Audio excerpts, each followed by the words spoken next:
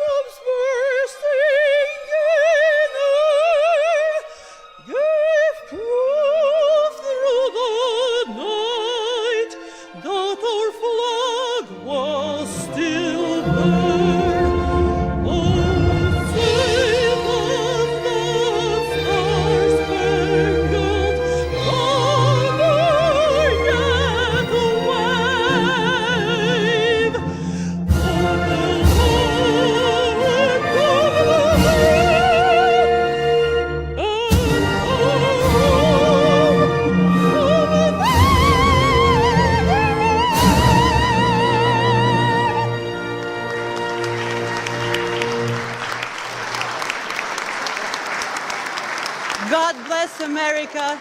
It's an honor to me to be here at the home of the great. Amen. Thank you so much.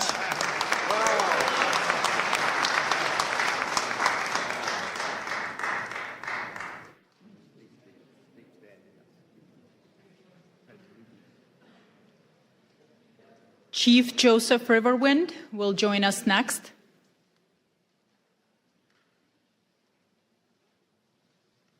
If you will please stand for the Pledge of Allegiance.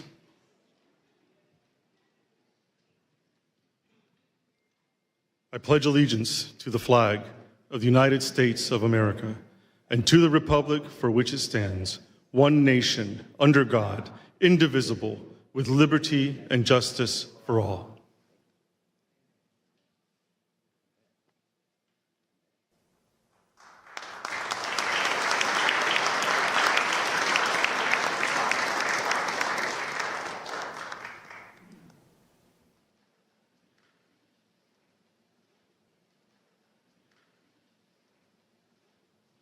Good afternoon, everyone, and welcome to all of the wonderful faith leaders from across this nation and around the world.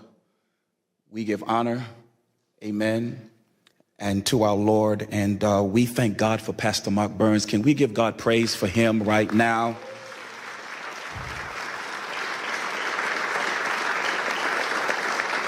The rise of spiritual diplomats as we pray today. The road of faith is not a road that is sometimes easy to get on. It takes courage, it takes boldness, it takes wanting to lay aside your differences to come together for a common good. What the Lord is saying today is that there are now adults who have turned into children who will walk by faith. Adults sometimes want to have their way, but children say whatever the Father says. We want us to come together as children of God, to get on this journey together, as Pastor Mark Burns has laid this out, that we need to solve the problems around this world. You are the solutionaries that have come together. Give yourself a hand for being the solutionaries. The psalm says, praise ye the Lord, in Psalms 133, as I pray this scripture.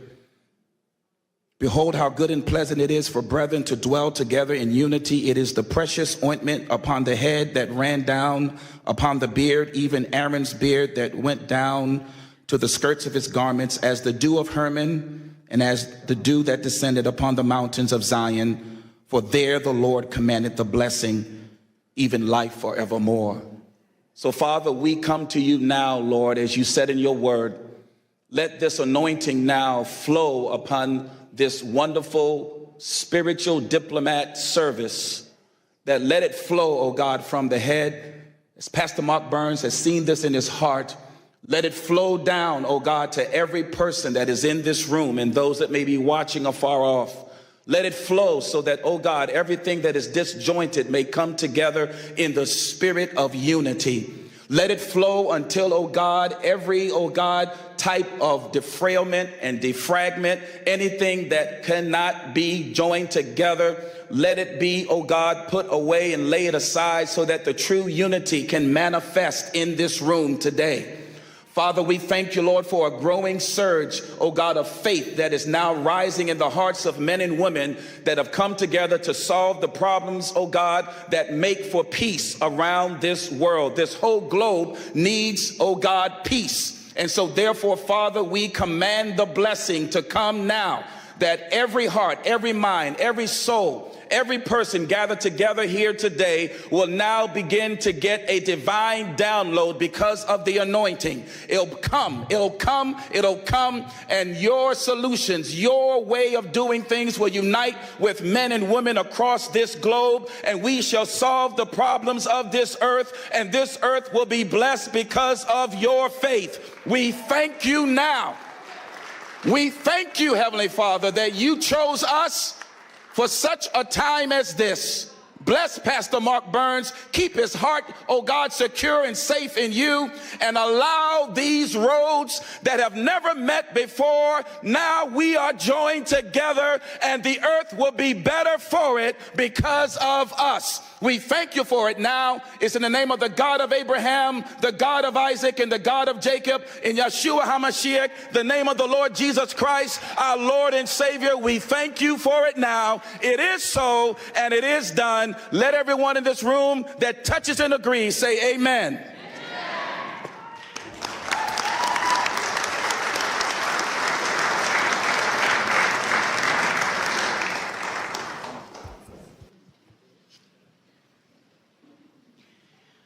Ladies and gentlemen, it is my profound privilege to introduce a special video address prepared exclusively for this conference from a figure of immense global significance. Please direct your full attention to the screen for a message from the President of the United States of America, Donald J. Trump. I just want to congratulate and thank Pastor Mark Burns. He's been my friend for a long time, and he's been with me from the very beginning, and we very much appreciate it. But on the great job that he's done, so many people believe so strongly in him. So God bless you, Pastor Burns, and keep going forward. We have a world that's very troubled, as you know. It's troubled, I think, perhaps like never before, but we'll solve the problem one way or the other. Thank you very much for the great job you've done, Mark, and keep it up.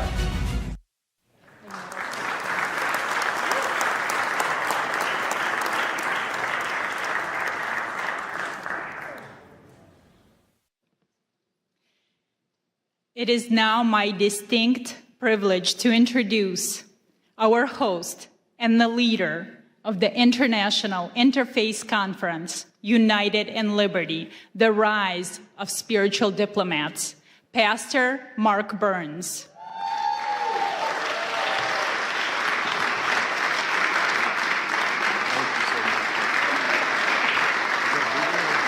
There's more.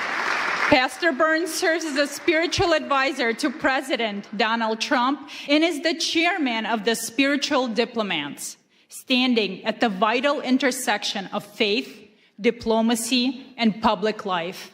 He's also the founder of the Harvest Praise and Worship Center and the co-founder of the Now television network, extending his influence across faith, media, and global engagement. Pastor Burns boldly promotes unity and justice. Through quiet diplomacy and principled leadership, he engages in spaces where traditional politics often cannot reach, building bridges, fostering reconciliation, and advancing peace. Pastor Burns. I love you. Wow, wow. Well, you may be seated, First of all, thank you all so much to all of you faith leaders that are here. Can you just give yourself a really big hand clap? I can't hear nobody. Now, I say this everywhere I go, whether I'm at the synagogue or whether I'm at the mosque. I say this everywhere. Can we pretend for a brief moment that you're at a Black Baptist church in South Carolina and just open your mouth?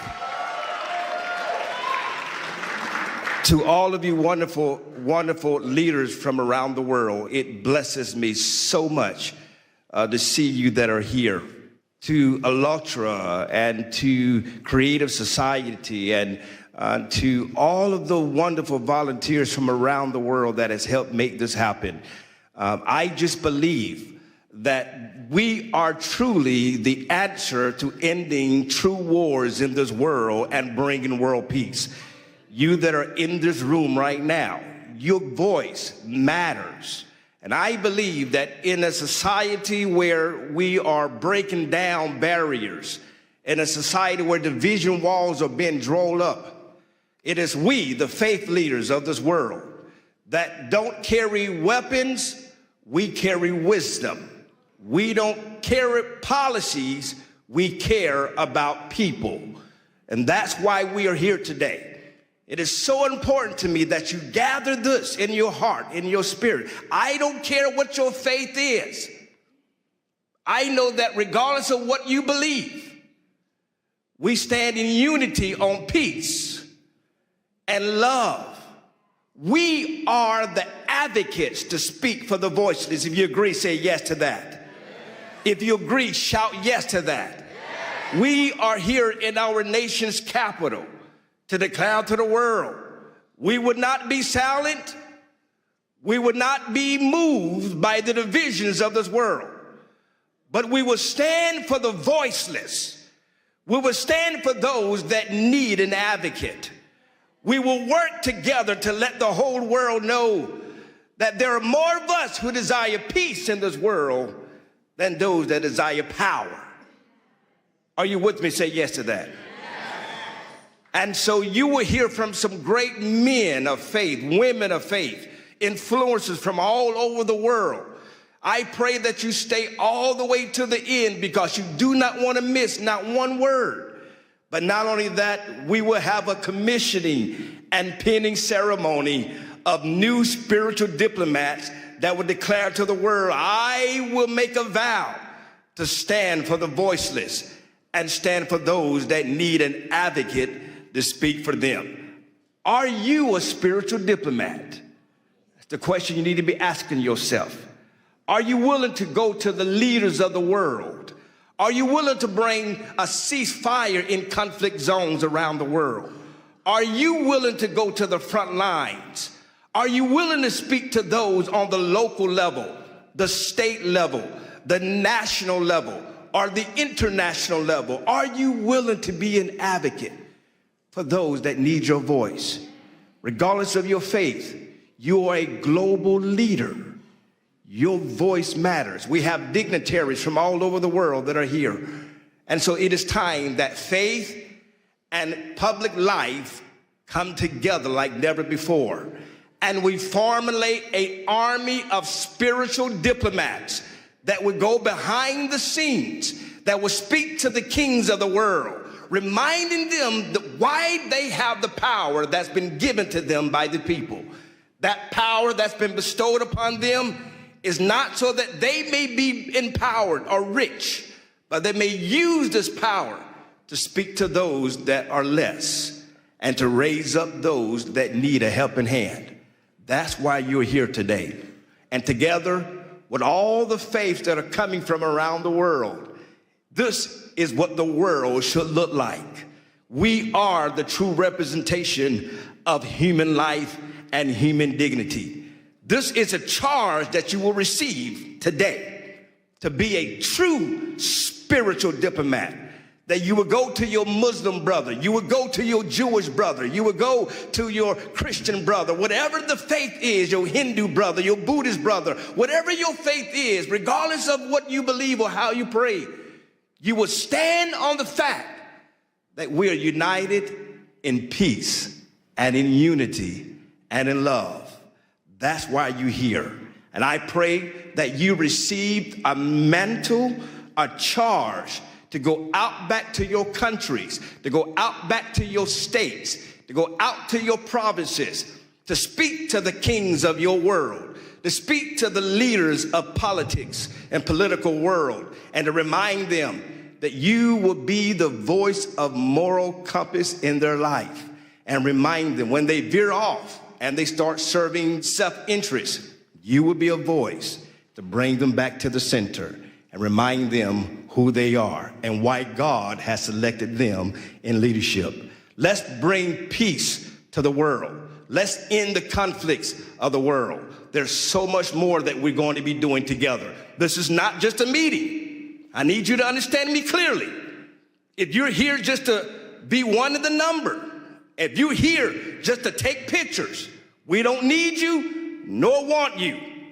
But if you truly here to roll up your sleeves and become the pit bulls of the world, and remind the leaders that you will not be silent, you will not be moved, but you will stand for those that are lost. You will lead the marches where there may need to be marches led. You will speak up for those that are being killed viciously. You would not be just keyboard warriors, but you would advocate for those that desperately need your leadership. If you agree with me, say yes to that. So that's why you're here. We're uniting the world together. And we started right here in our nation's capital. God bless you. Thank you all so much. There's much more to come. Please, please, stay to the end. You want to be commissioned. You want to be commissioned as a true spiritual diplomat, where you receive one of these spiritual diplomat pins that you wear with pride, that you're telling the world, I am a leader you could call on. I am a leader that will stand in the gap. I will always fight for those that need a voice and a helping hand. God bless you. Thank you all so much.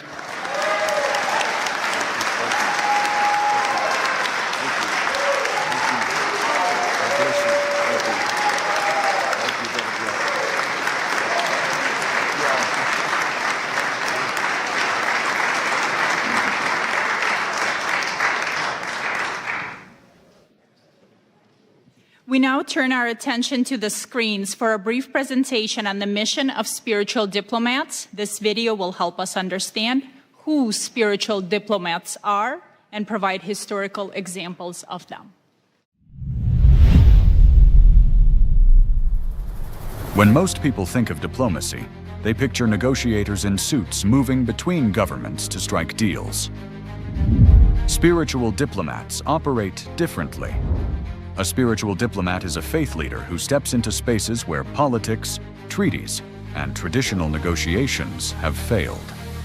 They don't carry weapons or political power. Instead, they bring wisdom, moral authority, and a commitment to peace rooted in faith. At its core, the Spiritual Diplomats movement is about advancing peace, protecting religious freedom, and defending human dignity across nations and faith traditions. These leaders represent the conscience of humanity. They include pastors, priests, imams, rabbis, and other faith voices who work together beyond political lines to foster dialogue and reconciliation. Their work is driven by shared values like safety for children, dignity and freedom for all people, justice, and the right to worship without fear. The model of spiritual diplomacy draws inspiration from historical figures whose faith guided them into spaces of conflict and division. People like Reverend Billy Graham, who stood before world leaders with courage and conviction, Sheikh Abdullah bin Baya, who worked alongside Christian, Jewish, and political leaders to foster understanding and protect religious minorities, Archbishop Desmond Tutu, who fought apartheid with faith and moral clarity, Gandhi, whose nonviolent resistance reshaped a nation, Dr. Martin Luther King, who stated that he dreams of a day where you're not judged by your color, but by the content of your character, and other interfaith leaders, who showed that moral courage can change the course of history. But spiritual diplomats don't only focus on big symbolic acts. They engage in quiet diplomacy by meeting with leaders in sensitive contexts, create safe spaces for interfaith dialogue, stand with refugees and persecuted communities, and advocate for religious freedom in global forums. They also work in conflict mediation, helping calm tensions, rebuild trust, and open the door to reconciliation where political solutions have stalled. A spiritual diplomat is not defined by nationality, title, or political office. A spiritual diplomat is defined by moral authority, by the courage to stand in places of tension and say that peace, dignity, and freedom of belief still matter. This movement also brings people together across faith lines. Events like the International Interfaith Conference, titled United in Liberty, the Rise of the Spiritual Diplomats, convene religious leaders from around the world to talk about practical paths to peace, grounded in shared values and mutual respect. This movement is intentionally interfaith. It does not ask leaders to compromise their beliefs. It asks them to stand shoulder to shoulder around shared values: the protection of life, the safety of children, the freedom to worship without fear, justice rooted in compassion, peace built on truth. Ultimately, being a spiritual diplomat means working at the intersection of faith and public life to remind the world that real leadership serves humanity. It is a form of moral engagement that seeks to heal divisions, uphold freedom of belief, and show that peace is possible when faith leaders walk together, not as political actors, but as peacemakers and advocates for human dignity. This is the calling of a spiritual diplomat: to walk into difficult spaces with wisdom, to listen before speaking, and to lead, not with authority alone, but with good moral conscience. Are you a spiritual diplomat?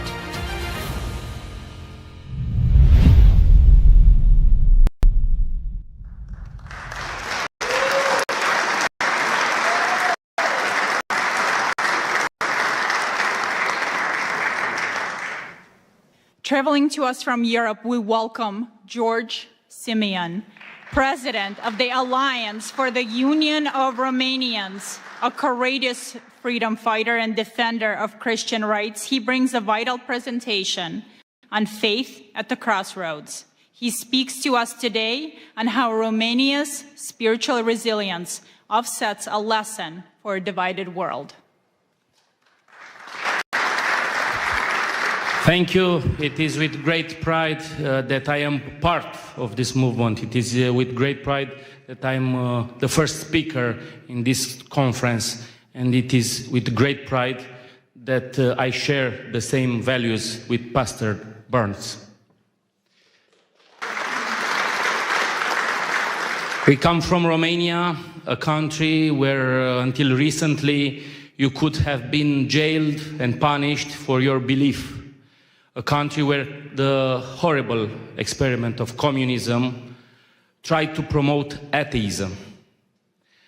And the key to world peace, the key to global understanding, the key to prosperity is through God, is through faith, is through spiritual diplomats.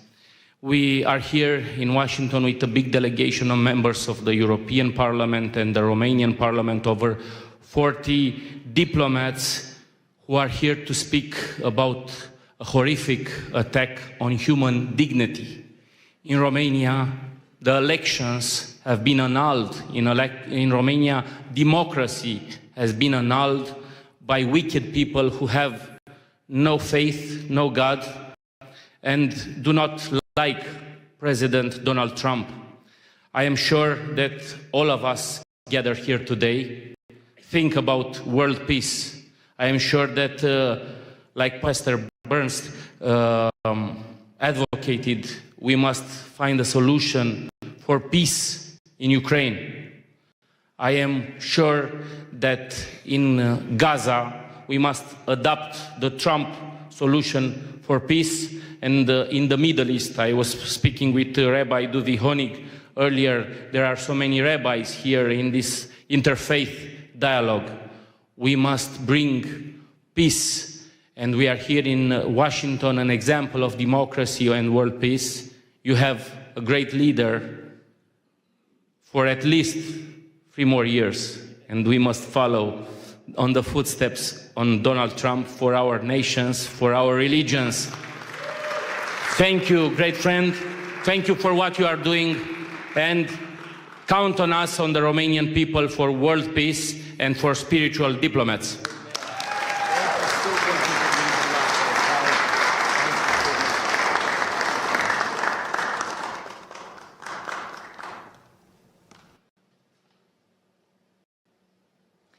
Our next speaker is Brock Pierce, a renowned futurist, philanthropist, and the co-founder of the Tether and the EOS ecosystem. He is a visionary who understands that in times of crisis, action cannot wait for the government.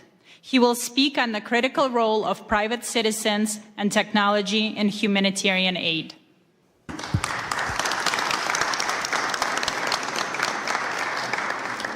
Well, what an honor and a privilege it is to be here with all of you today. And, specific thanks to Pastor Mark Burns, who I've had the great pleasure of working with on a number of initiatives. And this is as exciting as any of them because it is global in nature. And on behalf of all the Ukrainians that are here, this is one of them, and we've got a few other surprises I think we'll see in the months to come. But what a pleasure. I think it's worth talking, for a moment about the world, as it is right now. The world is changing rapidly. Technology has been creating uncertainty about what is our role, who am I, why am I here? And so there's a lot of fear in the world. There's a lot of uncertainty in the world and a lot of doubt that's leading to polarization and division from our technologies and tools. And what is the answer to all of that, in these moments? Faith. Faith is the answer to FUD. When you're feeling lost and you don't know where to go, faith is the answer. And that's what's brought us all together here today, is that we all believe in something more than our current moment, our present reality. We understand that there is a plan, that our life has meaning, and that we have a purpose for being here. And we just have to step into that, right? We have to say yes. Yes to being the spiritual diplomats, those of us that are so blessed and appointed to be in a position to engage with the leaders of the world and speak up, to use those connections and our voices to make that impact, in the world. And so how do we deal with, the current reality, conspiracies that have replaced trust, tribalism, dialogue, ideology that has been replacing wisdom, Again, I think the answer to all of it is how do we continue to find our faith to overcome these challenges so that we can find that peace. We'll be doing another trip to Ukraine here soon, and Israel and Bethlehem. And, for those that take an interest in any of these journeys, please, connect with us. And so, what is spiritual diplomacy to me? It's the ability to engage with those nations and cultures and deepest source of meaning, belief and identity, where it's not just about power, policy, and pressure, but it's those things that transcend our typical negotiations and bringing it back to purpose, bringing it back to dignity, that narrative and moral authority. One nation under God, right? And that's what we're all here for. So I'm so grateful to be able to speak and share this time with all of you and continue to do this, perform this great work in the world together. God bless all of you, and thank you for your presence and participation in this great work.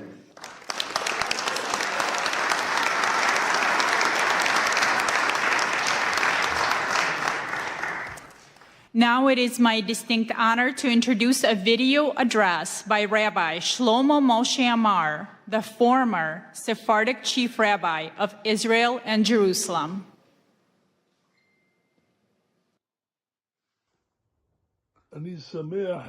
I am happy to bless the attendees of the International Interfaith Conference in the capital city, Washington, in the United States, which comes to share opinions and exchange views between religious leaders in order to increase love, brotherhood, and peace among the nations. We see that America's been blessed with a dear and important president, the Honorable President Donald J. Trump, a lover of peace and a pursuer of peace. And I'm confident that this initiative also comes from Pastor Mark Burns, who President Trump appointed to lead this initiative.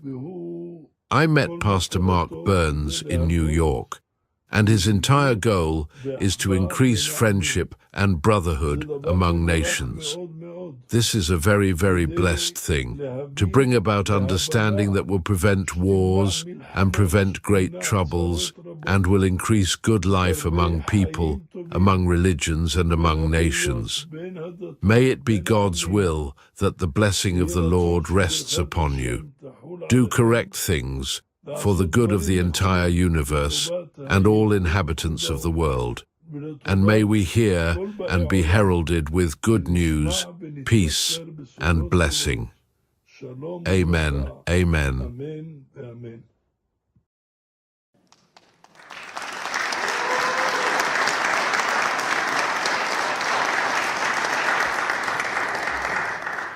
Now we are honored to hear from Rabbi Asher Lopating, a great Rhodes Scholar and the Director of Community Relations at the Jewish Federation of Greater Ann Arbor, Michigan. He has recently led multiple delegations to Syria. A true spiritual diplomat, he speaks today on the new Syria and the religious imperative to build bridges with nations, often deemed adversaries. Thank you. Thank you so much. It is such an honor to be presenting at this International Interfaith Conference of Spiritual Diplomats, United in Liberty. My deep gratitude to Pastor Mark Burns and all the organizers and participants. There's an old Jewish joke that mixes humor with some warning. If we don't heed the word of God, a man's house is caught in a great flood. He sees a large piece of wood floating by, but instead of grabbing it, he says to himself, I'm going to wait for God, for the God that I pray to. Then miraculously, someone from a boat throws him a life jacket. The man says, no, I'm waiting for God to send me God's relief. Soon a helicopter swoops overhead and sends down a ladder, and the man refuses to get on because he says, I'm waiting for God to save me. Well, eventually the water swallows him up. He dies, goes to heaven, and at the pearly gate he demands of God, or St. Peter, if you're Christian, where were you, God? I prayed to you for salvation, you ignored me. And God, or St. Peter, says, who do you think sent the wood? Who sent the boat? Who sent the helicopter? Well, the lesson is that God sometimes sends us the greatest of opportunities, and it is our important responsibility to seize them and not ignore them. And I feel that the new Syria is a great opportunity for America, for the Middle East, and for the Jewish state of Israel. But it takes someone with vision like our great President of the United States to realize what an opportunity it is. Weeks after Ahmad al-Sharaa, Abu Jalani defeated Bashar al-Assad, the Syrian dictator, who killed 1 million of his own people, I got a call from my good friend, Dr. Yahya Basha, a Syrian Muslim doctor whose family had been murdered by the Assad regime. It was clear to Dr. Basha, and he said clear to many Syrians, that it was Israel's defeat of Hezbollah and weakening of Iran that gave the Syrian rebels the ability to oust Assad. And Dr. Basha was celebrating. Dr. Basha is a spiritual diplomat who, in addition to building MRI clinics all over Detroit, has dedicated himself to building bridges with the Jewish community over the decades and trying to lead the Muslim community in the direction of peace. So with Dr. Basha's influence and perhaps an awareness that the new Syria owed Israel for their success, the Sharia government invited Jews to return to Syria for the first time in 30 years. Dr. Basha told me I needed to go just 2 months after the new government came to power. Yes, the government understood that good relations with the Jewish community meant good things for Syria. Sanctions relief, business opportunities, the ear of President Trump. Good for the Syrian government, recognizing how the Jewish people can be allies and not enemies. And that took a lot of vision and independent thinking. Syrians were always taught that Jews in Israel were the enemy. Now we had a leader of Syria who understood exactly the opposite. And we were welcomed by everyone in Syria as Americans. But even more impressive, when people saw that I was Jewish by seeing my kippah coming out of a synagogue in Damascus, they celebrated. Jews returning to Syria meant that Assad was truly gone. Since this first February trip, I have returned twice, leading 2 Jewish delegations, one with an Israeli reporter, David Horowitz. I wore my kippah everywhere and received the same joyous welcome from teenagers, from kids to older adults, and even armed guards who wanted to take their picture with me.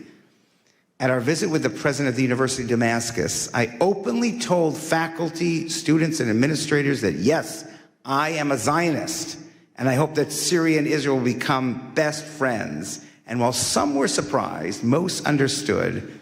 And I believe sincerely that the Sharia administration understands. For over a decade, Syrians were tortured and killed by Assad's allies, Hezbollah and Iran and Russia. And Hezbollah alone killed tens of thousands of Syrians. So now Syria and its leadership understand that those who obsess with destroying Israel and America, Hezbollah, Iran, ISIS, Houthis, they are not friends. They are enemies of the new Syria, just as they are enemies of Israel and America. So after 3 trips, meeting with the Minister of the Muslim Waqf, the Minister of the Economy and Labor and Social Affairs, and many, many in the Foreign Office, I now am invited 2 more times to bring Jewish leaders, business leaders, and rabbis. And I can say with faith that a strong, unified Syria can be a great ally of America and Israel. God bless President Donald Trump for seeing this early on when he met with Sharia in May. And now, as a strong supporter of Israel, I ask Israel to understand this. I believe God is sending America and Israel the wood, the boat, the helicopter. Israel has to figure out how to use all these opportunities while maintaining security. But I believe having a strong, unified Syria can be the best allies for Israel's security against its greatest enemies. Part of being a spiritual diplomat is seeing diplomacy and building unlikely bridges and breaking down old, outdated divisions and seeing that all, as the pastor said, as holy work accomplished by trusting in God to guide us into to the boat, to the helicopter. At these times, I think of the courage that it took for the great Martin Luther King to join with rabbis and Jewish leaders to fight together.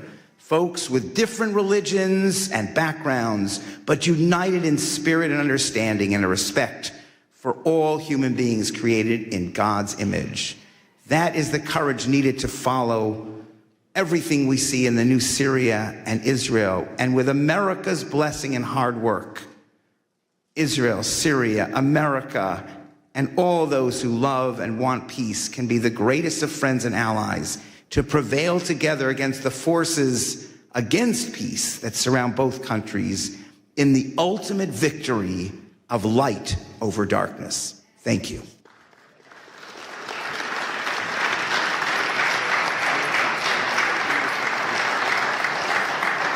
Thank you.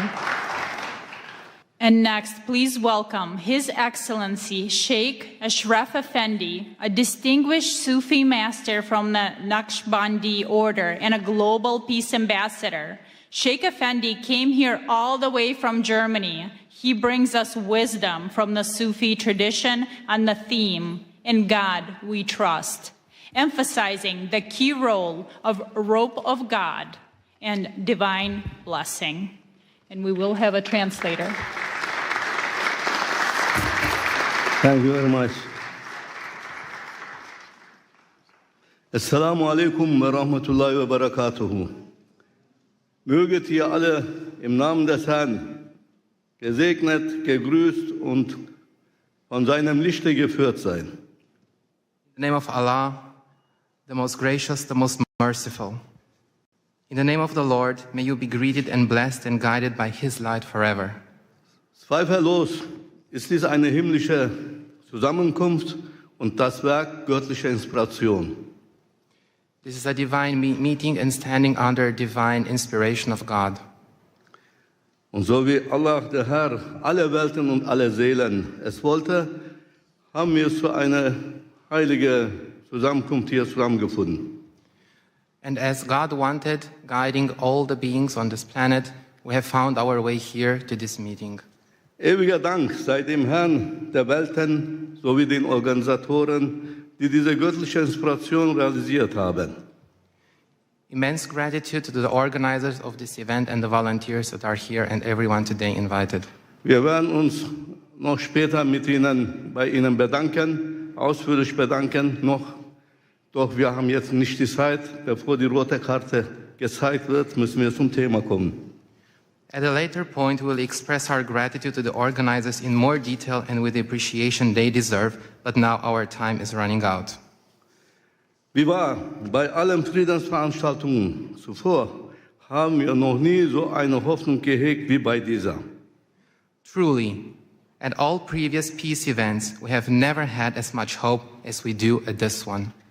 Denn eine Veranstaltung dieser Art, die Politik und Spiritualität miteinander verbindet, findet zum ersten Mal statt und dies ausgerechnet an einem Ort, von dem aus die Welt politisch, wirtschaftlich, sogar militärisch beeinflusst und geführt wird. For an event of this kind, which combines politics and spirituality, is taking place for the very first time. And this, of all places, in a location from which the world is influenced and controlled politically, economically, and even militarily. So wie wir es verstanden haben, geht es um die Freiheit des Glaubens und um die Zusammenarbeit von Politik und Spiritualität. As we understand it, this here is about freedom of belief and about the cooperation of politics and spirituality. Oh ihr Edlen, was denkt ihr? Wie können wir die religiösen Führer, spirituelle Autoritäten oder Diplomaten dazu beitragen, die Freiheit des Glaubens und eine Zusammenarbeit mit der politischen Führung zu realisieren? So what do you think? How can we, the religious leaders, spiritual authorities and diplomats, contribute to realizing freedom of faith and cooperation with political leaders? Müssten wir dafür nicht zuerst selbst in unsere eigenen Reihen die Ketten des Extremismus sprengen und unseren Glauben von jedem Extremismus befreien? Don't we have first to break the chains of extremism ourselves within our own ranks and free our faith from all extremism? Wie wahr, Keine Glaubensgemeinschaft ist frei von Extremismus, dem Satansvirus. Truly, no religious community is free from extremism, the virus of Satan. Wie können wir als Menschen des Glaubens dann Frieden und Glaubensfreiheit schaffen unter den Geschöpfen der Menschen? How can we, as people of faith, create peace and freedom of belief among the Lord's creatures? Um Extremismus im eigenen Glauben zu bekämpfen, müssen wir selbst, also wir, die Vertreter unseres Glaubens, konsequent an den goldenen Regeln, dem göttlichen Kodex, festhalten. So in order to combat extremism in our own faith, we ourselves, we, the representatives of our faith, must consistently adhere to the golden rules, the divine code. Zum Beispiel im Islam. Wer einen Menschen tötet, ist, als hätte er die gesamte Menschheit getötet. For instance, in Islam, whoever kills a human being is as if he has killed all of humanity. Zum Beispiel im Judentum. Du sollst nicht töten und du sollst nicht begehren, was dem anderen gehört. For example, in Judaism, thou shalt not kill, thou shalt not covet what belongs to another. Zum Beispiel im Christentum. Liebe deinen Nächsten wie dich selbst. For instance, in Christianity, love your neighbor as thyself. O ihr edlen Diener des glorreichen Herrn, wisset, nur wenn wir die Kodizes der Religion des Glaubens ernst nehmen, sie an höchste Stelle setzen, achten und als das Seil Gottes festhalten, können wir eine gute Beziehung zu unserem Schöpfer aufbauen, dem einen und einzigen Herrn. O noble servants of the glorious Lord, know that only when we take the codes of the religions of faith seriously, put them first, respect them, and hold tight to them as to the rope of God, can we build a good relationship with our Creator, the one and only Lord. Ohne Zweifel, nur er kann uns den Frieden schenken. Moreover, only He can gift us peace. Denn nur er, der Glorreiche, ist der Herr des Friedens. Natürlich bedient er sich stets eines Werkzeuges für alles, was auf Erden geschieht, auch für einen wahrhaftigen Frieden in der Welt. For only He, the glorious one, is the Lord of peace. Of course, He always uses a tool for everything that happens on earth, including for true peace in the world. Möge Präsident Trump derjenige sein, der dazu berufen ist, Frieden in die Welt zu setzen, da er auch die Macht besitzt, dies zu realisieren. May President Trump be the one called upon to bring peace to the world, as he also has the power to make this happen. Möge er dafür mit einem himmlischen Friedenspreis vom Herrn des Friedens selbst gekrönt werden. Eine Auszeichnung, die niemandem zuvor zuteil wurde. And may he be crowned with a heavenly peace prize from the Lord of peace himself, an honor that has never been bestowed upon anyone before.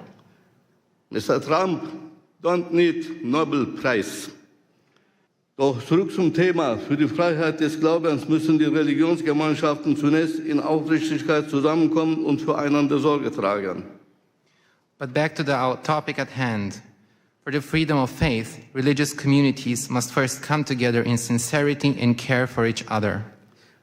So dass wir innerhalb unserer jeweiligen Gemeinden Buddhisten, Juden, Christen, Muslime, Indogene und so weiter sind, uns jedoch in der Öffentlichkeit nicht entlang dieser Zugehörigkeiten voneinander abgrenzen. So that within our respective communities, where Buddhists, Jews, Christians, Muslims, indigenous peoples, etc., but in public, we do not separate ourselves from one another along these lines. Nein, für uns selbst sind wir die Buddhisten, die Indigenen, die Christen, die Juden, die Muslime. Doch in der Öffentlichkeit müssen wir uns zeigen, Hand in Hand als Allianz der Gläubigen. No. For ourselves, we are Buddhists, indigenous people, Christian, Jews, Muslims. But in public, we must show ourselves hand in hand as an alliance of believers. Titel und Namen der Religion in der Öffentlichkeit, wie Judentum, Christentum und Islam, werden uns nur voneinander trennen und entfremden und das darf auf keinen Fall mehr geschehen. Titles and names of religions in public, such as Judaism, Christianity, and Islam, will only separate and alienate us from one another. This must not be allowed to happen again. Lass uns daher laut und deutlich dieses Verständnis der ganzen Welt zu erkennen geben und stark betonen, wir sind die Rabbaniun, wir sind die Gottergebenen. Let us therefore make this understanding known loud and clear to the whole world and emphasize strongly, we are the Rabbaniyun, we are the God-devoted. Und mehr noch, erheben wir von diesem Ort aus unsere Stimme, von jenem Ort, von dem die Geschicke der Welt politisch, wirtschaftlich und militärisch gelenkt waren. Wir richten unseren Ruf an die politischen Führungen und Regierenden, alle Länder und Völker dieser Erde und sagen, and more than that, let us raise our voices from this place, from the place where the fate of the world is controlled politically, economically, and militarily. We address our call to the political leaders and rulers of all countries and peoples of this earth and say, so wie auf dem US-Dollarschein die Worte in God we trust geschrieben stehen, möge auch das Gebäude der United Nations jene Worte tragen. Worte, die das Vertrauen der US-Bürger geprägt und ihre Währung zur wirtschaftlichen Weltgeltung geführt haben. In God we trust. Just as the words, in God we trust, are written on the US dollar bill, may the United Nations building also bear those words. Words that have shaped the trust of US citizens and led their currency to global economic significance. In God we trust. Und mehr noch, im Gebäude der United Nations sollte unbedingt ein House of Believers errichtet werden. Ein Ort, an dem die religiösen und spirituellen Autoritäten der Welt als vereinte Gemeinschaft der Gläubigen zusammenkommen, um bei den Entscheidungen über die Zukunft der Menschheit mit der politischen Führung, mit geistiger Stimme der Menschheit mitzuwirken. And furthermore, in the United Nations building, a house of the believers should definitely be established, a place where the religious and spiritual authorities of the world come together as a united community of believers, where they come together to participate in decisions about the future of humanity with political leaders as a spiritual voice of humanity. Denn wir haben gesehen, dass Politik allein nicht ausreicht für Frieden und für eine glückliche Menschheit. For we have seen that politics alone is not enough for peace and for a happy humanity.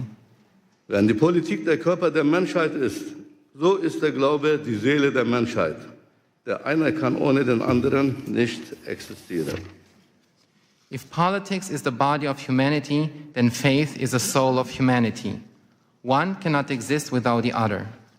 Möge Allah der Herr alle Seelen, diese Konferenz und ihre Organisatoren, Teilnehmenden segnen und mit seinem Licht führen. May God bless this conference and all the participants in this conference and hear all of us with his ears. May Allah Almighty bless and guide you. Assalamu alaikum.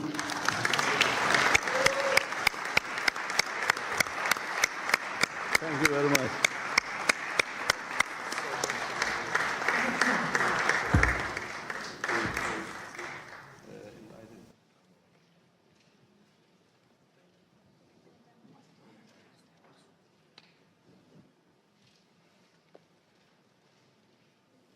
Thank you very much. I'm pleased to introduce Rabbi Duvi Honig, founder and CEO of the Orthodox Jewish Chamber of Commerce. He has dedicated his life to uniting communities through economic cooperation. Today, he speaks on commerce as common ground, exploring how business can protect religious freedom and democratic integrity.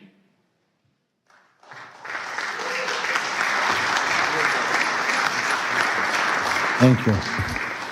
Thank you all, thank you all, thank you all.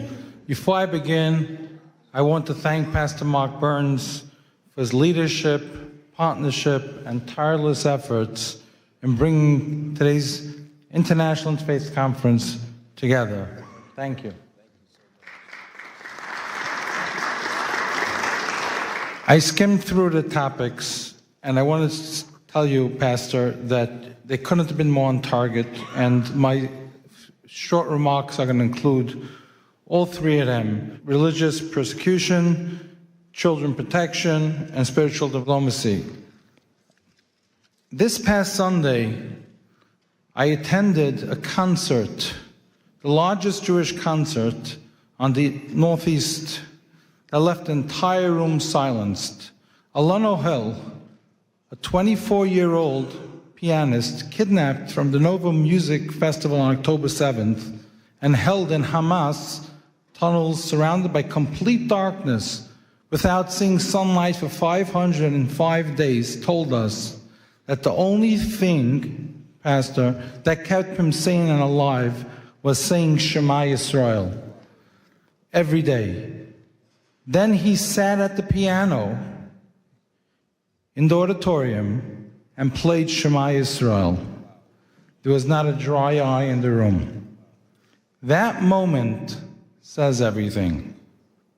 Freedom alone does not bring happiness, purpose, or light.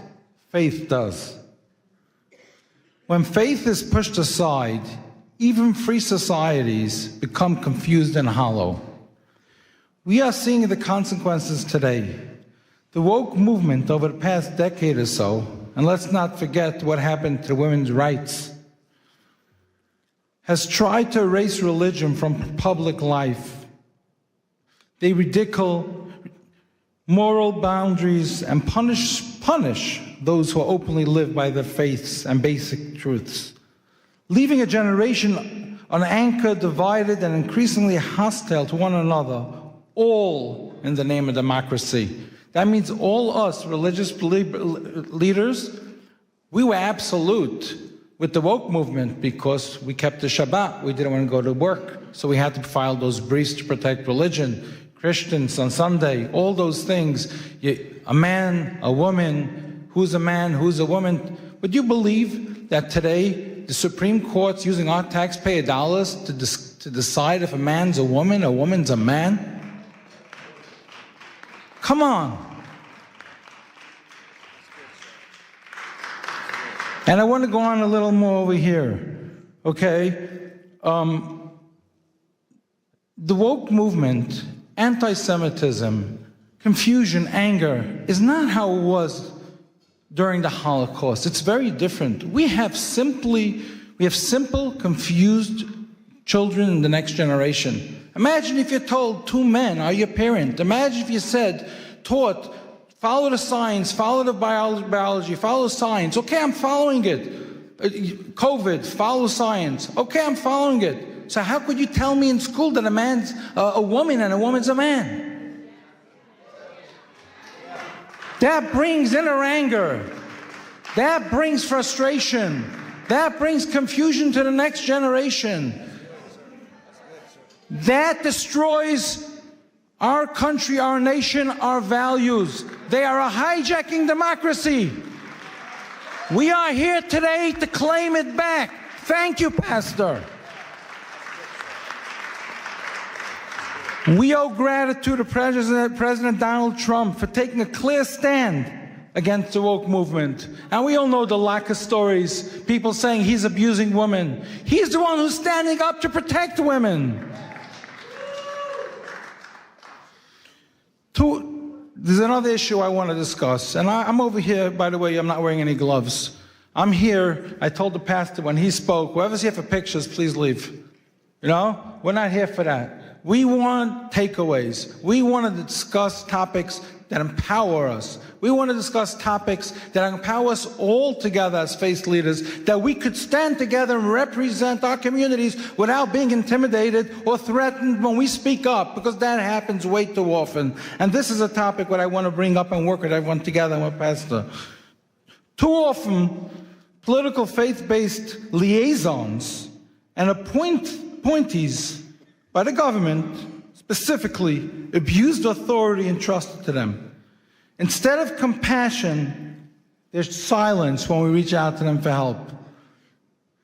Instead of dialogue, there's intimidation. Dovi, if you make this public, and you speak up and you complain to President Trump that I didn't include the Jewish communities in Nassau County or Rockland County or 770, the Chabad community reached out to me for over a year. The Jewish liaison didn't respond to him. And I have a whole list of the biggest communities. And then I have a tweet from President Donald Trump who said that Lakewood, New Jersey, where I reside, is the #1 supporter of him, the Orthodox community. And we built it. 2016, the Trump organization was a sponsor by my event, and we built his network with him. And still our community goes ignored. And I spoke up against this, and I got threats from the Jewish liaison from the White House, and he blackmailed me and cut me out of the Hanukkah party because I spoke up. And I am calling him out. Resign. We need to speak up and have people represent the president who represents the president's interests. People who stand by empowering faith-based leaders, not intimidating faith-based leaders.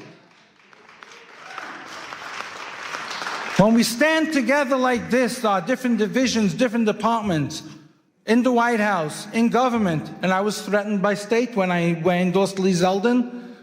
I was threatened by state liaisons because of the crash, smash, and grabs, and they said you won't have any place with the new administration because you stood up for them. When I called out President Biden's team for hosting a hate-based summit, blaming it on the Jews, blaming it on Jersey City, blaming it on Rockland County attacks, blaming it on anti-Semitism, but not including one Orthodox Jew, I called them out for it, and the White House took a fight with me, and the Jewish liaison cut me out then as well because I spoke up for what's right. But I work with the other liaisons, I work with the government, I work with the administration itself, and I'm able to help community leaders day in, day out because I'm above them. But it's those communities who reach out to me that I have to bypass on their behalf that we have to speak out for. On another note, in a multi-billion-dollar economic stimulation creating thousands of jobs in the U.S., New Jersey will host FIFA 2026.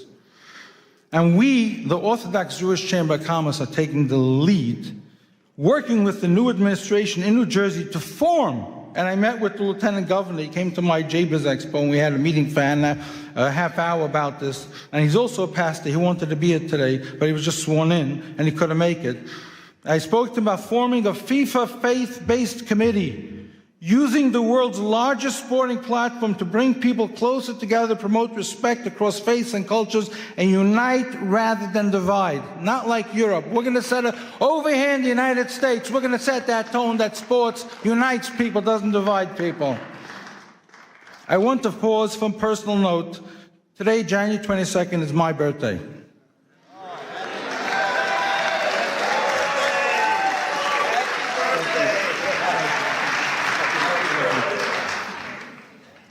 And it is also the 21st wedding anniversary of President Donald Trump and First Lady Melania. On behalf of our community, the Orthodox Jewish Chamber of Commerce, Pastor Burns and his team, we extend our warm congratulations and wishes and continues strength and leadership. Our chairman, J. Morton Davis, who couldn't be here today, he's close to 100, the close friend of the president, for half a century, sends his congratulations to the president. And final, I also want to announce today, as the founder of the Morris Katz Foundation, together with my partners, Alan Dershowitz, Elon Carr, former U.S. Special Envoy and Monitor to Combat Anti-Semitism and CEO of IAC Today, Malcolm Homeline, Mayor Izzy Spitzer of New Square, and the Morris Katz Foundation Committee, that we, the Jewish community, have nominated President Donald Trump for the Morris Katz Presidential Legacy Award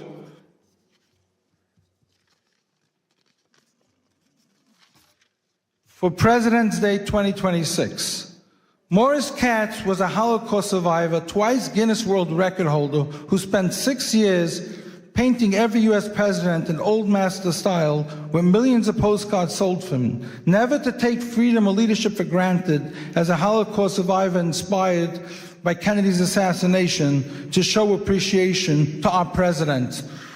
In that same spirit, after efforts to diminish President's Day just 2 years ago, amid renewed threats to religious freedom, we proudly advance this nomination following prior honorees, Ambassador Mike Huckabee and President Isaac Herzog from Israel, who took leadership stands putting American democracy first, carrying the artist's presidential collection message of appreciation to all. This is Newsmax President's Day article, and this goes to the children of the next generation to teach them what appreciation, what patriotism stands for. And I finish over here. It's called Educating the Next Generation. If we don't know what President's Day stands for, if we don't know what President Trump is doing today, and we just build with hate coming from the woke movement, good luck to the next generation. Thank you, Pastor Burns, for your leadership. Thank you to your team. Thank you to all. And I am going to hand you this to hand to the President, put on his table. Thank you.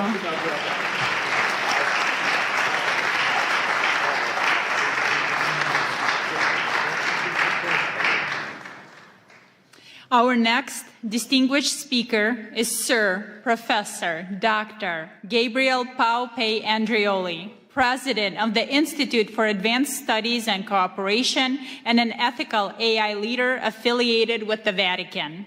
A polymath in medicine and ethics, he addresses the shift from law to conscience, discussing the future of global governance.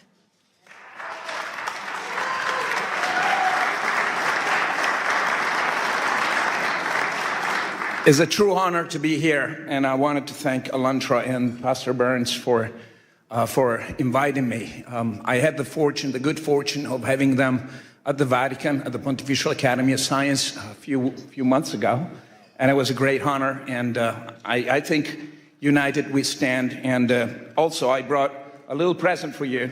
So it's a rosary from the Holy Father. It's been blessed, and you know, so I wanted to take this little time to give it to you. Man, thank you. Wow. Holiness. So the Holy Father is always with us and in our heart. Wow. Thank you. So much. Thank you. What is that? So special.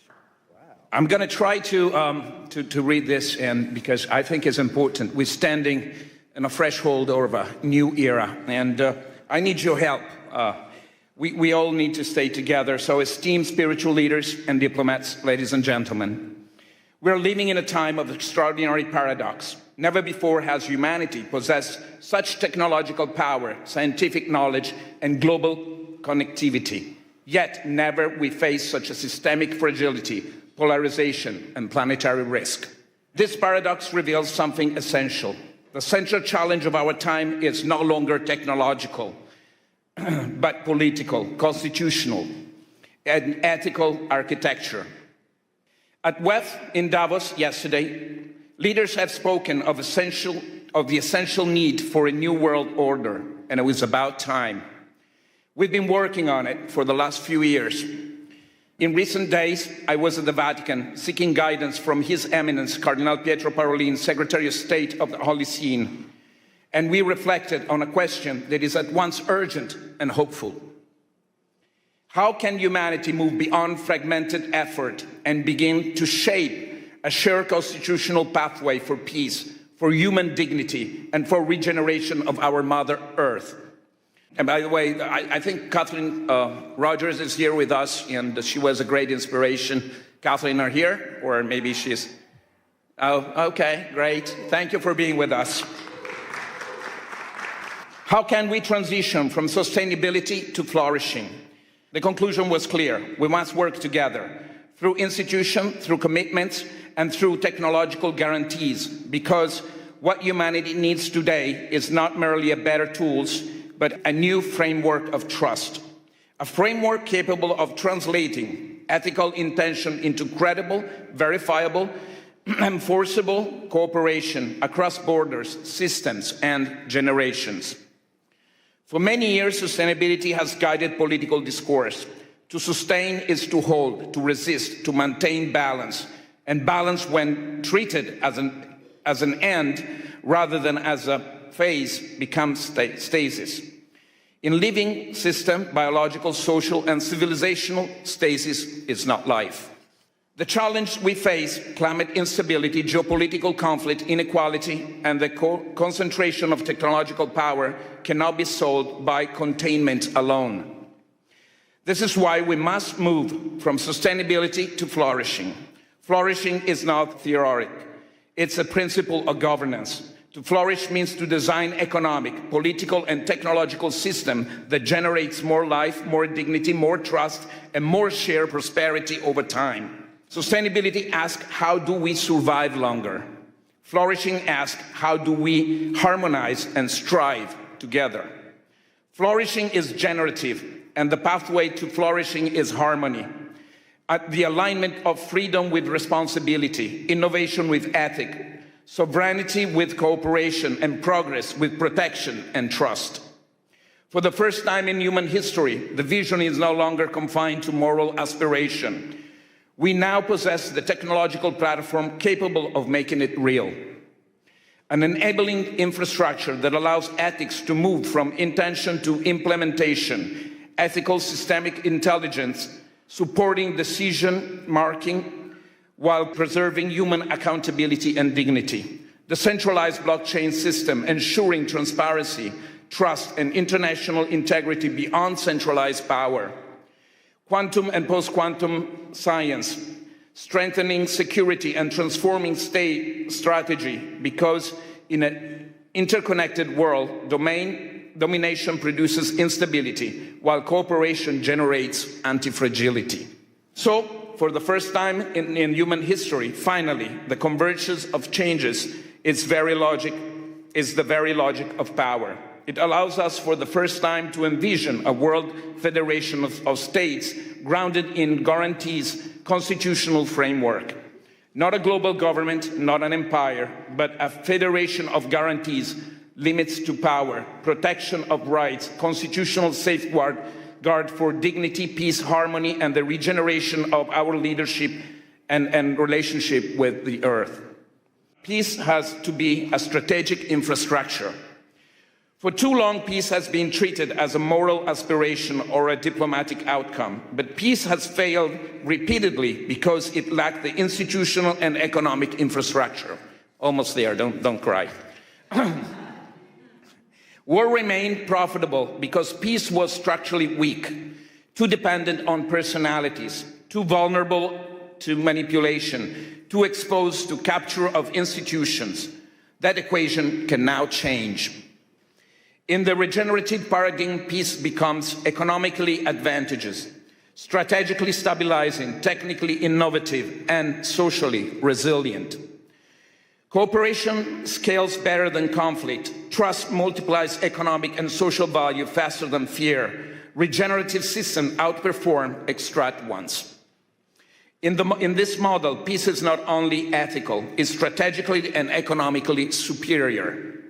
But this transformation requires a decisive evolution of governments. Ethics must move from aspiration to architecture. It must be embedded by design. Ethical IE is not decoration, it's a safeguard. Decentralization is not ideology, it's institutional anti-fragility. Guarantees constitutionalism is not theory, it's a protection against systemic abuse of power. Without ethics, technology accelerates inequality and instability. With ethics, technology becomes an engine for flourishing. We're building a platform for scientific technological diplomacy, a space for spiritual dialogue beyond ideology, constitutional and policy proposals aligned with emerging technologies and practical frameworks where peace is treated as a system, not as a slogan.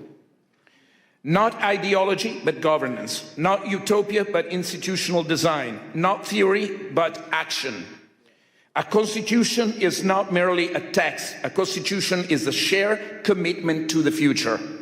We believe that time has come to give momentum to a new guarantees constitutional pathway for peace, one that can be endorsed, undersigned, and advanced by institutions, leaders, and citizens of conscience. I therefore invite you all to engage, to follow this work, to contribute to it, to undersign it, and encourage others to do the same, because the future is no longer something we merely debate. It is something we are now responsible to design together through policy, law, technology, and leadership. We started. Let us embrace as a spiritual leader. We can. Let us build what is structured, safeguard, and regenerative for all of us and our children and future. Thank you all.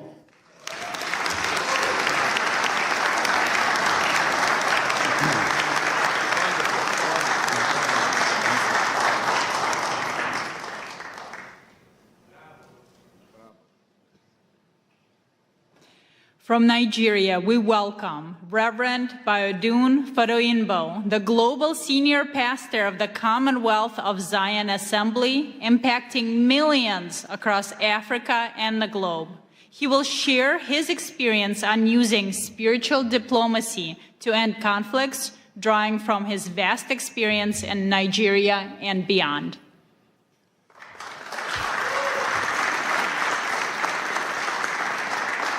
Good afternoon. Such a joy to be here all the way from Africa. And I really appreciate Pastor Mark Burns for this privilege to speak with you. I want to thank you for this privilege, and I want us to know that it's very important for us to be here. And we are here because, not just because we've been invited here, but because God has brought us together and given us the kind of influence and affluence that we have to influence our world and to help our community and to experience peace. I want you to know that the world is looking not for leaders, not for speakers, but those who will broker peace all over the world. In this age where a sentence from a faith leader can shape hearts, move markets, and also topple governments. I'm not a diplomat by training, but I have witnessed negotiation where treaties have failed. But I've seen prayers accomplish what political pressure could not do. This is not a call to replace politics with religion. But religion does not compete, but it completes diplomacy. We speak not of ourselves, but we need to know that we are messengers of God. I have been a pastor for 27 years. I found out that faith leaders are the only people that speak for 1 hour plus, and nobody stands up to say, excuse me, I want to contribute. Even in the court of law, people can say, my Lord, I want to speak. But in religious gatherings, religious leaders just speak and influence people. Their words are looked upon as the words of God. With this authority and this place of authority that God has given to us, we need to learn how to influence people. Because sometimes the way we speak, let's be honest, we speak from the place of tradition, we have authority, we have legitimacy of community, we have moral gravitas that secular institutions often forget. I want you to know that God has called us a call to forgiveness. A teaching of forgiveness can end blood feud. A sermon of dignity can inspire human rights movement. We remember the words of Archbishop Desmond Tutu. Even though it was not violent, even through his messages, he dismantled apartheid through his messages. We remember Pope John Paul II, whose simple appeal, war never again, echoed through Poland and beyond. We also remember sermons the baptized ethnic cleansing, and the casual dehumanization that turned neighbors into enemies. The weight of our words are measured not in their eloquence, but we must consider the consequences of our words. Today, our world suffers from dialogue deficit. We talk at each other, but not to each other. Faith leaders must understand their position and where God has placed them. So what does responsibility look like? Number one, we must, first of all, know that we stand for truth instead of triumph. We must understand that the role is not to win arguments, but to seek wisdom. Secondly, we must understand that courage must be displayed over convenience. We need to confront intolerance within our own communities and call for peace at all times.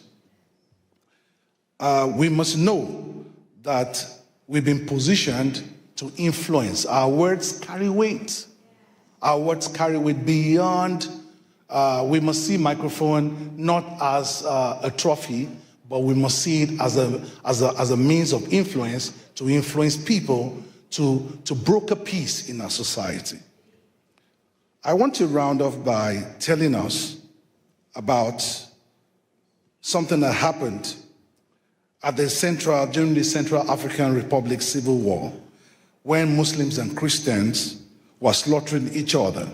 One imam and one pastor made a pact. They stood at a checkpoint between warring neighborhoods, joined hands together, and they said the first bullet to be fired must pass through the imam and the pastor. For 18 months, they stood there and they held hands together. But for 18 months, no one fired a bullet. Eventually, others joined them. Their words carried weight, not because they had power, but because they had the courage to stake their lives on their conviction. Words carry weight. Your words carry weight too.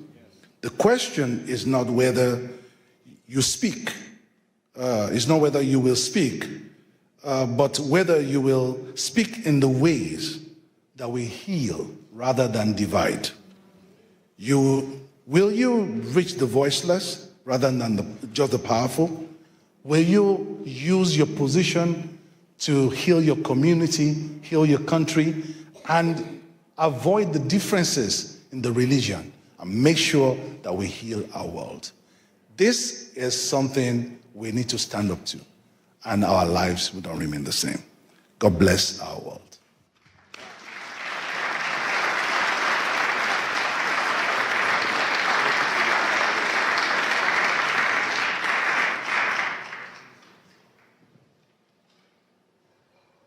It is my honor to welcome Ms. Marina Ovtsinova, the president of the ALLATRA International Public Movement and a specialist in global risk strategy who pursued her studies at Harvard University. She will present on human values as the foundation of global security, introducing the international experience of the Universal Grain Project.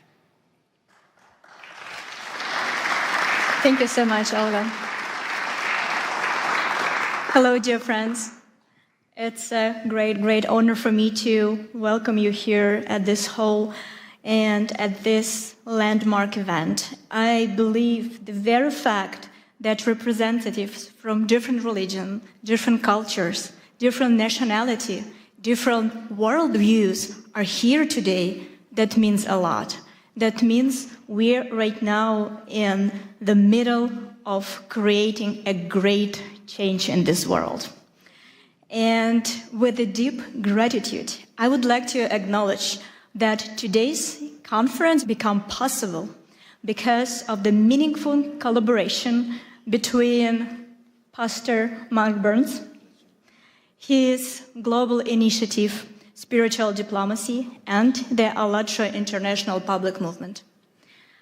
I will give you a brief introduction about the ALLATRA. This is an international volunteer-based alliance of scientists, experts, and professionals from more than 180 countries, dedicated to study climate, geodynamic, and environmental risks. We strive to advocate scientific awareness, promote multilateral cooperation and addressing global existential challenges, and of course, protecting human rights and religious freedom as the fundamental freedoms. We are firmly convinced that spiritual diplomacy has the power to shape the kind of world that deep down every single person longs for, a world that is safe, prosperous, and just. A world where human life comes first, and the spiritual diplomacy represents the real opportunity for all of humanity to overcome this current crisis.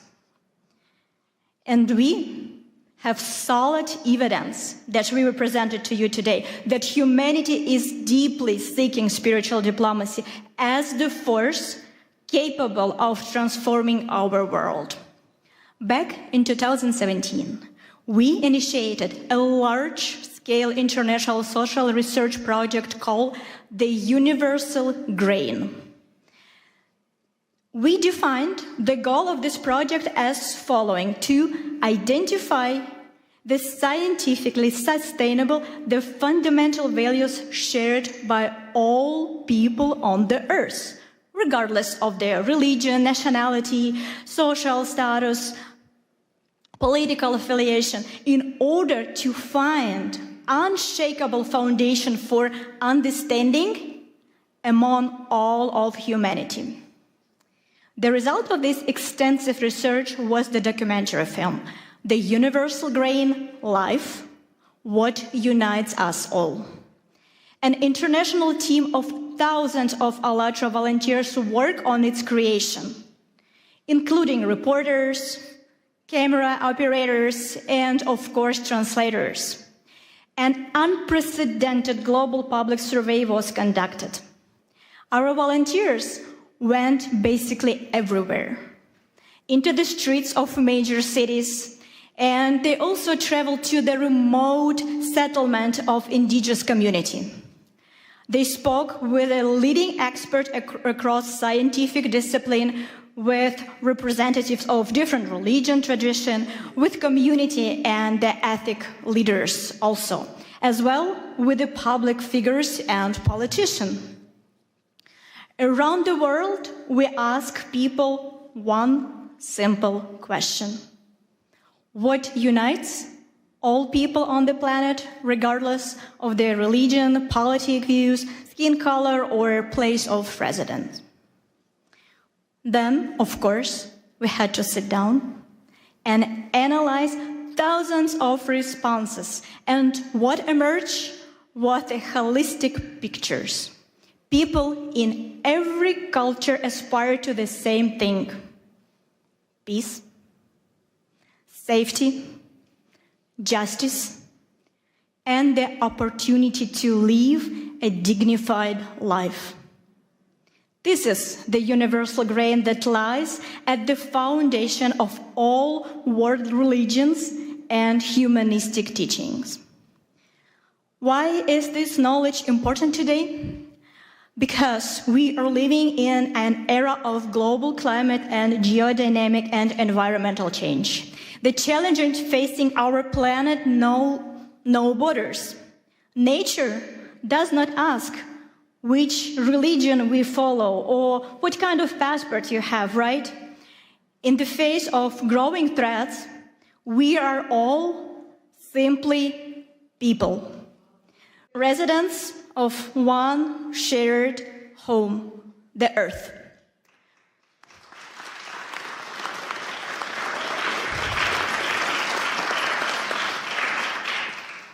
And we know for sure that civilization can survive global changes only if we are able to rise above our disagreements, to welcome our differences as the source of richness, while standing firmly on the shared moral foundation.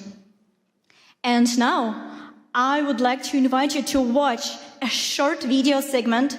It is only a small section from the vast collection of interviews gathered during this project. But you will see it provides how much we all have in common. Let's watch it.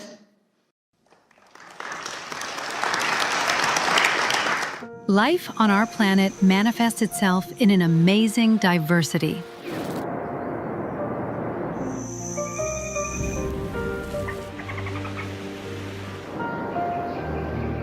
Likewise, human civilization demonstrates an equally impressive variety of cultures, traditions, and religious beliefs that have been forming over centuries.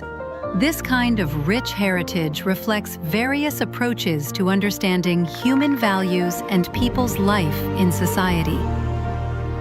Within the framework of the Universal Grain, the unique social research project of ALLATRA International Public Movement, the volunteers addressed people worldwide with question, what do all of us have in common? And their answers show what unites us all. Siamo partecipanti volontari di un movimento internazionale che si chiama ALLATRA. And we're conducting a research, the Universal Grain. And the purpose of this project, we want to find out what unites all people across the world internally. En todos los países del mundo nosotros hablamos con la gente. We ask certain questions of people on the streets and famous people, like everybody. Apa yang mempersatukan manusia di planet ini tanpa melihat agamanya? Unabhängig von Religion, Politik. Co właśnie robi człowieka człowiekiem, co jednoczy właśnie wszystkich ludzi. As one unified world community. We are all human beings here.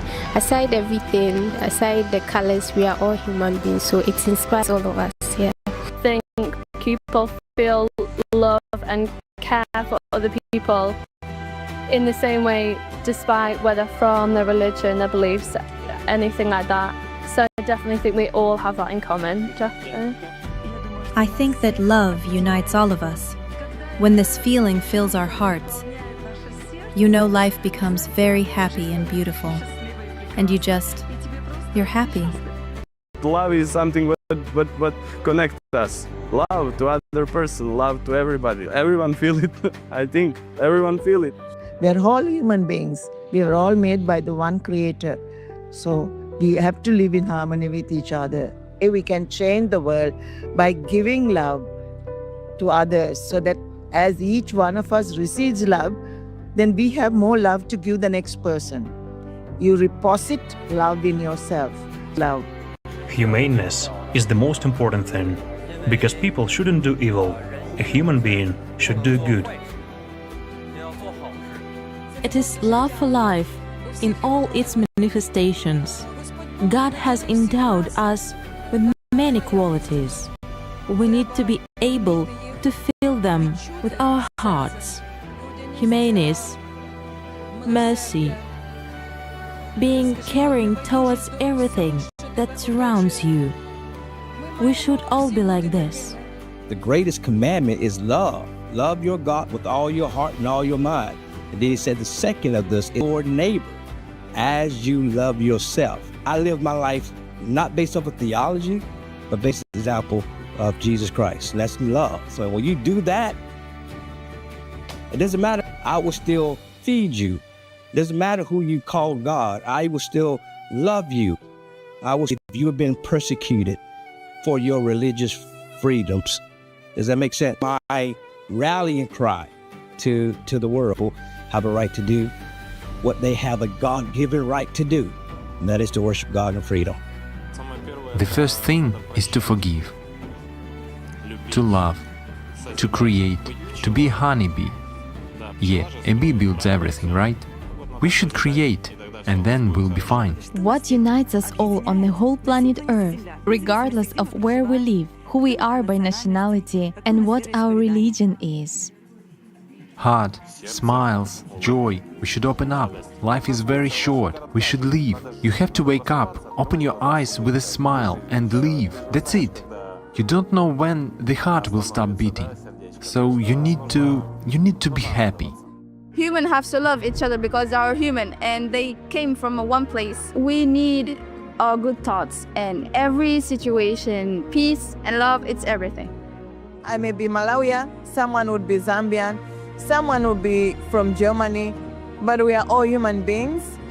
We are all united in the spiritual aspect because we are all human beings created by one creator. You have a spirit, I have a spirit. It doesn't matter, the outside skin is different, but we all have one spirit. People, they are all the same, despite the fact that they are from different cultures and have different backgrounds. And the most important thing that unites us is love. The ability to love and the need to be loved. The need to communicate with other people. If humanity is first, then we will know how to develop one another and how to care another. What each of us does, and more importantly, how we go about doing that, can and will, in fact, determine the future of mankind. Working together, we can forge a more promising future. No, I'm a diplomat, but above all, I'm a human being. And as a human being, what I want peace and reconciliation. We are all human beings, so we have different culture, we have different religion, but we believe in life, we believe in love. We want a better life, we want a better world, and that's why we need to be united. No matter the religion, no matter where you come from, no matter the color, we are one. Of course, we want the good part of a person to dominate. We have peace, we have friendship, we have kindness. And those are the things that the world really needs. Whatever our color and shape or beliefs may be, we are all human beings. We are all here together to do something together. Love is what unites all inhabitants of this blessed earth, given to us by God. It is love, heart. It is joy which may be radiated through a look or a smile. I think each of us has to remember that we should treat everyone as equal, treat everyone the way we would like to be treated ourselves. Humans are humans. You know, everyone, even it's from the India or even from America, everyone's emotions are same. All humans are same. So respect each other, respect the individuality with them, and serve others, help them. That's fine. That's the way you can find the purpose in your life. People around the world share so many common values and ideas. They dream of a better future, and so many people, even when they are in terrible situations, they all still have hope. Every person is like that drop in the ocean. And the more drops you have, it suddenly becomes a tide and it becomes a wave of change. So every drop in that ocean counts. Doesn't matter how small it is. You know that the situation in the world now is not so safely to live because of this war, conflict everywhere. But you know that love can fight for these things, yeah? And friendship. No border for friendship. We can friends each other. In the era of informations, we can change the good informations, not bad informations. Thank you very much for this moment, because however that you can spread this the good things to the world, and how people thinking about what is the importance of living together, living in the peaceful, in the society. So thank you for this TV, So conversations and purposeful conversations, meaningful conversations like these will set a thought process in society, and they get to understand more about what are we looking for in this life, and bridging yourself, connecting yourself with the world around you.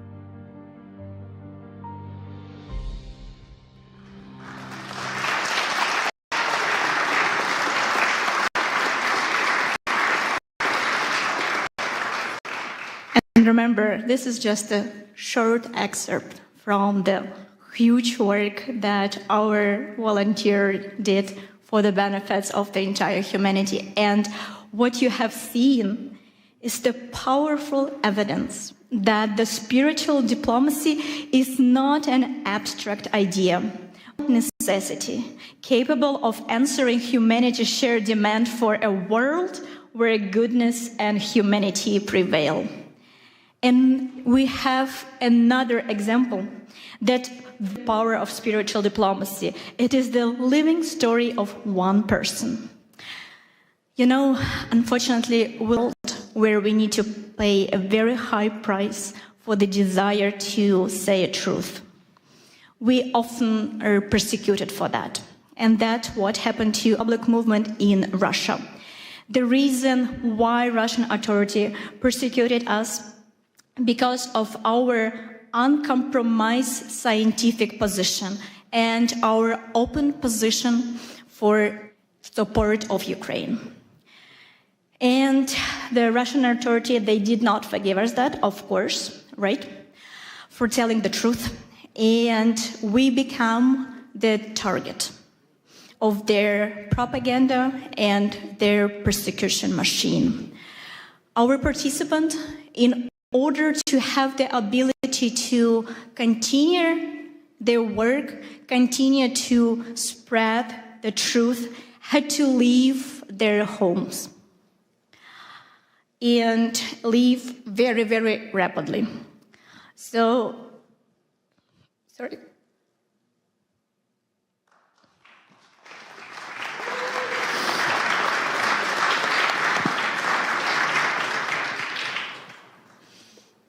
Among them who left the country was one remarkable young woman. She is a very, very talented scientist, geophysicist, and she has a unique ability to present a very dense scientific information and present it this way that millions of people are able to comprehend the very difficult topic. And she was loved, appreciated, and really followed by millions of people because of her honesty, her desire to stay and say truth without making compromise and little adjust the truth that it will be digestible. She was able to present everything as it is, and she became the main target of Russian authority. So, and her way was very, very difficult. Immediately after the threat, she had to leave the country with one suitcase of her, pack her entire life there, and leave the country. And we were not able to communicate with her for several years. So, and she was not able to present publicly her scientific research, of course, because of the understanding that she needs to protect herself and, of course, protect her family. But today, she is here.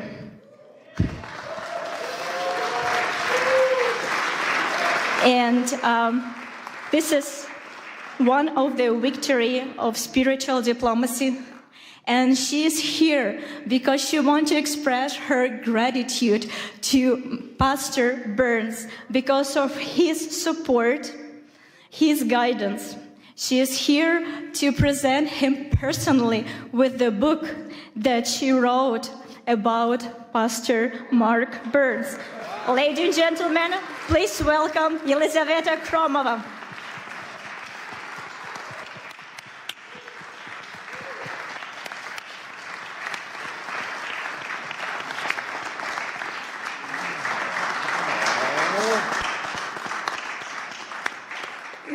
Hello everyone. Hello, dear Pastor Mark Burns. My name is Елизавета Chromova, and I am a volunteer for International Public Movement ALLATRA. I came here to the conference which you organized to personally express my gratitude to you. It is a great honor for me to speak those words looking you in the eyes. First, let me share a brief backstory. As you already know, in Russia, ALLATRA International Public Movement has been banned. I endured persecution along with my friends. I lost my homeland, my home, my life's work. And at one moment, I even lost my hope that I can even find the reason to believe in humanity again. Then one of the darkest days of my life, everything changed when I saw your interview. I didn't know you, but when I watched it, I felt as if we had known each other forever. And in your interview, I didn't saw judgment or desire to lecture someone. It was just disarming sincerity. You said, I am neither left nor right. I stand for human rights. Wow. And you spoke of a God who loves people. And your words reach the deepest part of my soul. I'm really sorry, I'm so nervous. I'm so sorry. You showed by your example that there are people who don't stay silent, who choose what is right, but not is popular. There are people who build bridges between people, cultures, and beliefs. And in these bridges, we can meet each other face to face and see in each other the dearest and the closest one another. I saw in you the ministry of Jesus Christ in action. As Christ sit at the table with the despised and outcast, he said, I see you, I am with you, and you did the same. You reached out to those whom others tried to destroy it. And your words reminded me that our rights, granted not by people or laws, it comes from God. Yes. And we have protected in every corner of this world for all people and for all faiths. And this is why I wrote this book about persecution, about my path back to home, to hope and faith, and I dedicated this for you, because you became a voice for me in the darkness. And this book is called Pastor Mark Burns, The Man Who Restored My Faith. You didn't just help me find my faith back, but you also showed me that faith can unite, heal, and lift us up. My God.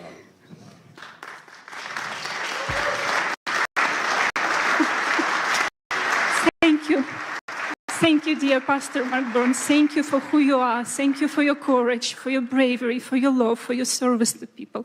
Thank you for your sincerity and truly for your inspiration, which your faith in action gives all of us. This book is for you and for all of us who believe that one honest voice can change everything. Thank you so much.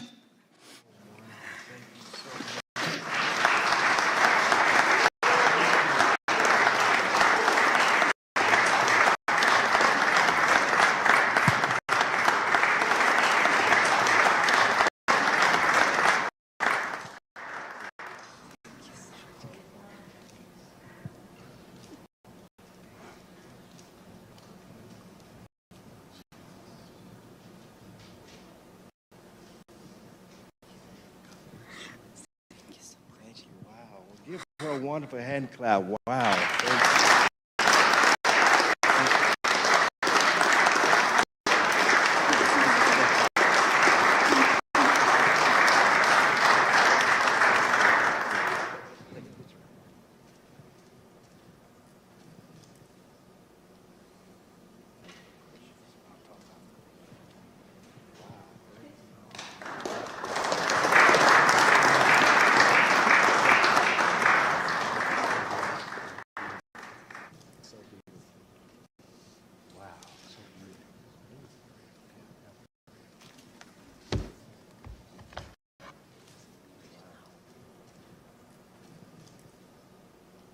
Thank you, Yelizaveta, for sharing your sincere testimony. We're so happy you're here with us today. It's definitely an honor and a surprise.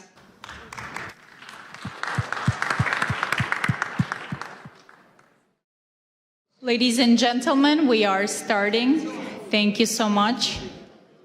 And we are honored to welcome Congressman Mark Harris, representing North Carolina, to the podium to open the second session dedicated to the critical theme of religious persecution and human rights. Mark Harris is a pastor and a dedicated public servant. He will speak to us on the absolute necessity of safeguarding the rights of all people to practice without fear. Congressman?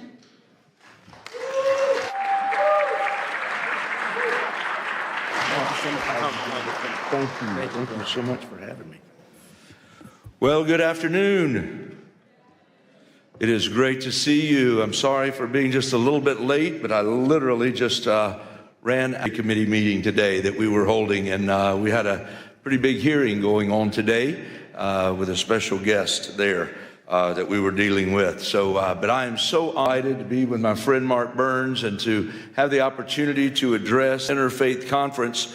Listen, I'm excited today. The Republican trifecta, led by President Trump, faith is back and it's making a powerful difference. From day one of this administration, the president drew a clear line. Anti-Christian bigotry has no place in our federal government. Go ahead, give that a hand. Listen, he boldly affirmed that the United States recognizes only two God-given genders, male and female.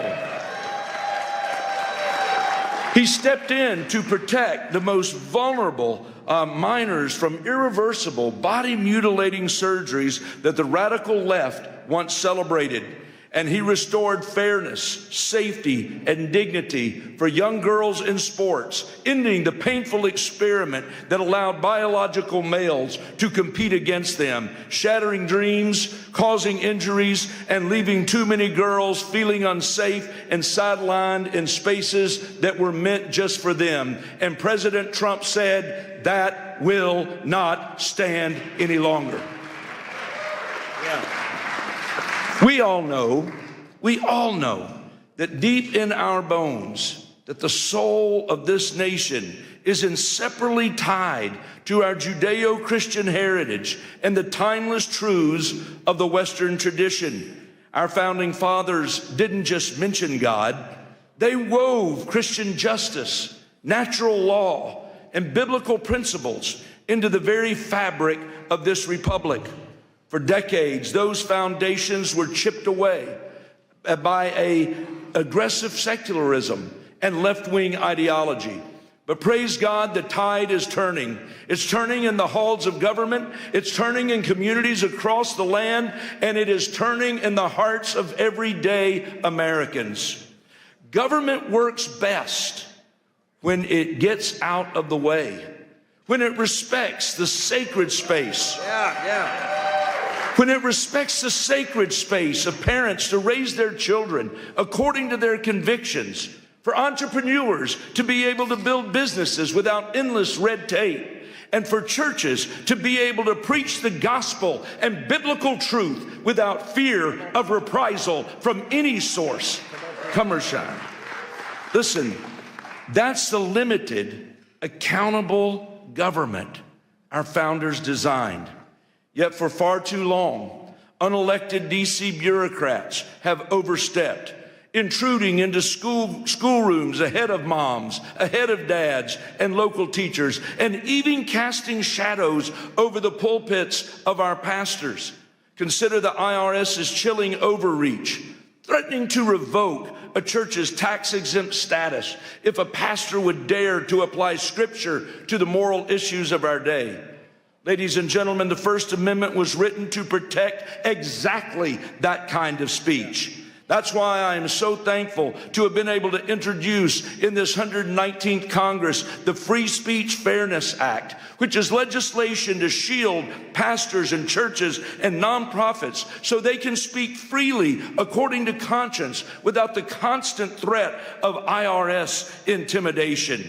It's frankly absurd that we even need this bill in the first place. Imagine having to explain to George Washington that the government he helped forge would one day try to muzzle Christian voices in their own sanctuaries. But I'm standing before you today because I believe you're a group that understands that there's still urgent work that must be done. This very week, as thousands march the streets of Washington for the National March for Life, celebrating the Dobbs victory while pressing forward to protect millions of unborn lives still at risk, I believe we've all got to stand shoulder to shoulder and arm in arm, and we've got to recommit ourselves to that fight. And we've got to do it together. Listen, the Supreme Court got it right in the Dobbs decision, returning the issue to the people and their elected representatives.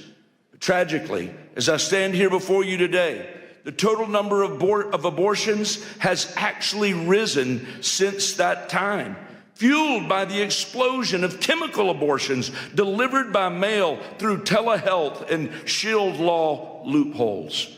That's precisely why I've introduced legislation to shut down abortion by mail, effectively criminalizing the practice and closing the deadly back door. Ladies and gentlemen, legislation is essential, but even that is not enough on its own.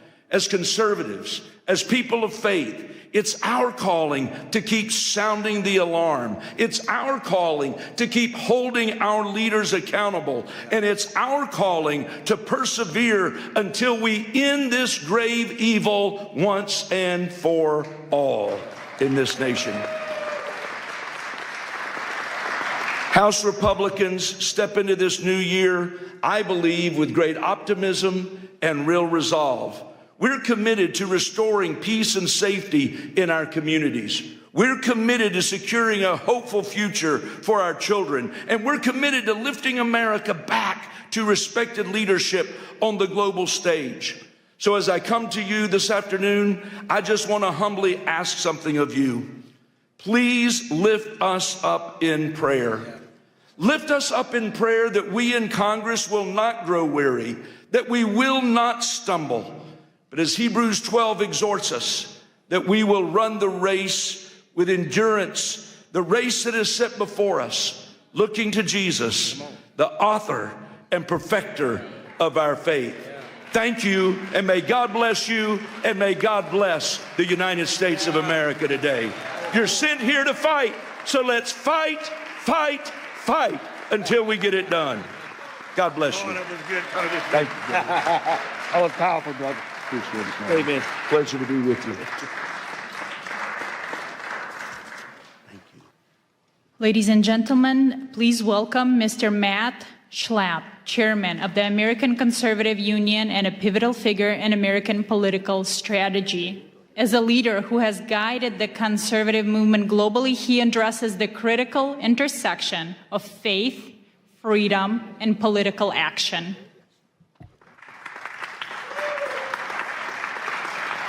Thank you. Hello, everyone. That congressman could talk. That was good. He's not as good as Gus Bilirakis, but you'll hear from Gus soon, I'm sure. Thank you all. Thanks for letting me be with you today. Have you guys ever heard of CPAC? How many of you here today are not from America? Could you raise your hand? It's a lot of people. Welcome to a great country. Welcome to a restored America, where you can walk down the streets and be safe, that you can wear a yarmulke and be safe, that you can have a Bible in your hand and be safe. Yeah. This is the America that we have to recapture.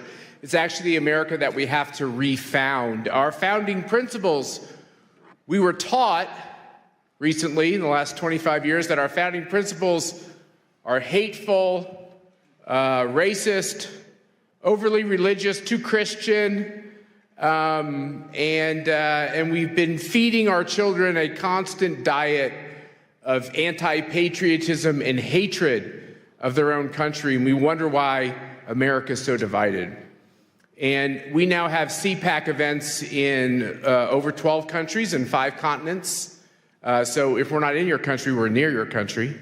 And what we're seeing is common themes in all these countries. In each one of our countries, we see the problems of the basic persecution of religious freedom, the persecution of political speech, and we wonder where it's all coming from. And then many of us were watching the World Economic Forum in Davos, and we can see that maybe that's where a lot of it is coming from, or coming from the UN, or coming from these global institutions, which know better. They have more fancy degrees than most of us have. They're trying to tell you that your values are old-fashioned and counterproductive. And the most wonderful thing about Donald Trump's victory, kind of like resuscitation, revitalization, there's another R word we could use, political resurrection, it gave hope to all of us. We have a renewed sense that it's okay to live the life that God put us on this earth to live. But I think our time is short. In basketball, they have a shot clock. In football, they have a clock. You only have so many quarters to score and everything else. There's an end time to all this. We don't know when it is. The Bible tells us we don't know that exact time. But America also has an end time, and freedom has an end time. And maybe we can extend that time. You all know how many times in the Bible God is mad at people, and he wants them to turn from their wicked ways, and they don't want to. And then he finds a good man, and that good man negotiates on behalf of the people who are kind of mediocre to bad and tries to earn them more time. And, I fear that we're in this kind of a situation where we're trying to get more time. And so what I say to all good people, and boy, it sure gives me great joy to be with all of you because you look like just a room full of good people, is think about the time and the days you have left and how you can impact the situation that we're in your country, in America, around the globe. Like I said, I run this group called CPAC, and we have an event, Pastor, with a lot of talkers. There's a lot of talkers. The conservative movement is so good at talking. Guess what? It's time for the conservative movement to do some doing. Yeah. And Donald Trump has showed us that, by the way, he's a good talker too, so there's nothing wrong with being a good talker. Being a good talker is great. It's just not sufficient. It's not enough. So our theme at this CPAC is going to be actions, not just words.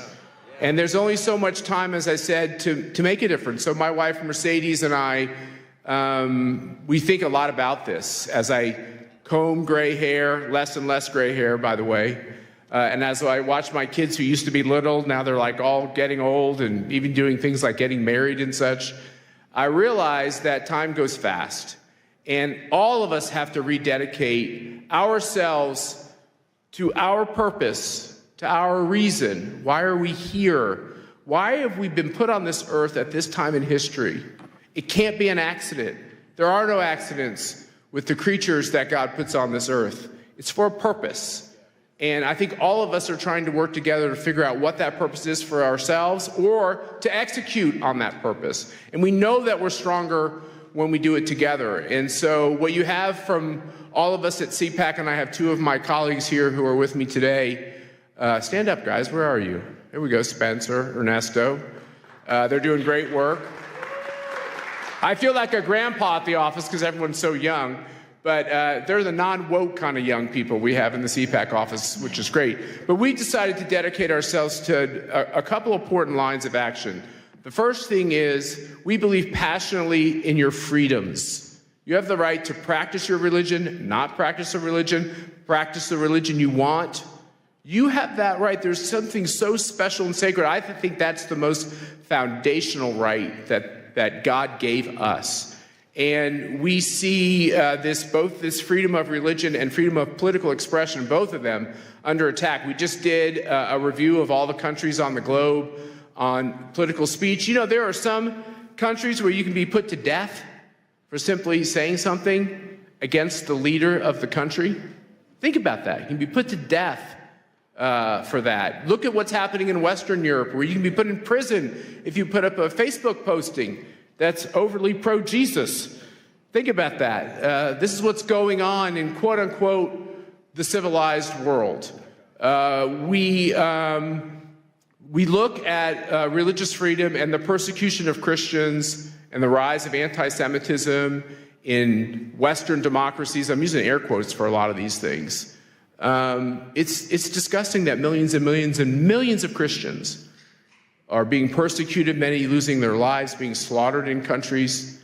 And you wonder, like, how could we have this kind of evil and chaos? And why are so many Christians believe that, like, that's a kind of like a made-up hoax that's not really happening? Well, it is really happening.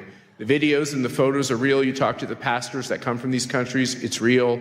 There's the persecution and the martyrdom through the blood, but then there's the martyrdom through the persecution in the sense that if you're too bold in your faith, you can't get the job, or you can't get into the school, or that's what we're seeing growing and growing and growing, and sadly in my own country here in America and in other Western democracies. And I want you to know that I believe you do have a friend in President Trump and the Trump administration on these issues. I believe you have a friend in Mike Johnson, who's the Speaker of the House, who's a very good man on all these issues.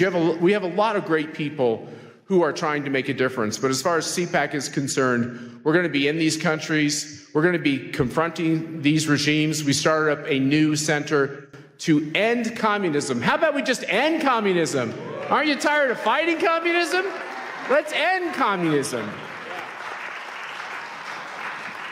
What China is doing to destabilize the globe, there's kind of a cozy conformity with China because they're rich and they're powerful, and a lot of countries need support. It's a dangerous game they're playing, because really at the end of the day, what a communist totalitarian regime wants to do is they want to take away all of your freedoms, your promise and your hope, and really turn you into a slave of the state. And it happens every time, everywhere, always. My wife's father tried to stop the Castro regime in Cuba, which looks like the end of that regime could be coming pretty soon. That'd be good for the world.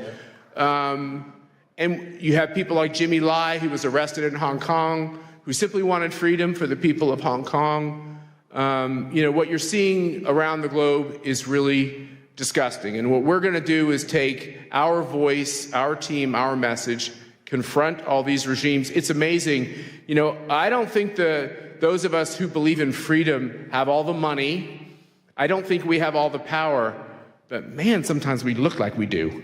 And I think we got to be like bears. Bears in the forest, sometimes they growl, or like the little dog that barks really loud because they're really little and they got to bark loud so you think they're bigger. We have to recapture this idea that if God puts you on this earth for a purpose, and the purpose is now, why would he put you on earth for this purpose to just be humiliated and lose? Why did Donald Trump get off that canvas? Was it to lose that race? No, I think he got off that canvas with the help of angels to win that race and to give people hope all over the world. And I think we're in the same position. I think the reason why it seems like all the money against us and all the power is against us, and that it's an impossible fight, the reason why we have to look at that every day is because of one simple thing. We are small, he will be large.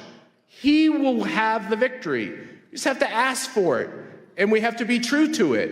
And that's the moment that we're in. We have to believe that God put people on this earth to prosper and have freedom, right, and to live their purpose. And that it's our job right now in these dark times to make sure that that can continue.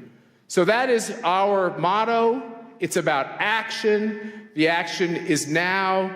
You all are welcome. We have to get out of this idea that the only way conservatives will come together is if you agree on everything I agree with, and you have to sign a piece of paper that says you'll never disagree with me. That's a bad way to build a movement. What we ought to do is say, hey, is there one or two important issues that we agree on? Can you agree that someone should be able to practice their faith as they choose? Yeah. If you do, we should be able to work together. Do you think that people should be able to get in politics and vote for the candidate that they want to? Do you believe in that? That's something we can work on together. Do you believe that communism fails every time, for every people, always? If you do, we can work on this together. And I think that if we can stitch this together and get out of our orthodoxies and instead focus on our commonalities, I think we can reshape the face of the earth, and I think we're going to do that. And God bless you, and thank you for letting me be with you today. Thank you. Thanks, Pastor. That was awesome. No, perfect, brother. Now it is an honor to introduce Congressman Gus Bilirakis of Florida, recognized as one of the most effective lawmakers in Congress. He's a steadfast champion for international human rights and will speak on the importance of protecting religious freedom against discrimination worldwide.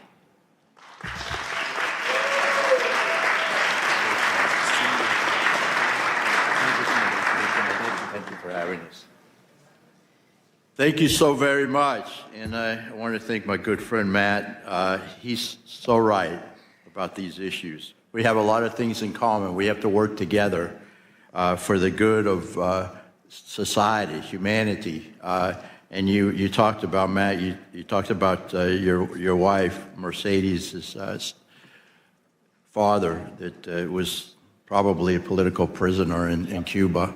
But this shouldn't happen in our hemisphere. And President Trump is doing something about it. We have hope now. And, Cuba is 90 miles from just south of Miami. And that's in our hemisphere. Venezuela, same thing. We need to take care of our people and make sure that they have freedoms and opportunities to succeed. So we appreciate President Trump as well. We gather here today, folks, on Capitol Hill for a truly remarkable occasion. The International Interfaith Conference, the Rise of Spiritual Diplomats. Thank you so much for attending. Please, again, before I begin, I want to extend my deepest gratitude, Pastor Burns. Pastor Burns, thank you for your vision and for your tireless leadership in organizing this great summit.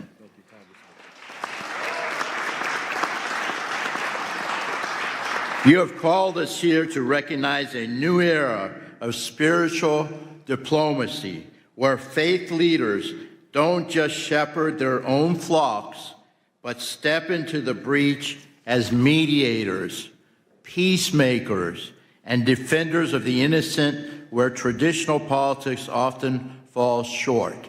And I will tell you, people like Matt and the Speaker of the House, who's not here right now, but Mike Johnson, he cares so much. He really does. And he's genuine, he's sincere, he's a godly man. And we are making a difference, folks. We are making a difference. We're making a lot of progress. So I chair the Congressional Caucus on International Religious Freedom. I see the first freedom not as mere legal concept, but as the heartbeat of human dignity. Yet as we meet on today, January 22nd, that heartbeat is under threat, folks. So again, I've got to tell it like it is. The data from this year's 2026 report is staggering. We are witnessing government restrictions on religion at their highest global levels in decades, unfortunately. We are so very fortunate here in the United States of America. And I know there's some bumps in the road, but we have religious freedom. And we should never, ever take that for granted. But in Nigeria, folks, the crisis has reached a breaking point. Statistics from the start of this year show that over 3,400 Christians were killed for their faith in the last reporting period alone. In this day and age, it's happening around the world, folks. I have fought to ensure Nigeria remains a country of particular concern, because we cannot stay silent while thousands are slaughtered. Do you agree? Yeah. In China, the CCP continues to target Falun Gong practitioners and Uyghur Muslims with high-tech surveillance and arbitrary detention. This is happening, folks. It's happening every day. China currently leads the world in the arrest and sentencing of believers. I mean, they're not spreading it. They're just practicing their faith, their religion. And in some cases, it's meditation, what have you. But they should be free to do so. In Pakistan, the shadow of blasphemy laws still hang over Muslim minorities. The Ahmadiyas and Christians turning private faith into public death sentence. Unbelievable. Global anti-Semitism. We must confront the reality that Jews are facing a resurgence of hate that we once promised would never, ever happen again. But it's happening now, folks, before our very eyes. We must stop it. The challenges we face are not only legal, in which regimes weaponize the laws to crush dissent, but also social, as tolerance breeds in the vacuum of silence. We must not stay silent. We must act, folks. And that's what we're doing in this Congress. This is where the spiritual diplomat comes in. You are the ones who can reach the places a secular envoy cannot. You speak a language of universal values, justice, peace, and the sacredness of life that resonates deeper than any treaty. You're the ones. We can do this together. I'm Greek American, and we say, Oli Mazi, all together. We can do this together if we stick together.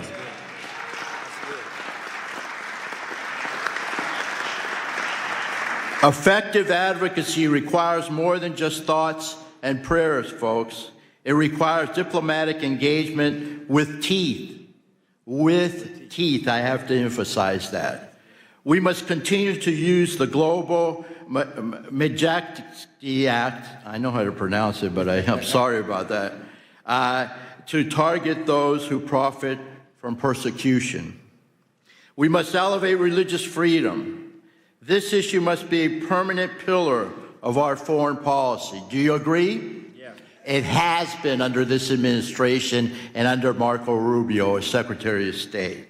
And we must always be present. When faith leaders and members of this caucus speak up for the persecuted, it sends a message. We are the greatest country on the face of the earth. People listen to us. We must take advantage of that. The world is watching, folks, and you are not alone. You are not alone.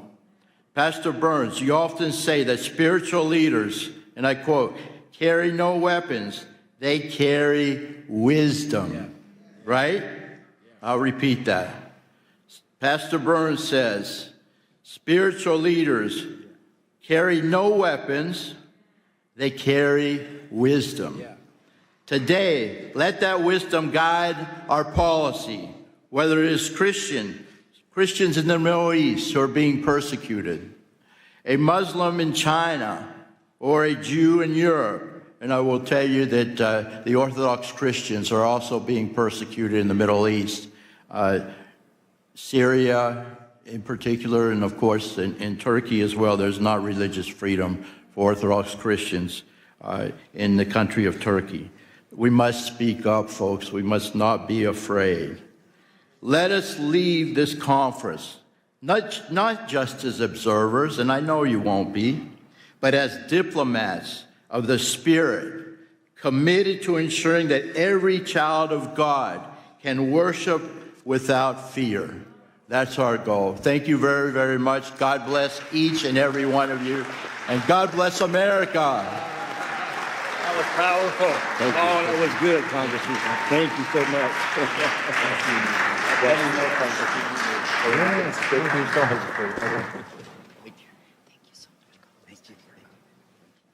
Well, you know, before I think I'm about to speak again.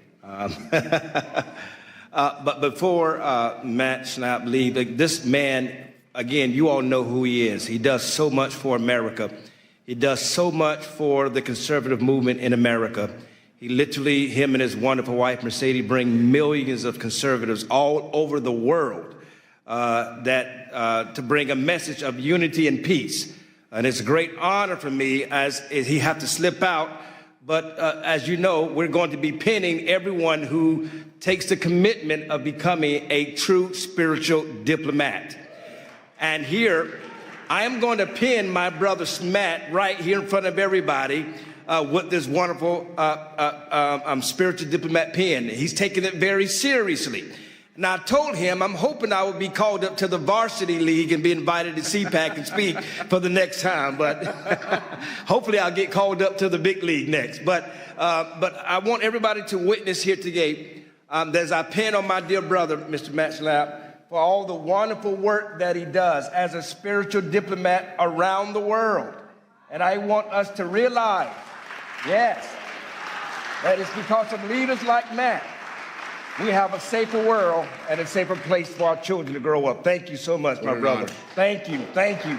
I have to just say, you heard it here. He called me on the carpet. He's coming. You're speaking at CPAC, whether you like it or not. There we go. Thank you, brother. God bless you.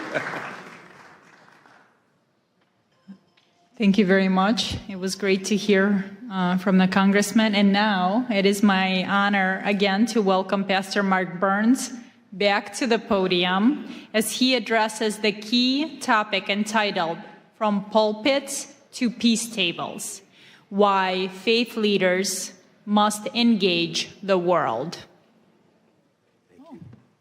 Wonderful. Well, first of all, I'm going to tell you, you should give yourself a big hand clap of all the wonderful people that are here today. Come on now, you can do better than that. Come on now, come on. We're here at the nation's capital to take back this nation, take back the world, and we're here to protect faith of all people around the world. Do you believe that? Say yes to that. Hoorah. Listen, the Bible says that violence taken by force. We're here to make a loud declaration to the world. The evil that is happening in Ukraine, the evil that is happening in China, the evil that is happening in Taiwan and Cambodia, the evil that is happening in India and Pakistan, the evil and the wars that are happening all over the world. We can bring an end to this evil. Korea right now is under attack. Right now. People are dying of all faiths. In Nigeria, Christians and Muslims alike are being killed by terrorists. We're the voice that can help bring that.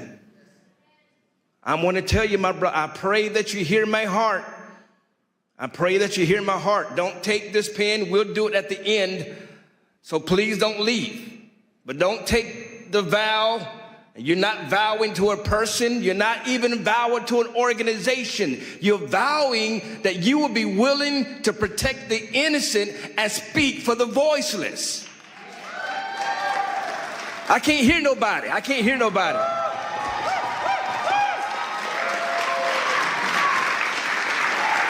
That's why you're here. And so many of these great leaders that are on this podium that you're hearing from, these are thought leaders. These are real spiritual diplomats. These are people working behind the scenes that are working to protect children, to protect religious freedoms. We're going to talk about it a little bit later about the young girl that was raped in Tanzania. We have His Excellency that is here right now, all the way from Tanzania to talk about it, to discuss about it. It's not always about the things you see on CNN. I'm not here to play games with you. I was recently at an embassy, and I'm not going to mention the name of the embassy, but I was sitting down with the ambassador, and we were sitting down, and everybody was eating, and everybody was loving on each other and patting each other on the back, and I put my hand down, and I said, don't you understand why we're here? I said, I'm here because people are dying right now in your country. We don't have time to be sitting here drinking champagne. People are dying. We're coming and assembling ourselves to bring peace, to be willing to speak to the kings of the world, to speak to the leaders of the world, Brother Jack, to speak to those that are voiceless. I'm going to keep repeating it. I want you to get up and leave and exit yourself out of this room if you just want to get a lapel pin, just to say, I was there. I don't need you, nor do I want you. I am not here to play games. There are too many people that meet in this building, and all they do is talk, talk, talk, and nothing ever happens. I need people who are going to go to the front lines with me. I can't hear nobody. I can't hear nobody. I am in a room full of leaders, am I not? I am in a room full of real warriors. I can't hear nobody. I dare you to open your mouth up and say, I'm one of the people. I'm ready to go to war. Somebody say yes to that.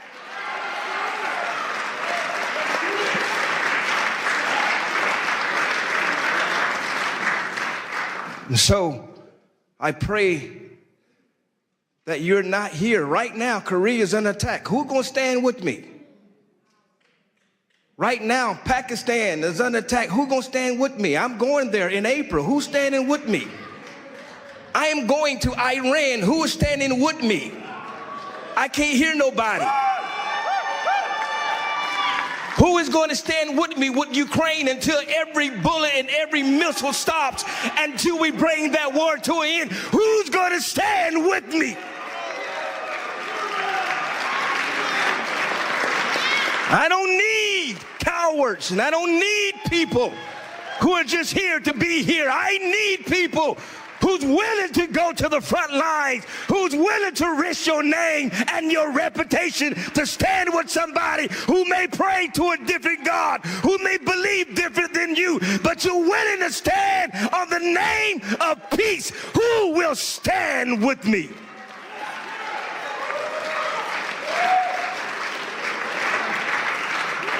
Who will stand with me? Who will stand? Who will stand? Who will stand? You're going to be charged today. You're going to be charged today. I'm telling you, my Jewish brothers, my Muslim brothers, my Hindu brothers, my all of the faiths, the Buddhists that are here, all of you, the Christian brothers and sisters, all of you that are here, you are going to be charged. Please take it serious, because somebody's life depends on it. Are you hearing me? Tragic that even happened in your own family, happened in your own life.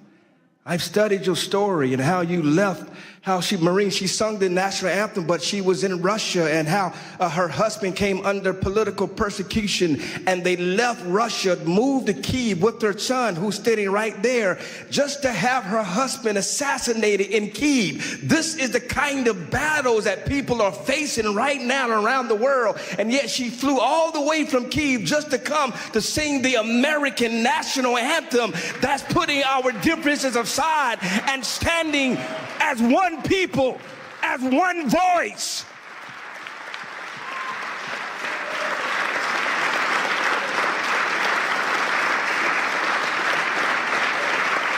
ALLATRA, even right now, who is under attack by Russia, by Ukraine, and yet they're standing. Creative Society of Russia is attacking them for standing with Ukraine. But yet they got volunteers all over the world. I'm telling you right now, every faith leader, you need the organization of ALLATRA and Creative Society. You need them. You need people like them that will go to the trenches. They are not just talkers, and they don't do it. They don't do it. And I'm talking about Olga here and Marina here. Olga is the head of a Creative Society, and Marina is the head of ALLATRA.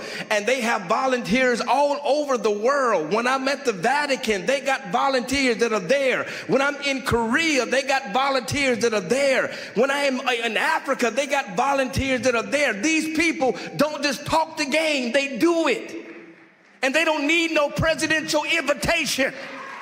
Quit waiting for the White House to invite you. You don't need an invitation. I can't hear nobody. You don't need an invitation, Valerie. You show up and fight.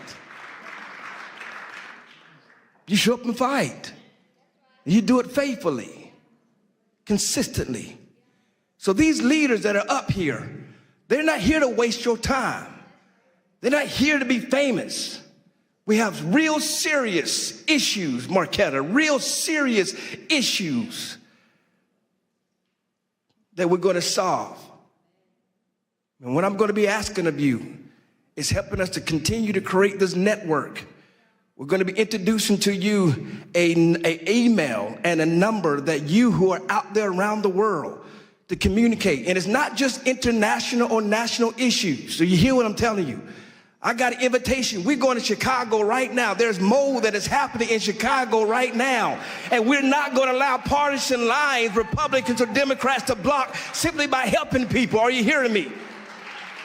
No real Republican was supporting Ukraine until I got there. And I came up with the mindset that I'm going to stand what is right, not what is popular. Are y'all hearing what I'm telling you? I don't care what your faith is. I don't care what you believe.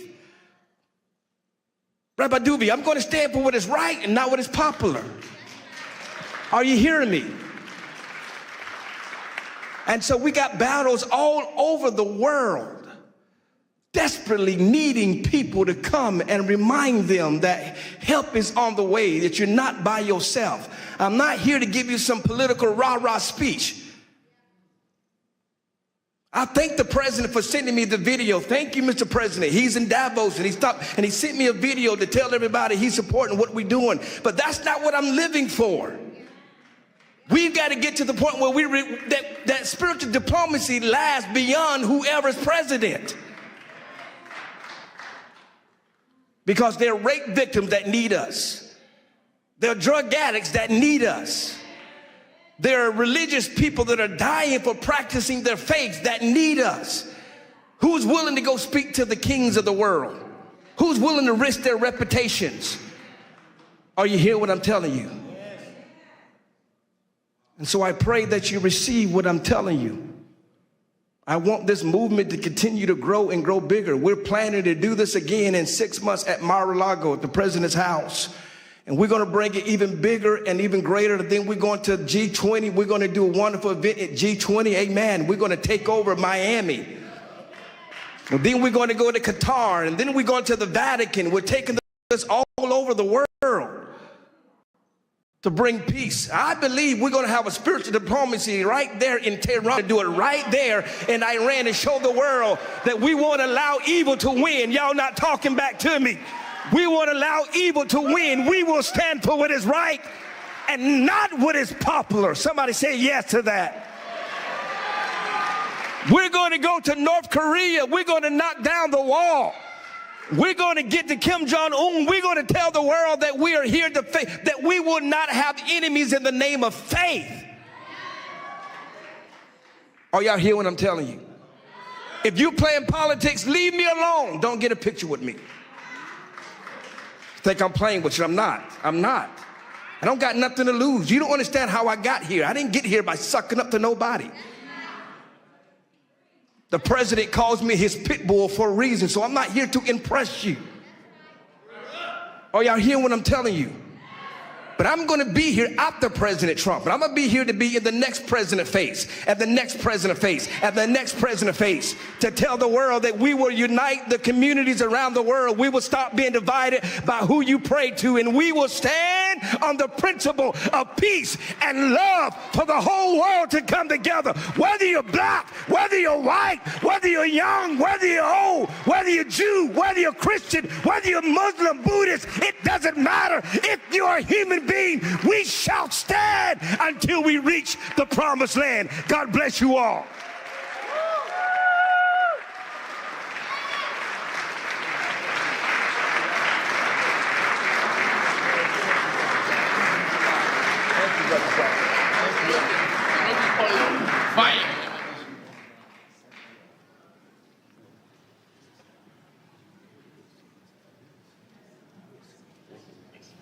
Thank you, Pastor Mark Burns. Wow, who's going to follow that speech?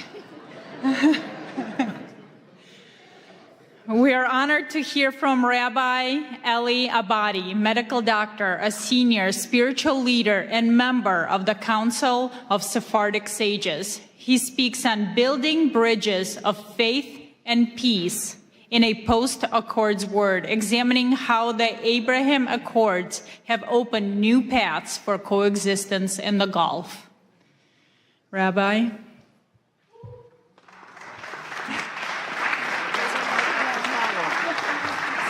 Pastor, that's a very hard act to follow. I was the lucky one. First of all, Pastor Burns, I want to thank you very much for the privilege and the honor that you bestowed on me in coming and addressing this illustrious audience. And secondly, for pinning me today and inducting me in the cadre of spiritual diplomats. I shall carry this with great honor and duty. Together, inshallah, God willing, we will fashion a better future for the next generation of humanities. Thank you. And now I start my official speech. Your Excellency, Pastor Dr. Mark Burns, President Marina Otsenova, Honorable Congressmen and Parliament members, Honorable Ambassadors, esteemed rabbis, imams, pastors, reverends, bishops, and religious leaders, distinguished speakers, and dear audience. The great Mahatma Gandhi once noted, if we were to respect others' religions as we would have them respect our own, a friendly study of the world's religions is a sacred duty. We are gathered here today as global faith, political, and thought leaders from many areas of human endeavors to find a path toward a peaceful coexistence between all religions, nations, and all people, especially the world's three Abrahamic religions, Judaism, Christianity, and Islam, and few others. As Edmund Burke said, religion is essentially the art and theory of remaking of humanity. And therefore, we as leaders ought to embark in remaking mankind to cherish, protect, and foment a peaceful coexistence. As the United Nations Manifesto on the Culture of Peace stated, we must learn to use one another's religious belief as ways to connect, not as reasons for conflict. For 800 years, Judaism, Christianity, and Islam were inextricably intertwined in medieval Spain, the era of convivencia. Each had a common ancestry, similar values, and holy scriptures. As Genesis 42:13 states, we are all brothers, children of one Father. Living together side by side in Spain, very often in close quarters, the people of these religions flourished. They naturally found a way of understanding and respect for each other's culture, bringing forth an enlightened culture. Thus, the seed of Renaissance had been planted. Remarkable individuals of different faiths made lasting contributions to civilization. However, and unfortunately, gradually over the next 3 centuries, large forces vying for power gave way to puritanical judgments, absolutism, and religious extremism. Ultimately, these exclusive policies and the conflict they unleashed extinguished the shared learning that had flourished. The fragile unity between the three faiths was lost. Up until these days, these conflicts still exist in many areas in the world that we must end and return to the days of old.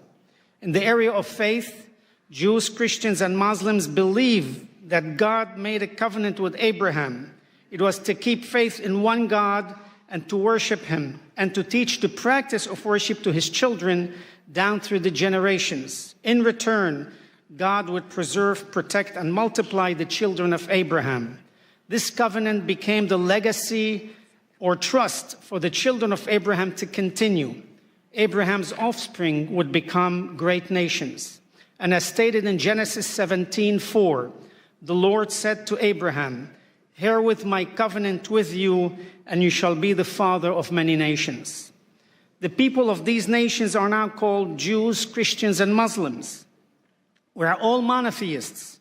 We all believe in one God, the creator of all that is, in the universe and on earth. As leaders, we are enjoined by our faiths to find path toward a peaceful coexistence between all religions and all people. Therefore, in order to establish a channel of communication and cooperation on an international level, we must continually ask of ourselves, what we insist from our own people, the acceptance of diversity in religions. First, as leader, we must lead by example and communicate to our people that peace is a basic human right. Scriptures in Leviticus 19:18 teach us to love thy neighbor as thyself. It is a directive that teaches each one of us here today to love one another through peace, acceptance, and understanding. Second, as each of us takes enormous pride in our own religious history, culture, and strength, so too must we pride ourselves on the level of understanding and tolerance our people have of other religions and cultures. As we encourage our people's pride in our own religions, we must castigate our congregations should intolerance and ignorance of other religions and cultures arises. Third, it is our responsibility to guide our people towards looking for the inestimable value of peace and not in conflict. Yes, the world is made up of different races, colors, ethnicities, religions, and political ideology. However, the seeds of peace begin to grow when people of all faiths and backgrounds are encouraged to communicate, tolerate, accept, and ultimately love each other. Today, ordinary people from all three faiths share a deep desire for peace and justice, and from many other faiths, not just these three. They all aspire to seek to encourage a model friendship and respect for each other. We as leaders of our respective faiths and people do also share a deep desire for peace and justice. We will work towards it, and we pledge our time, efforts, and wherewithal to the implementation of being spiritual diplomats between people, nations, and religions. Our aim should be threefold. One, to stand together should any of our communities suffer harassment or attack. Two, to respond together to events, local or global, which have an impact on the relationships between all of us. And three, to overcome some of the misrepresentation, demonization, stereotyping, prejudice, and lack of awareness in the world through an ongoing educational process that teaches peace and respect for each religion, ethnicity, race, and nationality with a goal of a peaceful and respectful coexistence. It is time to take the initiative without waiting for more ignorance, hatred, and war to occur. It's time to actively bring peace where there is conflict. It is time to seek the good instead of evil, hope instead of despair, and love instead of hatred. It is time to allow our love of God and respect for His covenant to protect and multiply the children of Abraham, to materialize into a worldwide covenant of peace and protection for all of humanity. Given the many examples in history, as well as some conflicts which are so recent that they continue to take place as we speak, they demonstrate the need for leaders to speak out and preach against religious intolerance, ethnic persecution, and race superiority. The core of these conflicts stem from the idea that one's religion, ethnicity, and race is the superior one, giving a person or group of people the religious duty to impose their religion on others under penalty of death, or to persecute other ethnicities and nationalities. Terminology such as infidels or heretics ought to be eliminated from our vocabulary. Using these words allow the zealots to attack, persecute, force conversions, and even kill anyone who has been branded as such. As leaders, we ought to condemn the use of this terminology. Equally as important, we need to teach that religion and religious values can and should be transmitted only through love, acceptance, and tolerance. Religion can only be appreciated if transmitted peacefully and with the consent and wholehearted acceptance of the individual. We as religious leaders have the responsibility to highlight the beauty of religion while teaching our own people how religion can bring harmony, peace, and understanding. On 5 occasions in the Bible, 1 in Leviticus, 3 in Ezekiel, and 1 in Nehemiah, each state that the religious statutes given by the Almighty are, quote, so mankind can live through them. And our sages in the Talmud expound on this announcement, saying specifically that by obeying the religious statutes, we are to live through them and not to die through them. In Psalm 34:15, King David exhorts us to search for peace and pursue it. our sages and ethics of the Father state, be from the disciples of Aaron, the high priest. Love peace, pursue peace, and love your fellow human. Each of us here today as leaders, we must make that commitment to encourage our people to pursue peace and love one another. All of us here, Christian, Muslims, Buddhists, Hindus, and others, can effect change by planting the seed of true peace amongst us and our co-religionists. We can come to the reconciliation of our people. Oseh shalom bimromav, hu berachamav ya'aseh shalom aleinu, ba'alamo Yisrael ve'imru amen. He who makes peace in his high heavens, may he in his mercy bring peace upon us and upon his entire nation, and let us say amen. Peace be unto you. Assalamu alaikum. Shalom aleichem. May God bless us with this endeavor. Thank you, and God bless you. That was beautiful, my Rabbi. Thank you for that powerful speech. Hey, we just get started.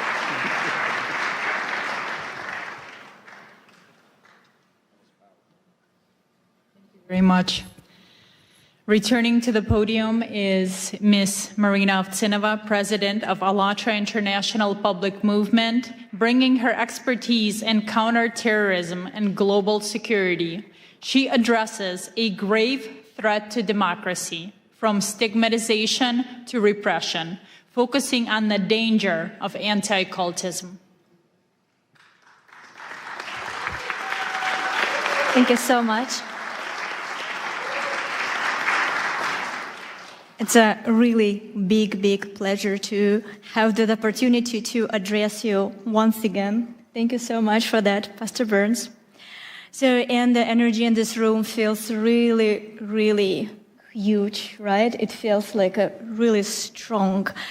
And it's because every single person in the room, we gathered to defend human freedom. A person's dignity. Every single person here understands what that means. And we're here to protect the right to believe, to speak the truth, and to live without fear. These freedoms are the very fundamental on which true security in human society is built. But we need to acknowledge something very clear. That foundation, that really important foundation for the human freedom is now in danger. Because today there is a well-organized structure at work, deliberately attacking that very foundation. And many of the deep, tragic stories that you will hear today from our speakers from this stage are direct result of the action of this transnational structure and its destructive manipulative techniques. So let me educate you a little bit. So what is that, and why does it pose a threat to every person and to society as a whole? The transnational anti-cult network is the highly coordinated international system made up of individual organization, activist, pseudo-expert, and biased journalist. Their goal is to systematic dehumanization and destruction of targeted group of people and the incitement of hatred and hostility within the society. What this network does is often described more simply as anti-cultism. But in reality, anti-cultism is the technology of dehumanization and repression. Let me be clear right away. The anti-cult network can target absolutely any group, not just religious one. They can target social organization, hobby club, or even political party. And no matter who they choose, anti-cult agents follow the same well-practiced playbook. First, they slap the label on the targeted group in the media, calling them sect, cult, or simply dangerous group. Then, the step number 2, They launched an aggressive media campaign to smear the group using fake discriminations, false testimonies, and distorted information. Through these dirty media campaigns, they dehumanize the people in the targeted group. They strip them out of their humanity. And as a result, those exposed to this manipulation stop seeing the targeted group as equal, as neighbors, as co-workers, as parents, as children, or fellow citizens. Instead, they begin to treat them as outsider or enemy. And after this stage of dehumanization, society is effectively giving, quote unquote, permission to persecute. People are fired from their jobs, pushed out of the public life, silenced through the pressure and intimidation, dragged into court, and even subjected to violence. And in the end, the very foundation of democracy collapses. Freedom of consciousness, the right to speak freely, the right one's face, and the right to human dignity. If these step-by-step patterns feels historically familiar, you're not mistaken. This is the very same mechanism Nazi Germany used to dehumanize the Jewish people, one step at a time, through the language of hatred, lies, and systematic propaganda. That process led to the tragedy of the Holocaust. And while the Holocaust itself is condemned by the international community today, the method that made it possible never truly disappeared. The tragedy of our time is that the world unequivocally condemned the outcome, genocide, but did not eliminate the tool itself. The technology of hatred survived, and it is still being used by the anti-cult network to this very day, in a different form, but with the same destructive consequences. This is why the use of anti-cult tactic always, without exception, leads to real violence, from persecution and repression to mass killing, forced organ harvesting, assassination attempts against political leaders, and school shootings. Today, you will hear the real stories, lived life experience that reveal the brutal reality of anti-cultism. These are testimonies from those whose friends become a victim of forced organ harvesting and were killed simply because they held different beliefs. These are the stories of mothers whose sons died in the school shooting. These are the voices of people whose loved ones are being held in prison right now under harsh conditions simply because they practice a different faith. And our international movement has practical experience with how the anti-cult mechanism fuels hatred. Many of you ask me about the persecution that I mentioned in the first speech. So let me give you that story. So beginning in 2015, a coordinated discrediting campaign was launched against the ALLATRA movement in the Russian Federation. It was carried out by the anti-cult network and coordinated directly by the FSB, the Federal Security Service of Russia. The reason we became a target was simple. We tried on a scientific level to warn the world about the geodynamic risk associated with the possible activation of the Siberian magma plume located on the Russian territory. A potential eruption would threaten not only Russia, but the entire world. Our warnings were ignored. The economic interests of powerful groups profiteering from Siberia's natural resources matter more than human lives and safety. As a result, a network, anti-cult experts, and structures affiliated with FSB was deployed against us. Their mission was to destroy our reputation and drawn out the very substance of our scientific warning. In the end, the ALLATRA movement was labeled in Russia first as undesirable organization and later than extremist, in part because of our support to Ukraine also. In Russia, anti-cult actors use their full arsenal against us. The media, courts, and the full machinery of the state. They believed that by putting us on the blacklist, they could force us into the silence. But they were wrong. We began to speak even louder. We studied their method in the smallest details. We made them public.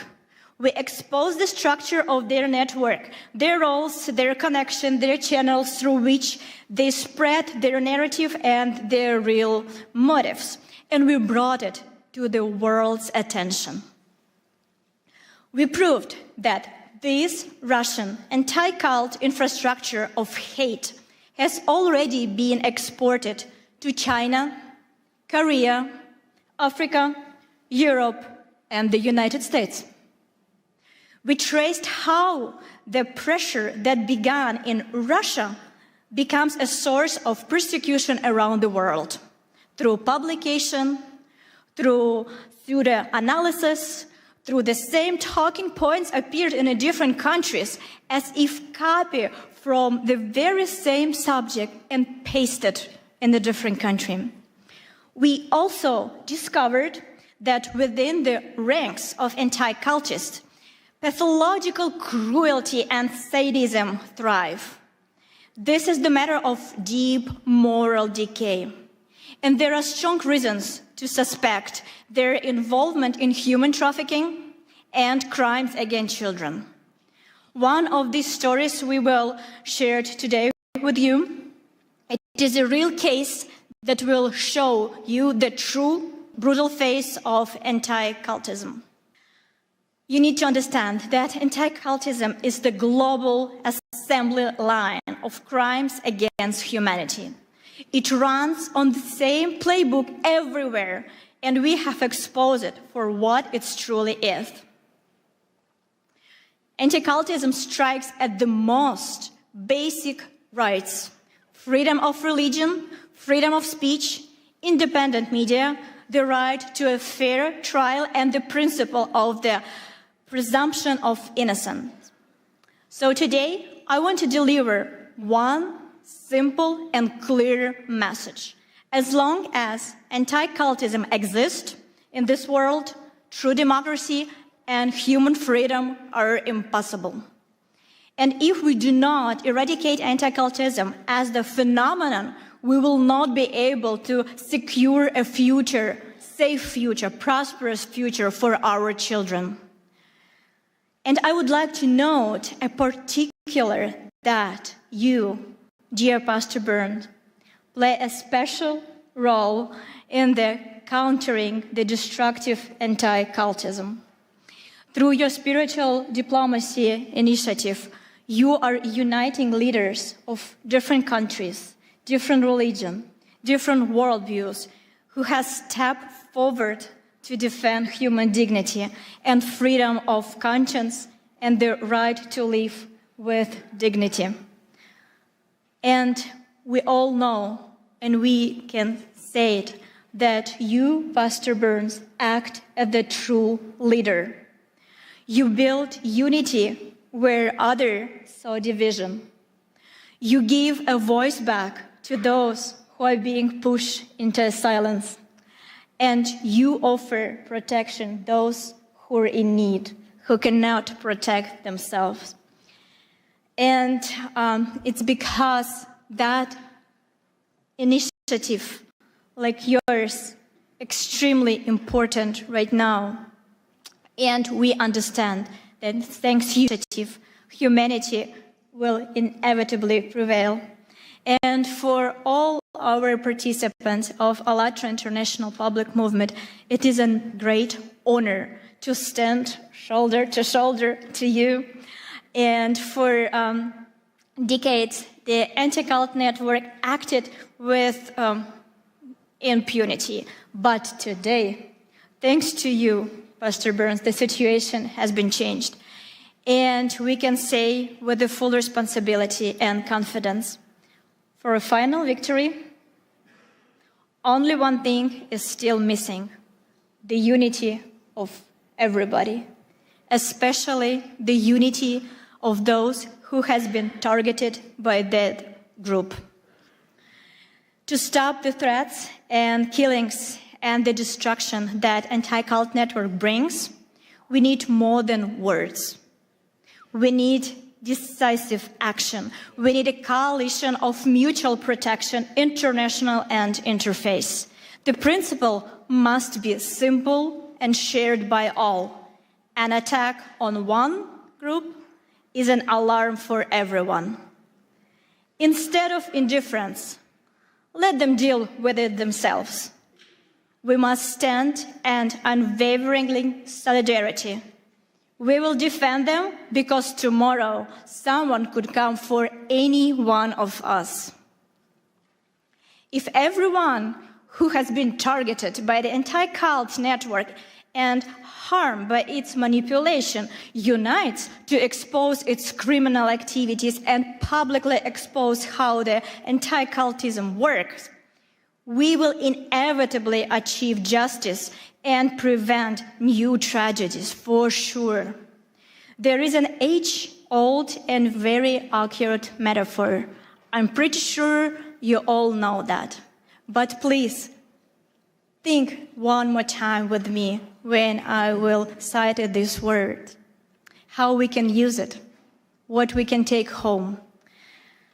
We all know that it is very, very easy to break a single twig. It takes almost no effort. But if we gather all twigs together into one bundle, it becomes stronger. Not because each twig has become stronger, but because they are together. And that is exactly how we must act right now. Each of us may believe in our own way. Each of us can continue doing what we are doing. We're all leaders. We all have our missions. But together, by protecting our future, our children from this organization, by standing for rights, for freedom of religion, for freedom of choice, for freedom of your thoughts, your action. So we definitely can change this world. Because by the end of the day, our strength is in unity. Thank you so much.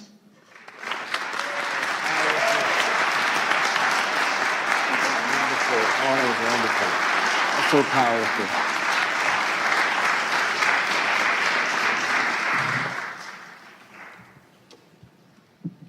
Thank you, Marina, for that sobering analysis and for making it clear that as long as transnational anti-cult network exists, democracy and freedom are impossible. And right now, please welcome Dr. Michael Jenkins, President of the Universal Peace Federation and the President of the Washington Times Holdings, with decades of experience organizing peace initiatives in the Middle East and Northeast Asia. He speaks to us today on the urgent issue of global religious persecution. Thank you very much. Thank you. Thank you, everybody. To our distinguished panelists and outstanding audience and delegates, it's great to be here with you. Pastor Mark Burns is really doing a great job for freedom, religious freedom and all freedoms. I want to give him a hand with my heart. Thank you. Thank you. United in liberty.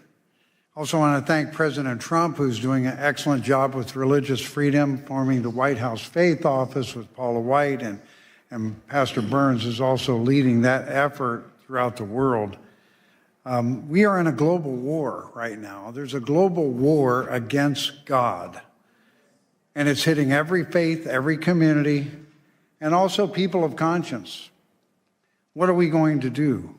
Nigeria, Christians are dying there, being persecuted for their faith. Muslims also.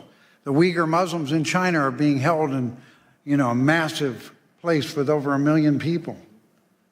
And many are dying under persecution. India, also many nations of the world. And I really want to say, how will we stop this? How are we going to turn this around? We have to bring the faith communities together. That is the number one thing that will help the most. And then the political leaders will be enlightened and they will follow the lead of the faith leaders if we love one another. I really believe that right now we see that there is an urgent situation, and that is with our Jewish family. I met my brother, Rabbi, and I would like to have a moment of silent prayer for our Jewish family right now, just a moment of silent prayer, peace for all Jewish people everywhere. Amen, amen. And for all God's people, and also for all people of conscience. So I would say to this, peace, shalom, assalamu alaikum, shanti, shanti. We can win when we come together. We are meant to be together.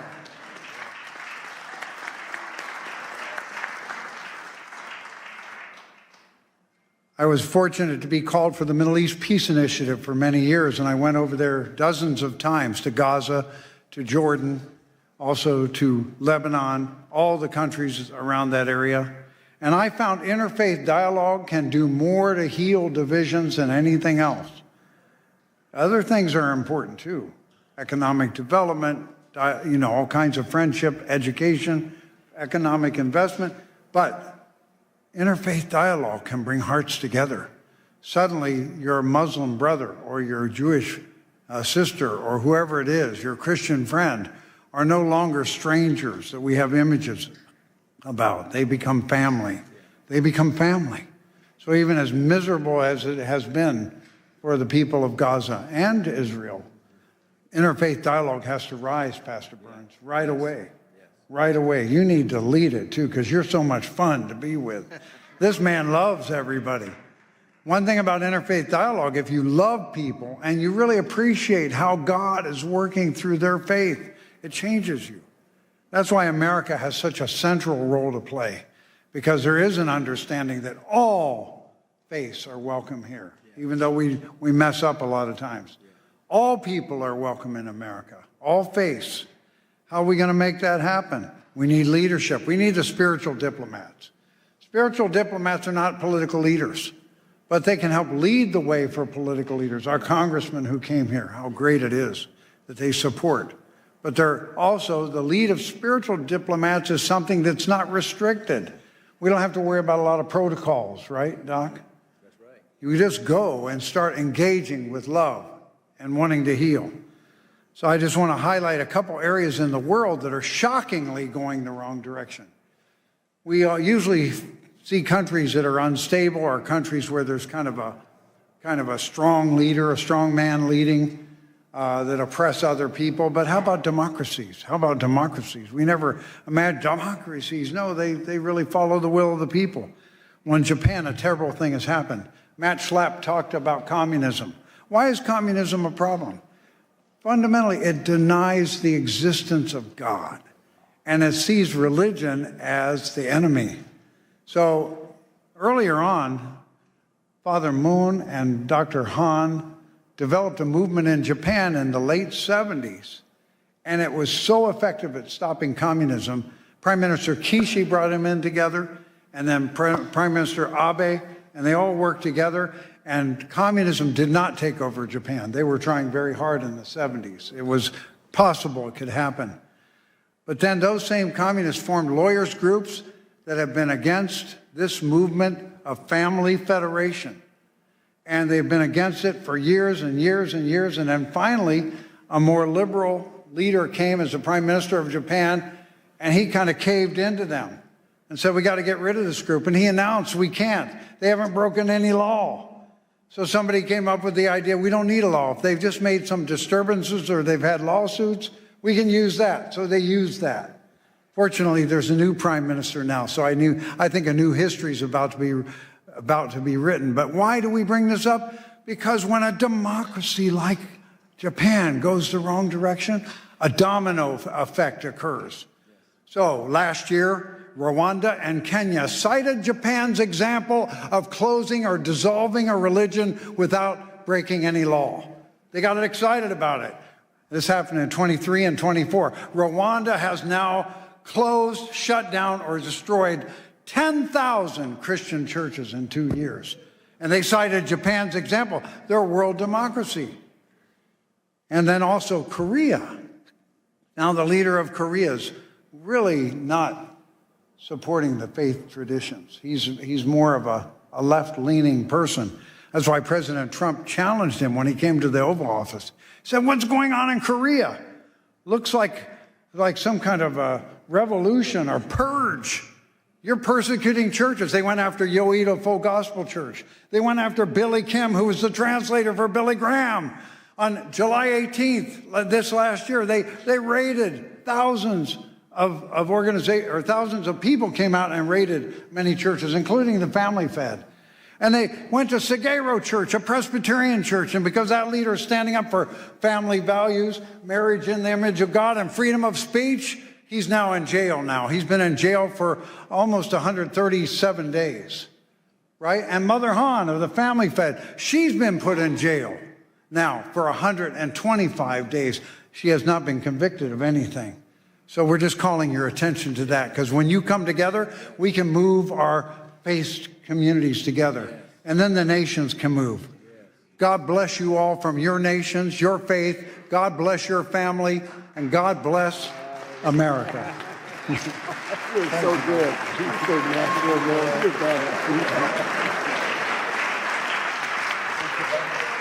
Thank you. Thank you, Dr. Jenkins, for your leadership.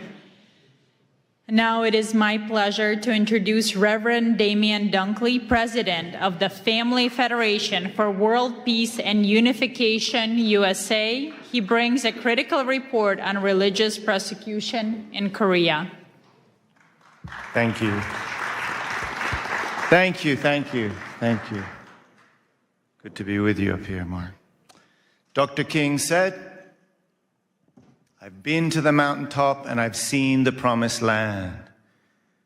So leaders can see the way, leaders can lead the way, but we can't leave them alone. We need to stand together. We cannot watch from the sidelines. So, Pastor Mark Burns, thank you. Thank you for convening this room. Thank you for bringing us together. Your courage and clarity, the president's pit bull, yeah, that's just maybe one thing you are. The image, as you spoke, came to mind of those, those huge logs they used to use in the medieval times to break down palace doors. That kind of power, your word brings that kind of power. So, I mean, get out of the way. Better to stand with this man than stand against this man, I say. Thank you, Pastor Burns, for bringing us together. Bless you. So, as well as all of you incredible leaders, it's a real honor to stand with you today. I'd like to share just a short personal story. I've lived all over the world. It's crazy how many places, all over Europe, Southeast Asia, Northeast Asia, and I've visited all kinds of places, Oceania, Central Asia, Central and South America, Middle East. But America is the only country that I've ever truly cried for. I want to explain. I was 10 years old. This isn't that dramatic a story, but I was 10 years old. I was in London, beautiful city, and two young men ran up on me to attack me and take my bag. And I wrestled round and around. I wrestled with them, and I stood my ground. But On the way home, I cried. I wasn't crying because I was all bruised up or because they took my bag, because they did not. I was crying for something deeper. And I couldn't quite put my finger on it, but I knew it was something to do with America, my first home. It was something that you couldn't see. It wasn't McDonald's or whatever, they got all of that in London too. It was something intangible, something invisible that back then I didn't know what it was, but I know what it is today. Even at 10, I could sense that freedom in America and freedom, even in Europe, is not the same thing. We use the same word in England and America to say freedom. We translate that word into many other languages. And we think that when we, Mark, as an American, use that word and it enters the ear of a foreign speaker, that they understand what we mean. But I promise you, it is not the same. It is not the same. Now, we can lose it here. Thank God we haven't yet. But there's something I just wanted to testify to you about this concept of freedom. And it has something to do with what our founders built here, right? Our Constitution says that our rights are inalienable. This is endowed by our Creator. This is so unique. So our freedom is rooted in this because government does not grant it. Government is realizing it, honoring it, accepting it, and protecting it. Protecting something not that the government gave, protecting something that God has already given. Freedom is our birthright from God. And freedom of religion is the freedom to worship God. There's a lot of folks that may think that's just important for religious people. But I've been experiencing through many of these stories that you're hearing about, when you go to these places firsthand, you realize whether it's a democracy or not doesn't mean necessarily anything anymore. Because there's no democracy without freedom, and there's no freedom without God.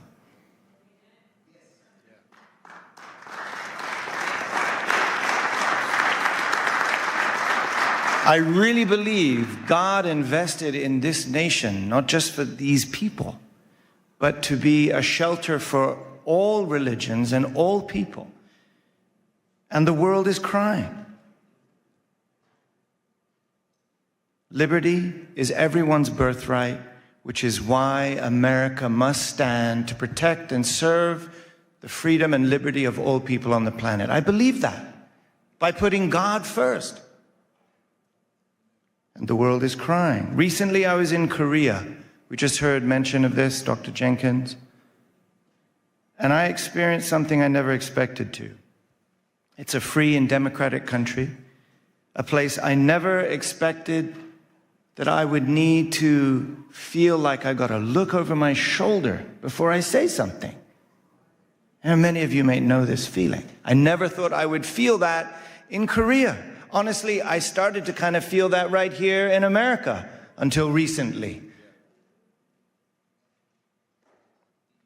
I visited Dr. Han, the Mother of Peace, in a detention center in Seoul. I visited Pastor Son Hyun-bo in a detention center in Busan together with my brother, Pastor Mark Burns. Thank you for standing up for freedom in Korea and all over the world. Thank you. We saw them together. We saw them in their miserable prison garb. Hemmed in on all sides by cement walls. Cut from the world. Reduced to their most humble essence. But what struck me in both cases was the testimony of the guards. They recognize their loving character. They recognize their spiritual authority. And these detainees had already earned great respect through their daily actions. Those cells do not stop their spirits. Those cells do not stop their light from shining and influencing the entire world. Amen? So why are they imprisoned? Dr. Han, the Mother of Peace, is turning 83 in a couple of days. A great-great-grandmother. 8 decades of serving, living for God, living for humanity, sacrificing for peace. Not even a single parking ticket. So why? Why 1,000 police investigators like stormtroopers raiding her home and spiritual campus, throwing all of her personal things around her bedroom, looking for something they still haven't found? And like we heard, over 3-4 months in a jail cell. She'll be there for her birthday, as she was there for Christmas. Why? Perhaps the only threat that she poses is that of being an inconvenient faith. A faith that reminds the powerful that their power is not above God. This is what makes America great, actually. The state is not saying, we grant you your freedom because you are a child of God. The state is saying, you already have your freedom because you are a child of God, and we cannot stop that. It is not the government that gives you your freedom. And that is the difference that I'm feeling even in democracies around the world. So we know this isn't just about 1 or 2 churches. There's a global war on God. And that's why I'm just drawing our attention to this unique taste of freedom rooted in religious freedom right here in America. We need to protect it right here in America for the sake of not just America, but for the sake of the world. That is why we're coming together. Religious freedom is America's greatest treasure. And if we lose it, it's not just lost here. It will affect the planet, I promise you. So, to defend American democracy against godless dictatorships, this is what Dr. Han reminded us why we've been working in America, why founding the Washington Times, to protect American democracy against godless dictatorships, against communism, and to restore the original virtue and value of the family, the moral spine and backbone of this nation, and to remind everyone that we're not just one nation under God, we're one family under God. When America attends God, it becomes the beacon of freedom and liberty, the light and hope to the world. We cannot leave one another alone on that mountaintop, Mark. We'll only be able to defend liberty when we rise up together, when we stand up together, when we work together, just like those sticks we're talking about, right? That is why it has been an honor to stand together with you here today. Thank you so much. Let's do this. Where are we going next? You're so powerful. Such a nice.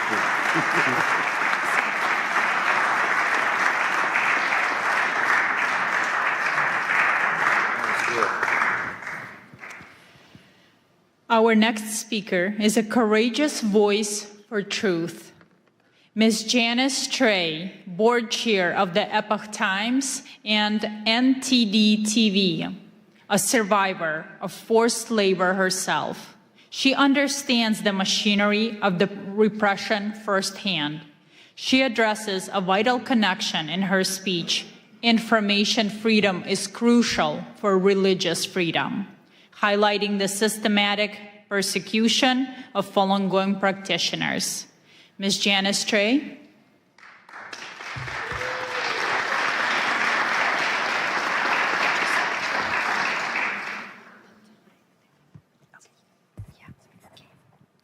Thank you, Pastor Burns, for having me here in this magnificent Cannon building, congressional buildings.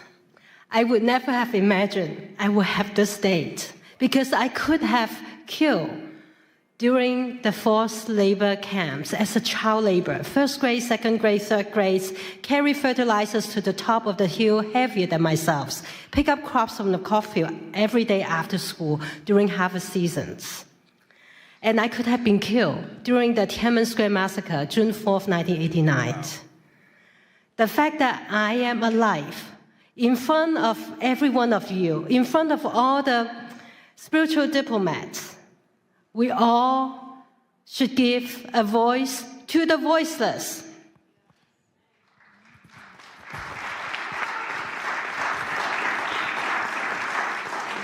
Next slide, please. Today, we honor the Creator. We speak for the voiceless, to share life-saving actions, to unite as spiritual diplomats, to end communism once and for all, to counter information censorship, to restore humanity's freedom to connect with the divine. For 5,000 years, China was a land of the divine. But since 1949, the atheist communist regime has sought to erase faith, eliminate God with communism. And since 1999, 70 to 100 million people practicing a peaceful meditations have been brutally persecuted. And even the crimes against humanity, forced organ harvesting, was being used as an instrument for religious persecution, and it still goes on today. Next page. The repression does not stop at China's border. Under Xi Jinping's order, transnational repression has spread globally through subversion, deceptions, unrestricted warfare, and the erosion of moral and religious traditions abroad. Chinese Communist Party's propaganda, misinformation, disinformations have been amplified through coordinated online campaigns, films, legacy media. Next slide. Let me give you an example. New York Times reporter Nicole Hong published over 10 articles in a short 8-month period attacking Shen Yun without disclosing her father worked for the United Front Works Organization. That is the Chinese Communist Party's spy organization overseas. And Nicole Hong and New York Times misleading articles were artificially amplified by thousands of inauthentic social media accounts appearing to be widely read, even make it to be most read New York Times articles in election year 2024. You know that cannot be true. But that is how information warfare operates. Next slide. What New York Times recycling the propaganda of the Chinese Communist Party on Shen Yun. What is Shen Yun? Shen Yun is the beauty of divine beings dancing. Shen Yun brings to life 5,000 years of China's divine traditional culture, nearly destroyed by the past several decades of Communist Party rule. Shen Yun Performing Arts is actually a U.S. company based in New York, founded 20 years ago. It's the fastest growing, successful American companies, and with 8 touring companies reaching over 20 countries, 200 cities every year, and it has inspired more than 10 million audience members. If you haven't seen it, go see it yourself. It's so beautiful and inspiring that you may feel connected to the divine. Next slide. Shen Yun also tells the true story of the peaceful civil resistance by as many as 100 million people. They are persecuted simply by living the universal principles of truthfulness, compassion, and forbearance. Why? Next slide. This spiritual practice includes 5 gentle exercises and meditations. Falun Gong is practiced in over 110 countries, recognized by tens of thousands of proclamations around the world for its significant health benefits, spiritual clarity. And its founder, Mr. Li Hongzhi, has been nominated for Nobel Peace Prize 4 times. Next slide. The Chinese Communist Party responds with defamation, torture, killing, because truth exposes lies, compassion reveals brutality, faith defies tyranny. Falun Gong practitioners lead a very healthy and disciplined lives because they don't drink, they don't smoke. The Chinese Communist Party see them as the targets for organ transplants, benefits by killing them on demand. When humans become spare parts, the moral red line has been crossed. We must do something. We must do something now. First, next slide, call on the United States senators to co-sponsor and pass Senate Bill 817, which censors perpetrators of forced organ harvesting and mandates the State Departments to report on China's practice, which Secretary Rubio are ready to enact that. We're just waiting for Senate bill to pass 817. And the companion bill in the House, 1540, has already passed unanimously. By calling your senators or calling someone who knows the senators, you could save lives. You can stop the crimes against humanity that is taking place every second, every minute, every hour. Second, next slide. We need a secure communication tool, and I'd like to introduce you to the most advanced, most secure tool for all the freedom fighters and for all the spiritual diplomats. Our brothers and sisters in closed societies need the secure tool. All of us here need the secure tool. Everybody watching it online need a secure tool. And this tool is more secure than the standard security setting of Zoom, of Microsoft Teams, or Google Meet. And it is all four function in one platform. You can do video conferencing, you can do messaging, you can do file sharing, you can do calling, all in one tool called SafeMeet. You can go to safemeet.us to download or download it from App Store in Apple's or Google phone. And it operates on its own private server networks. It's not on any of the big tech clouds. So you will not be subject to those cyber attacks that are often experienced by the big techs. And SafeMeet uses the encryption technology that's trusted by NATO, NASA, German Department of Defense, French Interior Departments, and the United Kingdom's National Health Services. It's all free. This is a gift to humanity. It's a gift so that we can all communicate safely, and it can handle thousands and thousands together. Like a conference like this, we could have hosted on SafeMeet. It's not limited to a Signal, only have 50 people. Third, next slide, uphold the freedoms of the press by subscribing to the Epoch Times or the NTT TVs, which we have 4 satellites broadcast into China, and plus over-the-air and cables. We've been providing uncensored information in and out of closed societies. Despite all the suppressions by big tech, including demonetizations, including all the suppressions, for 25 years, we never bend down because we are nonprofits. We want to provide truth reporting to you. We are based on the principles of truth, tradition, and hope. Many of our readers and viewers learned about the pandemic in December 2019, a few months before the rest of the world know about pandemics. And they changed the return flights and avoided the lockdowns, whereas their relatives and colleagues will perish in China, never return home. You never know when timely information saves lives. So sign up Epoch Times and NDT. Epoch Times, 9 commentaries of the Communist Party, as of yesterday, has inspired 457,255,926 people, renounce the Chinese Communist Party and its affiliated organization, the Youth League and the Young Pioneers. The specter of communism ruining our world exposes how communism suppresses faith and corrodes humanity by destroying culture and moralities.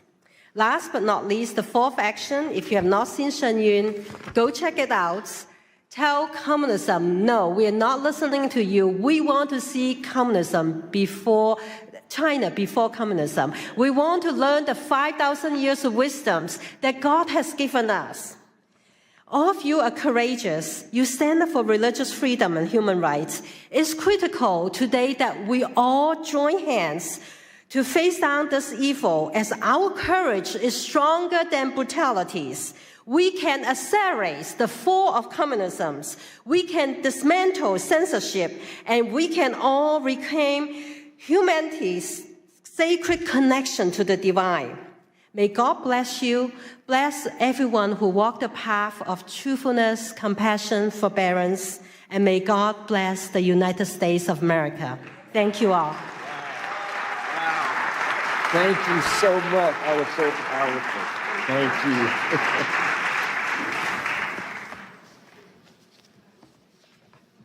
Thank you. Next, I'm honored to introduce Ms. Rushan Abbas, founder and executive director of the Campaign for Uyghurs, with her own sister unjustly imprisoned by the CCP. Her advocacy is personal and unrelenting.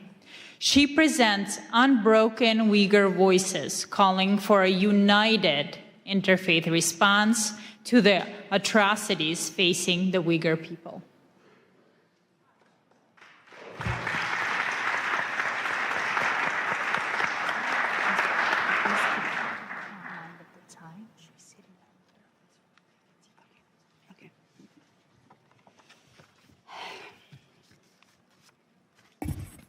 Assalamu alaikum. Good afternoon, everyone. It's a privilege to join you all here to this wonderful conference, an extraordinary initiative led by brave Pastor Burns to advance peace, dignity, and the freedom of belief.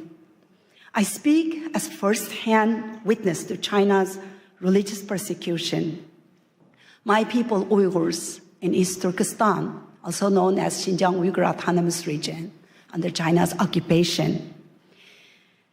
They're enduring an ongoing genocide right now because of their identity and religion.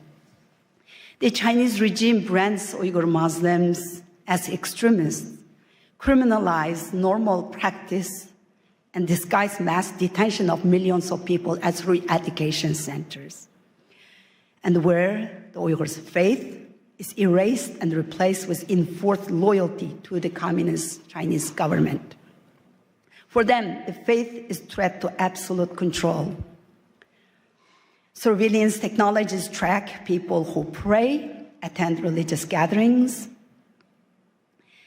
and Uyghur mothers are sent to the jail because they are teaching their children the culture and the religion. Some of them are sentenced for more than 10 years. Over 1 million Uyghur children are taken from their families, sent to state-run orphanages, where being raised with Chinese communist ideologies, forsaking their religion and religious and their cultural identities. Uyghur women are subject to forced sterilization, forced abortions. Because of that, the Uyghur birth rate dropped down to 0% to some of the Uyghurs' mostly populated areas. And the Chinese embassy is not hiding that. They're publicly, Chinese embassy here in the United States, publicly celebrated those genocidal efforts by saying Uyghur women are no longer baby-making machines. And this persecution is not just limited to the Uyghurs. As my sister Janice just remind everyone, they started in our homeland with surveillance technologies and they using our homeland as a testing ground. And then Tibet, Southern Mongolia, Falun Gong practitioners, they all endured the same fate. The democracy in Hong Kong demolished in front of all of us in our eyes, and the world stood silent. Now Taiwan is under threat.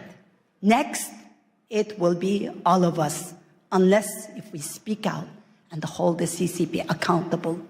If we don't speak now, the only voice left will be one of regret. CCP has destroyed churches, removed crosses, jailed pastors. Beijing publicly announced that they are going to rewrite the Bible and the Holy Quran to make it compatible with Chinese communist ideologies. How in the world any religion can be compatible with Chinese atheist ideology? Just the last month, right before Christmas, over 100 pastors were detained. And also Pastor Ezra Jin from Zion's Church is still in detention. The same machinery of repression is long used against those who speak the truth, expose China's crimes, including China's transnational repression Janice just explained. And I am one of them. In September 2018, I participated in a public panel at Hudson Institute talking about the mass detention of the Uyghur people and outlining fate of my in-laws, 24 members of my husband's family, my parents-in-laws, all of his siblings, their spouses, 14 of his nieces and nephews disappeared. And when I talked about that, as an American citizen, practicing my freedom of speech in the land of the free, in Washington, they took my sister, a retired medical doctor, non-political person, just an ordinary mother and grandmother living peaceful life. They took her just 5 days after my speech to punish me. She's still in jail. 7.5 years, she's still in jail. So the Chinese government wanted to silence me and intimidate me. And what I did was I was working as the International Business Development Director, and I took lunch break when I did that speech. But then I quit my job. I became a full-time activist now. And last 7.5 years, I'm traveling around the world exposing China's crimes. Thank you.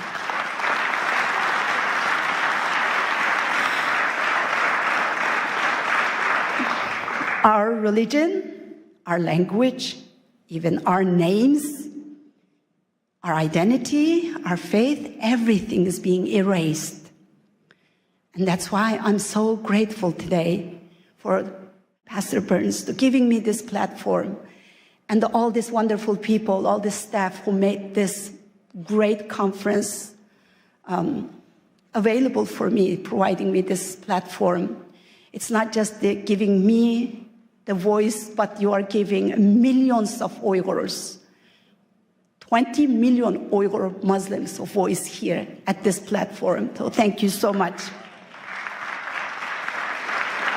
The CCP has protected the system of total control. I know I'm short on time. Just give me 2 minutes, I'll be finished. The CCP has perfected the system of total control in my homeland and they're exporting it to the authoritarian regimes worldwide. They have the vision, strategy, and the means to spread the system of oppression far beyond its borders, undermining national security and eroding democratic foundation that your parents, your grandparents worked so hard to build and to defend. This is not just the Uyghur issue anymore. It's China's war on faith, war on freedom and the democracy, war on the women and the children, and a war on humanity itself. We stand at the turning point here. Silence is the oxygen for the tyranny. Unless we hold China accountable, it will be your children and the grandchildren who will pay the consequences of an illiberal world. Our faith, our hope, our courage, and the support for each other, and all of you here, is what we have left to fight onwards. And do not allow China to make this genocide a profitable venture with forced Uyghur labor. Your cotton, your tomatoes, the parts of your car that you drive, and everything you use is made by Uyghur slaves, blood, sweat, and the tears. the shirt on your back could have made by my sister, Dr. Gulshan Abbas. Our faith should let us speak out for the Uyghurs. I thank a couple of the doctors here mentioning the Uyghurs. I really appreciate the people who are bringing the Uyghur issue up, and I am so grateful for Pastor Burns. Freedom survives only when we stand together against those who would destroy it. We are all responsible for what happens next. Thank you. Thank you. I want to give this book to Pastor Burns. So much. We stand with you and your sister. Thank you so much. Sorry. Thank you. Next, I would like to introduce a delegation from Ukraine, Vitaly Arlov, co-founder of Ukrainian Week in Washington, D.C., and Alexander Ilash, Ukrainian Week in Washington, D.C. Committee, founder and chairman of Share Your Bread with the Hungry One charity in Ukraine. Good afternoon, everyone. It's a pleasure to be with you, and we just arrived yesterday to be here at this very important event, and we heard a lot about Ukraine today. A lot of those of you who support Ukraine and who really concerned, and we really believe that spiritual diplomacy, this is very important subject, and this is what we all have to be united for, to do and to change the world together. Thanks to Pastor Mark, who has been with us in Ukraine not once, and who really stays strong for Ukraine and for peace and for just peace in Ukraine. Thank you, Pastor Mark, for what you're doing for our country. Yeah, Pastor Mark, thank you very much. With your support Ukraine, visiting Ukraine, thank you for your passion.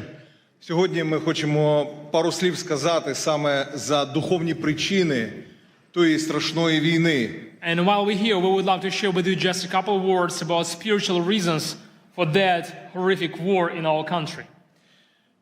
Бо агресія Росії проти України має духовні причини. Because we deeply believe that there are spiritual reasons for that aggression of Russia against Ukraine. На жаль, слабке лідерство в світі приводить до важких часів. And unfortunately, we all know that a weak leadership bringing a hard and difficult times in humanity, in this world. Легкі часи народжують слабких лідерів. And easy time brings to a weak leadership. Слабке лідерство приводить до важких часів. And a weak leadership brings a hard days and hard years to our важкі часи world. Yeah. Народжують сильне лідерство. But difficult times bringing to a strong leadership. Але, на жаль, добрі часи знову приводять до слабкого лідерства. And unfortunately, good days and good years bring us to weak leadership again. Ми дуже дякуємо пастору Марку. So we're very much grateful to Pastor Mark.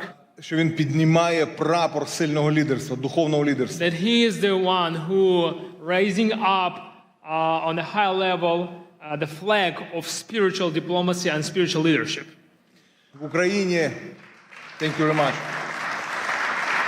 І сьогодні нам потрібне духовне лідерство для того, щоб відверто сказати, що реально відбувається в моїй країні. And today we all need that spiritual leadership to be able to say openly what's going on in my country of Ukraine.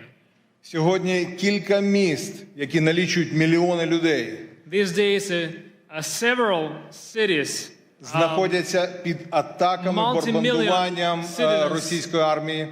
Cities are being under constant attacks of Russian army. І люди знаходяться без тепла і без електрики. And during these freezing winter days, people are staying, people are living without electricity, without heating, without water in their houses for weeks. Сьогодні температура в Україні біля нуля по Фаренгейту. And today the temperature in Ukraine is about 0 with Fahrenheit, or -15, -20 with Celsius. Але Україна стоїть. But you know, despite all these challenges, Ukraine stays strong. Україна історично завжди була християнською країною останні більше ніж 1000 років. Historically, our country has been a Christian nation for over 1,000 years. Тисячі місіонерів Україна відправила в Росію, в інші країни. And for those of you who never heard about that, Ukraine has sent thousands of missionaries all over the world. І це свідчить про те, що саме ця війна – це духовна війна. And this is one of the reasons of this spiritual war in our country.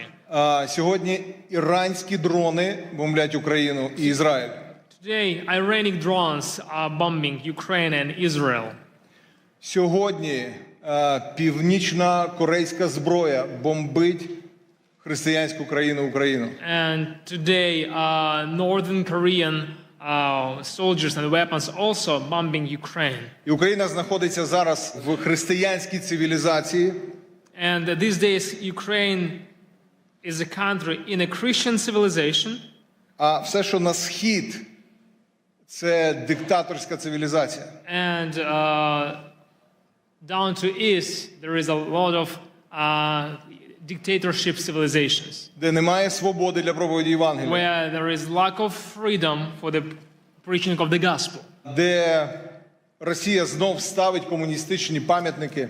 Where in Russia they putting back those communistic monuments. Росія розбомбила 700 церков в Україні. Within this almost 4 years of this war in Ukraine, Russia has targeted and destroyed over 700 temples and church buildings in Ukraine. І деколи цілилась саме в церкву, бо поруч нічого більше не було. And we have a lot of cases when, for sure, we can say that they, for reason they wanted to target church building because around the church there is nothing. It's just a church building. Next slide, please. В окупованому Мелітополі, окупованому Росією та Мелітополі, вони забрали церковне приміщення. And there is a city of Melitopol in Ukraine with a very nice church building. І зробили з нього військовий музей російської армії. Russian forces, they occupied and they took over that church building and they made kind of like their military storage there. Росіяни вбили біля 70 пасторів і священиків. And it's over 70 pastors and priests who were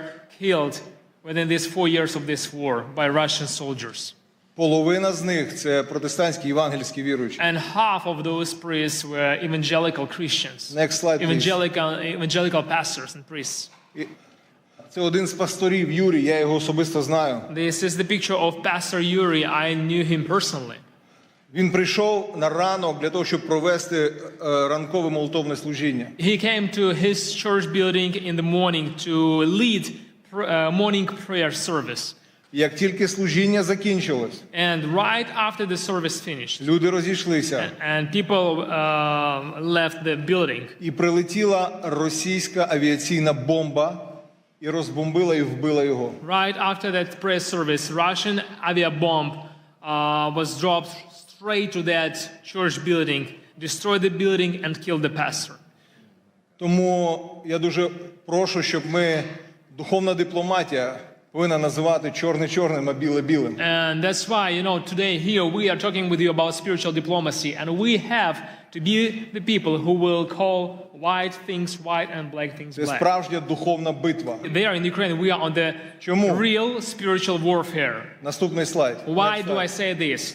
В Україні повна свобода для проповіді Євангелія. Because you have to know that in Ukraine we have full-scale freedom to Пастор preach the Марк gospel. декілька місяців тому молився з президентом Зеленським і з урядовцями в нашій країні. Prayed together with our president and with a lot of parliamentaries, members of parliament, during our national prayer breakfast in the capital city of our country. We have full-scale freedom to preach the gospel. Російська пропаганда намагається сказати, що в Україні немає свободи. And these days we heard a lot that Russian propaganda tries to say and to deceive people that we don't have freedom for the gospel in Ukraine. Декілька років тому ми зібрали 500 000 людей на центральній вулиці. A few years ago we had a gathering which 500,000 people attended at the very central square in the Kiev, in the capital of our country. And those people were gathered to praise God and to worship Him. В Україні сьогодні самий більший в Європі молитовний сніданок. And these days we have, every year we have the largest prayer breakfast in Europe. В 90 офісах державних проходять молитовні сніданки і читання Біблії. And during the year we have prayer breakfasts in over 90 locations all across Ukraine. Диявол хоче все це зупинити. You know, and the enemy, he tries to stop all of this. І дуже часто він розв'язує війни, коли відбуваються якісь стратегічні речі на цій землі. And very often we can see in the history that when some strategic things are developing for the sake of the gospel, then the war came to that place as a weapon of the enemy. Коли народився Мойсей, вбивали хлопчиків. When the Moses was born, the Pharaoh tried to kill all the boys. Коли Ісус народився, вбивали хлопчиків. They try, you know, Herod tried to kill all those boys. Коли 500 років тому в Європу пішла реформація, була війна 30 років. And 500 years ago, when Reformation came to Europe, there was a war for over 30 years. Коли 100 років назад було декілька пробуджень, Азуза Стріт, Уельс. And 100 years ago, when there was a few revivals, Azusa Street and Welsh revival, прийшла Перша світова війна і Друга світова війна. We got First World War and then Second World War. Тому, друзі, ми просимо вас підняти голос молитви we want to ask you to keep us in your prayers. І підняти голос духовної дипломатії. To raise up your voice of prayer and to raise up your voice of spiritual diplomacy. Для того, щоб зупинити цю комуністичну російську навалу. For the one reason, to stop this communistic Russian aggression. І ми хотіли би кожному з вас подарувати мою книгу. And we brought this book. This is my book that we brought to give to each of you. На ваших рядах воно є. You probably have seen it on your chair. Ця книга про саме духовні причини війни. This is a gift for you from Ukraine, and this is a book about spiritual reasons for the war in Ukraine. І купа свідоцтв, що сьогодні Бог надзвичайно робить в Україні. And there inside you will see a bunch of testimonies what God has done through these 4 years of the war in Ukraine, what kind of miracles we have seen. В цій невеличкій брошурі 3 трагічних історії. And also it has a small brochure with the 3 stories of 3 families. У 3 чоловіків. 3 men. Від російських бомбардувань. 3 men who lost their families because of Загинула Russian дружина bombings. І майже всі Some of діти. them lost their wives, some of them lost their wives and kids. І якщо ви хочете більше про це все знати, If you want to get to know more about this, ми запрошуємо вас на Ukrainian Week, який we буде через invited тиждень you тут в to DC. visit, to attend Ukrainian Week here in Washington, D.C. just 1 week from now. It will be here from February 2nd till February 7th. Пастор Марк буде кей-спікером And Pastor на Mark is нашому going to be українському our тижні. keynote speaker at our Ukrainian Week in Washington, D.C. So you all invited. Yes. And Edward Graham, many congressmen and senators. We're going to have Edward Graham, we're going to have a good number of congressmen and senators who are going to be with us. So you all invited, please register and get to be with us and support Ukraine. Thank you very much. Духовна дипломатія піднімається. Spiritual diplomacy raising up here now in the United States, and it's going to spread all around the world. Thank you, Mark. Thank you, God bless you, brother. Героям слава. Thank you very much to Vitaly Orlov and Alexander Milash. Thank you so much. Now we shift our focus to the protection of the most vulnerable among us, our children. Please welcome His Excellency Ambassador Lazaro Nilandu, a distinguished Tanzanian diplomat and former cabinet minister, who will discuss the critical work of protecting children in Tanzania and securing their future. Thank you so much. Thank you. Thank you. Thank you. Thank you. Good afternoon, everyone. Pastor Mark Barnes, God bless. It was a pleasure having a chance to speak with you over the phone the other time, and I can see you now. I wish to recognize congressional leaders, some of whom had spoken before, spiritual leaders who are here, ladies and gentlemen. It is indeed my great honor and singular privilege to speak before you on the subject of shared responsibility which we have before God and humanity, which requires all of us, one, to take care, to protect, and above all, to give the most love to the most vulnerable. And these are children who, some of them may be in harm's way anywhere in the world. As a diplomat myself and as advisor to my president, Dr. Samia Suluhu Hassan, it is befitting that I bring to you greetings from Madam President and share with you her deep belief that the safety of children anywhere is our God-given responsibility and a noble duty upon which our humanity and our human conscience and belief are measured. Coming from Tanzania, a land that stands as an enduring symbol of peace, beauty, and stability in Africa, and a country whose children have grown singing, and if there is anybody from Tanzania here would attest to me, we grew up singing a love song, all of us. It said, Tanzania, nakupenda kwa moyo wote, ninapokwenda safarini kutazama maajabu. And it was speaking rather about people and children who had no home, who had no place to go. Tanzania would be a country that welcomes them all, give them home, give them refuge. And these melodies and lyrics have defined who we are as a nation, spoke then and now that suffering children are safe in God's hands, and we the people remain his instrument of sharing his grace, his care, his protection, and enduring love for all of the children of our world.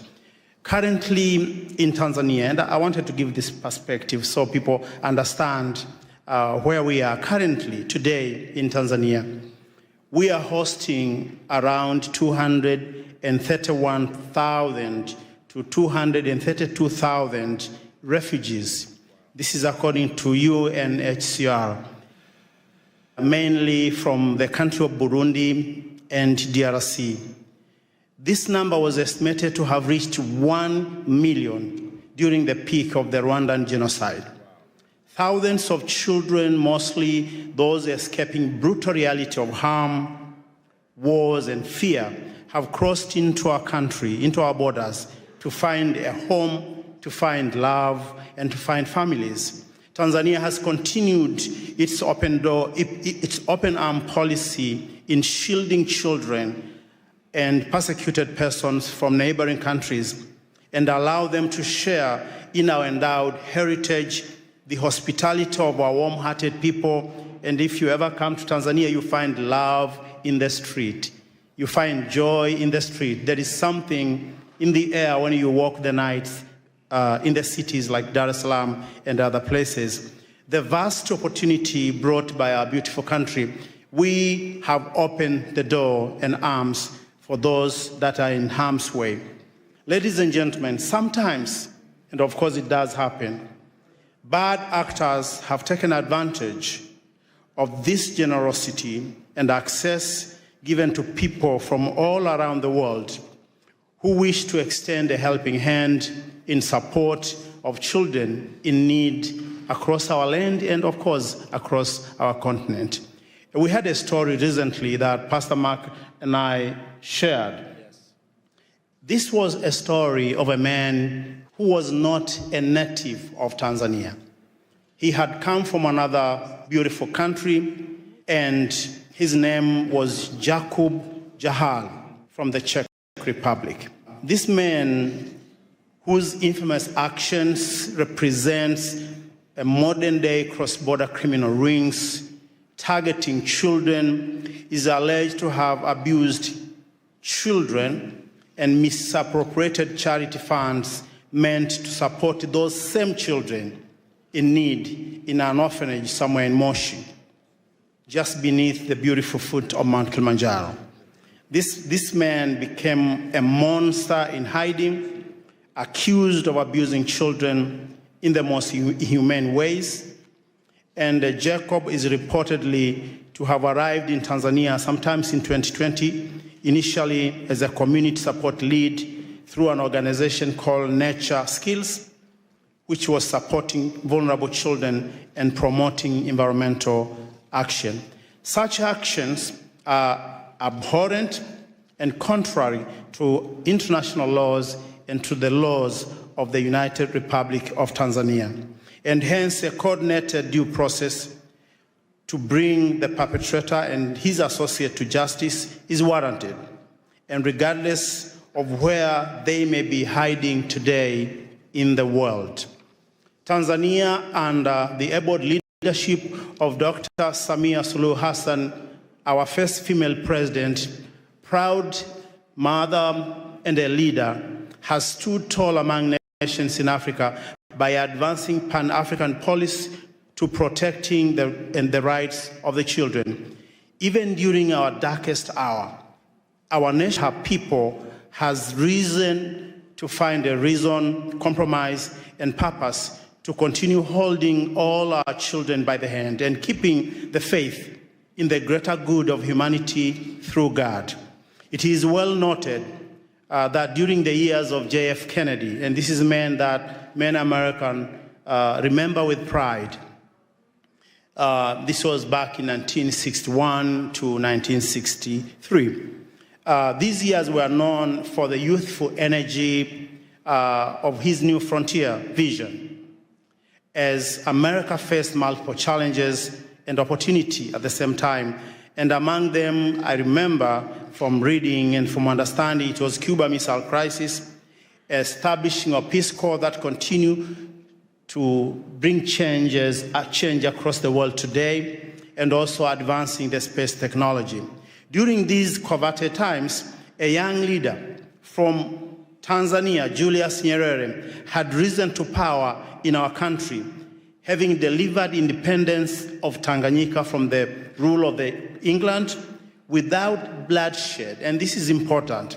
He was a spiritual diplomat of his time. And they two quickly became friends. They had a bond of friendship. They had a bond of love and brotherhood. And this friendship resulted in JFK inviting Julius Nyerere to come to this city, Washington, D.C., on January 15, 1963. Among other things that they discussed was making the children of Africa and the children of Tanzania an endowment that we will all be proud. They discussed, among other things, the children's safety that would be the epicenter and foundation of Tanzania and U.S. relationships that have endured today. The welfare of Tanzanian school children, as I said, was among things they discussed then in 1963. Ladies and gentlemen, at such times as these, interfaith dialogue must continue to build trust where politics alone cannot. Humanity is brought together in shared values and perspectives. The unity among faith communities is essential in addressing today's global challenges, the safety of children included. It is our sacred duty and shared responsibility to go beyond the call of duty, anything that we are, that we believe, that we want to do, to making sure the freedom of religion, the beliefs, and the faith is protected for all, because this is foundation upon which we can have societies that are strong. Ladies and gentlemen, whatever that happened now and today, I wish to say that one of the famous things that Nelson Mandela once said was that Africa, as he was looking at the continent, having come out of jail, the Lord gave you struggles, and struggles made you strong. We are all made strong because of some of the things we go through. And I believe as we continue to stand united, as we continue to work together, the voices of far places like Africa, what we do, what we are achieving should be part of the contribution, positive contribution to this debate in the world, to making our world a better place. And I want to finish by giving you this. Someone somewhere in Africa continue to believe we do have that African dream to be a better people, to be loving, to open our hands to the rest of the world. We are over 54 different countries speaking hundreds upon hundreds of languages, but yet when you visit the continent, even places where you may not have heard, there is love in the air. If you come to Tanzania, if you come to places like Arusha, Mount Kilimanjaro, and you go to just ordinary folks in the villages, you find love in the air. We would like to have this love continue to unite our world as we continue to be free people, working for the whole world and uniting all our perspectives for the greater good. Thank you, and thank you for listening. Thank you.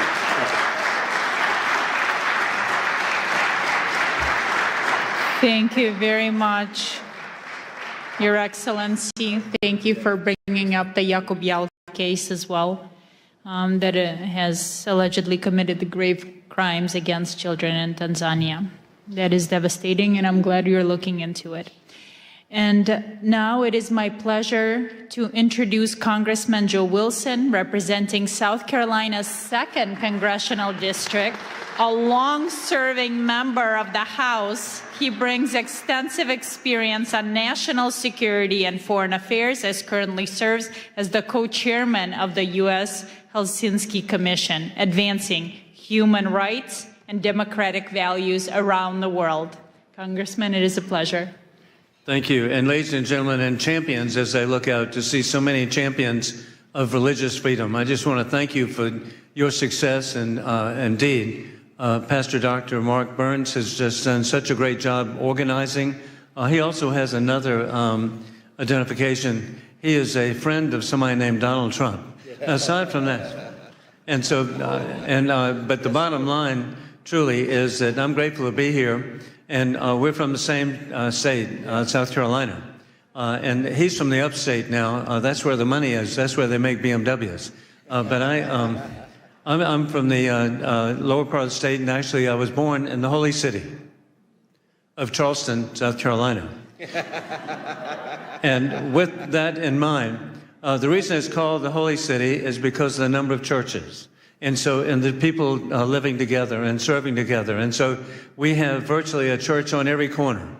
And so it's really exciting because most of the churches are from denominations or from people who had to, were expelled or flee from other countries. And so from that, what an example indeed South Carolina, the United States is. And that is, and for example, I grew up in the First Scots Presbyterian Church.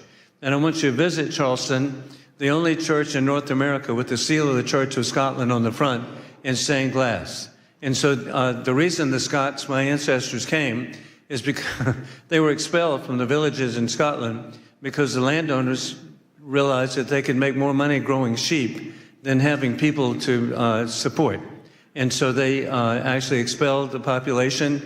And I'm very grateful that my ancestors came to South Carolina. Additionally, also my family is French Huguenot.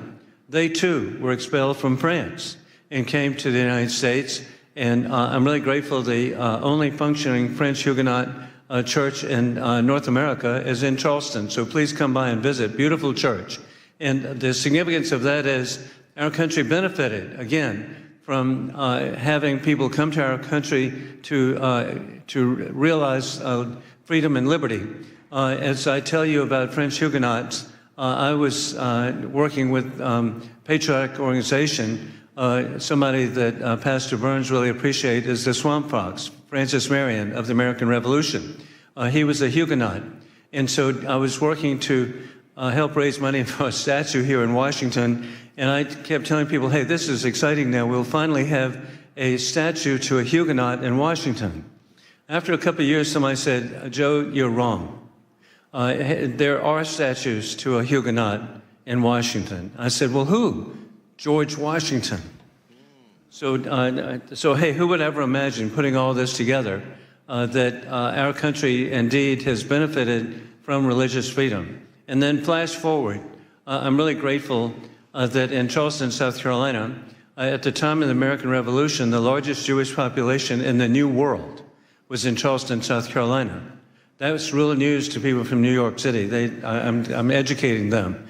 And also the first provincial constitution recognized Judaism as a religion was the provincial constitution of South Carolina. The first Jewish American elected official was in the Provincial Assembly of South Carolina, and the first Jewish American killed in the Revolution was in Charleston, South Carolina. So that's the environment I grew up in. And then flash forward, I've really had such a great opportunity to work with so many different communities, and in particular, I've been working with the Hindu community.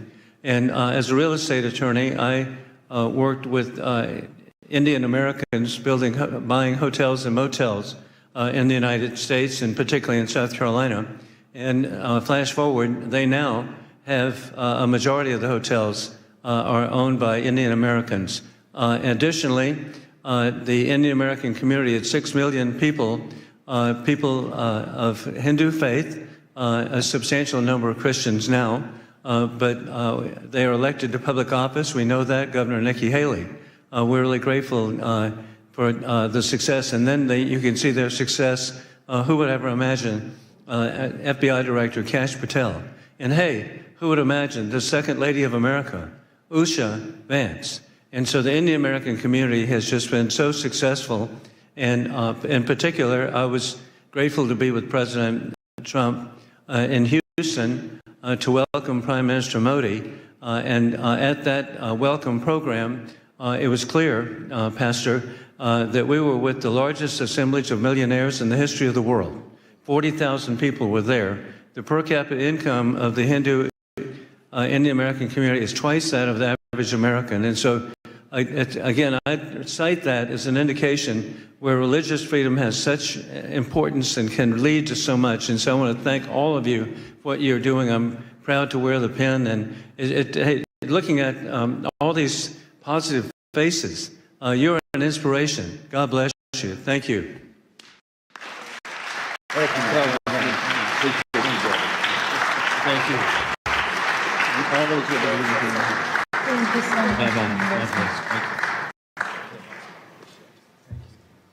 Thank you very much, Congressman, for stopping by. Thank you for your time. And now let's continue. I'm pleased to introduce Ms. Vicki Reese, the founder of Joy of Mom, a global movement reaching millions of families. She brings the conversation to the heart of the family unit with her topic, Spiritual Diplomacy Begins at Home.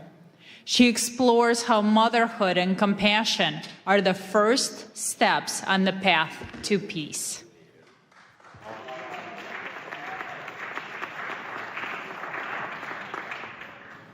Hi, everyone. First of all, thank you, Pastor Mark, and everyone else who's gathered here today.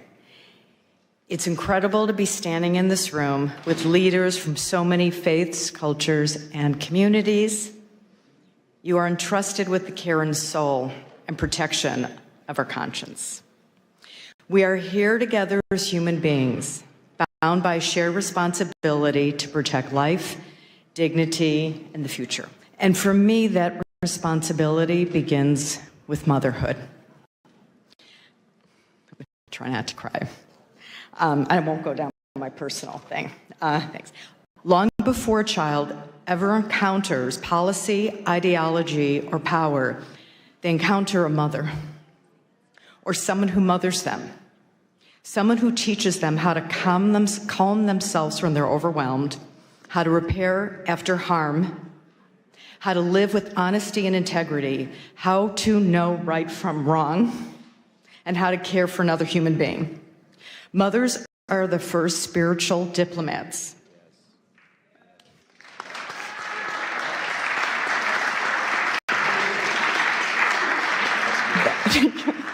That our children will ever know. I think that was the most important thing I could say out of this. In kitchens, in classrooms, in car rides, in quiet moments, mothers teach empathy, accountability, courage, and compassion in action. They are not soft skills. They are the foundational skills of peace. This is why spiritual diplomacy cannot be separated from maternal wisdom. Shifting. Because peace is not enforced from the top down, it is formed from the inside out. Wow, that's good. When mothers are supported, heard, and connected, families stabilize. When families stabilize, communities heal. Peace becomes possible, not as an idea, but as a lived reality. Spiritual diplomacy asks us to lead beyond labels and ideology. Motherhood lead with responsibility. Both are rooted in the same truth. Love is not passive. Love is protective. Love is courageous. And I'm almost done. We are living in a time of fear is amplified, trust is eroded, and too often the burden of holding families and communities together falls quietly on mothers. Unseen, unsupported, separated by noise, a lot of noise, that tells us we are more divided than we truly are. But when mothers come together across faiths, across cultures, across borders, something powerful happens. They don't argue ideology, they protect children, they restore dignity, they remodel repair instead of revenge. That is spiritual diplomacy in its most human form. This is not about erasing difference, it's about honoring honesty first. It's about choosing wisdom over outrage, compassion over condemnation, responsibility over indifference. Spiritual diplomacy is not soft. And as we know, motherhood is not weak. And conscience is not optional. These are the strongest forces we have. So my hope, my prayer, is that we leave this gathering committed to elevating maternal wisdom as part of the global peace dialogue. Committed to seeing mothers not as a support system, but as a foundation. Committed to standing for what is right, even when it is difficult. Committed to remembering that every child everywhere deserves to grow up in a world shaped by care, courage, and conscience. May history say that when the world needed healers, we showed up. May it say that when peace felt fragile, we chose to protect it. And may it say that love, lived boldly and practiced daily, became the bridge that carried us forward. And may mothers stand with you and with one another as partners in this work, bringing conscience, courage, and care to the future we're building together. I have one quick note. Okay? In a few moments, you're about to meet Scarlett Lewis shortly, and you'll hear her incredibly moving story and journey. And as part of today's commitment to peace, we're deeply honored to share that Joy Mom will be bringing Choose Love from classrooms into homes and families, embedding peace and choosing love over fear into live daily practice for moms and children. And we're also going to be part of your beautiful ecosystem and help bring this message home everywhere in the world. Thank you and bless you all. You're so good. Oh my God, you did such a wonderful job. Our next speaker has a truly extraordinary background. Please welcome Miss Aliyah Rosa, a former secret agent turned women's empowerment coach. She has risked her life to stop criminal networks. She speaks to us today on the dark reality of child and human trafficking and the fight to save innocent lives. Thank you. Thank you, beautiful souls, spiritual diplomats, and thank you, Pastor Mark Burns, for bringing us all together, for inviting me. I would never imagine being a little girl born in corrupted communism, the country which doesn't exist anymore, thank God, USSR, that one day I'll stand here in front of you in the nation's capital, the symbol of freedom, liberty, unity, hoping for peace, right? We are all ambassadors for the peace, right? And the hope and love. I'm also very happy to see here children. Please raise your hands who are parents and who have children. 99%. Did you know that according to United Nations report, there are over 27 million people are sex trafficked globally? Think about this number, 27 million people. Once I was working as a secret agent in Russia, in FSB, fighting against human and drug trafficking. Together with my team, we saved and rescued over 500 underage children. Unfortunately, some of those children we couldn't rescue, it was too late. And I still remember their faces, and I still remember the faces of their parents who begged us to help them, but it was too late. Some of my colleagues have died during these missions, and let's take a moment to pray for their souls to rest in peace. So that's why, as adults, it's our responsibility to educate children, not just our children, but all children. Thank you. And that's why it's so important for us to speak about these global issues, to check social media of our children, speak with our children's friends, to support and report to adults or authorities if they will see suspicious behaviors. Create communities and speak about these social issues like we do right now. And hopefully, maybe today, tomorrow, you will share this information with your friends, with some kids, and they will remember that. And one day, when they will go to public places, they will not take from someone a drink or a sweet. And they will not leave their drinks unattended, because this is very important. My son is 16 years old. He was going out with his friends at 6 p.m. He calls me crying that 2 girls from his class were picked up by the car and they drove somewhere. Thank God, in Snapchat, they have the location. So I pick up my car, my son, I pick up my car, and we drove there to find them. They were picked up by 2 men, 40 years old about. We reported that issue. But this can happen with anyone.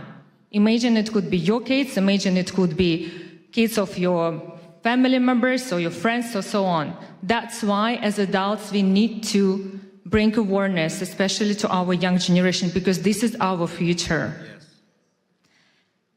Thank you so much for understanding that it's so important to be together, to unite, to fight this problem, because the most important is to prevent the problem before it will even start.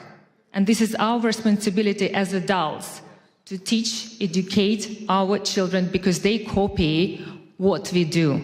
And a little favor.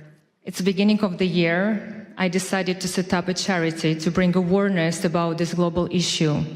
And if anyone here would like to help me and join me in this journey, I'm here for you. I would really appreciate about your help, and thank you so much for having me. Thank you for this amazing event, and God bless you all. Thank you. Thank you so much.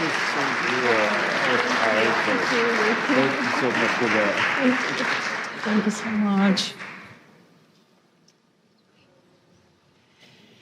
Now, returning to the stage, our distinguished Indigenous leaders, Chief Joseph and Ambassador Lara Lynn Riverwind. co-founders of Firekeepers International. They address a crisis touching every community, from silence to sacred care. They will share how faith leaders must respond to the youth mental health crisis. I knew you were going to make us follow either Dr. Burns or the secret agent. Thank you for Pastor Burns for bringing a microphone to the indigenous voice. It's an honor and blessing. Thank you. She sits on her bed behind a locked door in a dark room.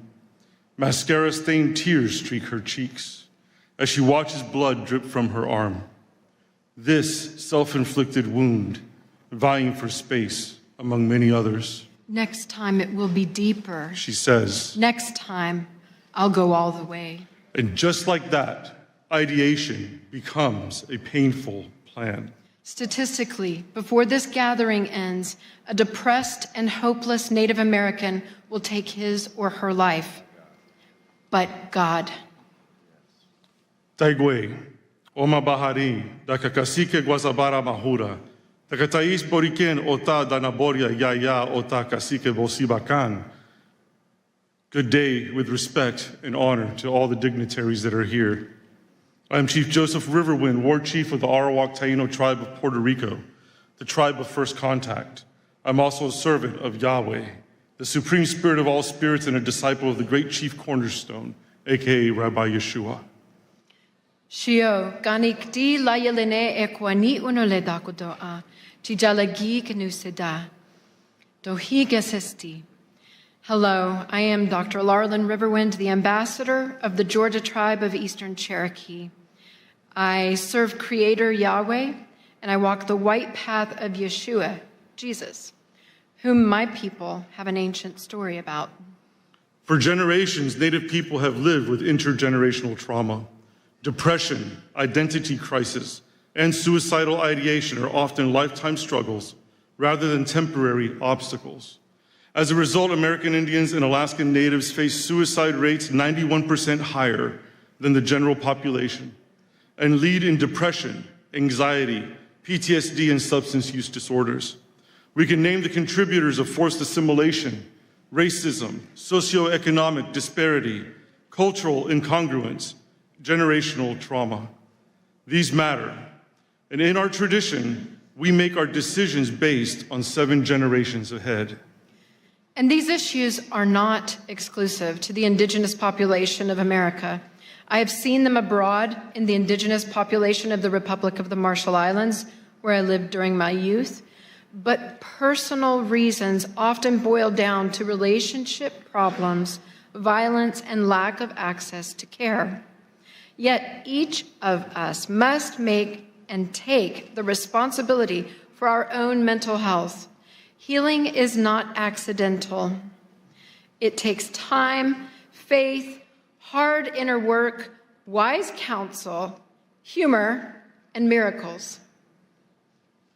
Humor is a core Native tradition, so we'd be remiss if we didn't ask you, how many psychiatrists does it take to change a light bulb? 1, but the light bulb has to want to change. And speaking of change, did you know that Native Americans will be the first ones in heaven? We have reservations. There you are.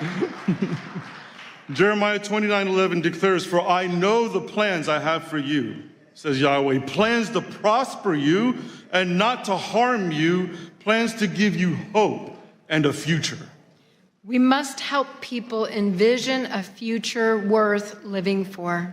Often the first step across that bridge is moving from silence to speaking up, because evil flourishes in silence. It is often through sacred care that people find the courage to speak. Sacred care takes many forms. At Firekeepers International, our Good Medicine program provides sacred care through ancestral teachings passed down by our elders, through art, music, storytelling, dance, counsel, honor, and ceremony that brings holistic healing to the soul. Yet our culture should strive for much needed refinements. To 1, celebrate heroic whistleblowers. normalize ongoing counseling, honor mental health professionals, and develop emotionally intelligent leadership. For many, there is no dramatic crossroads between victim and victor. Victimhood is often a default survival mode. But this world, though filled with pain, is also filled with love. A soul's journey from victim to victor is forged through forgiveness, healthy boundaries, and discernment. It is our sacred duty as faith leaders to teach and model healthy, holy, enforced boundaries. Without them, encroachment is normalized, victimhood is enabled, abusers protected, and spiritual necrosis left unchecked. Across Turtle Island, what we call the land here, indigenous wisdom teaches a foundational truth. Life is sacred. It is a gift from the Creator. Important question. So where does spiritual diplomacy end and sacred heroism begin? When there are mobs of serial murderers currently slaughtering Christians, Jews, Druze, Alawites, Kurds, Yazidis, Persians, Syrians, Hindus, Nigerians, Masalit, Hutus, Tutsis, and moderate Muslims, we must speak up. As faith leaders, we must break our cultural taboos surrounding violence, sexual, physical, emotional, and spiritual abuse. Silence is compliance. Silence is condoning. Silence is abetting. We cannot teach tolerance of violence or endorse violence as resistance. We must model the sacred care of speaking up and breaking the silence, and we will now. This great nation protects freedom of religion, our right to serve any God or none. But liberty demands responsibility. If a religion commands the taking of an innocent life, it is a death cult, not a religion. And its constitution, come on now. It is a death cult, not a religion, if it says, take innocent life. Got a few of you. And its constitutional protections then are null. Speech defining holy versus profane is protected, but breaching physical boundaries to commit violence is not. As indigenous spiritual authorities from these ancient lands of Turtle Island, we want to make a clear declaration. Radical Islam, death cults, anti-Semitism, and enslaving ideologies disregarding the sacredness of life and liberty are not welcome on Turtle Island. We must become divine interruptions on someone else's path to destruction. And let me just say this. It's a big deal to have somebody with spiritual authority of indigenous people to say what is and is not welcome in their land. Meditate on it. As we leave today, return with me to that dark room and that bleeding girl. She was not unseen. Her faith leader knew. He knew intervention was needed. He knew there were options. Now the only question left is this. What is he going to do about it?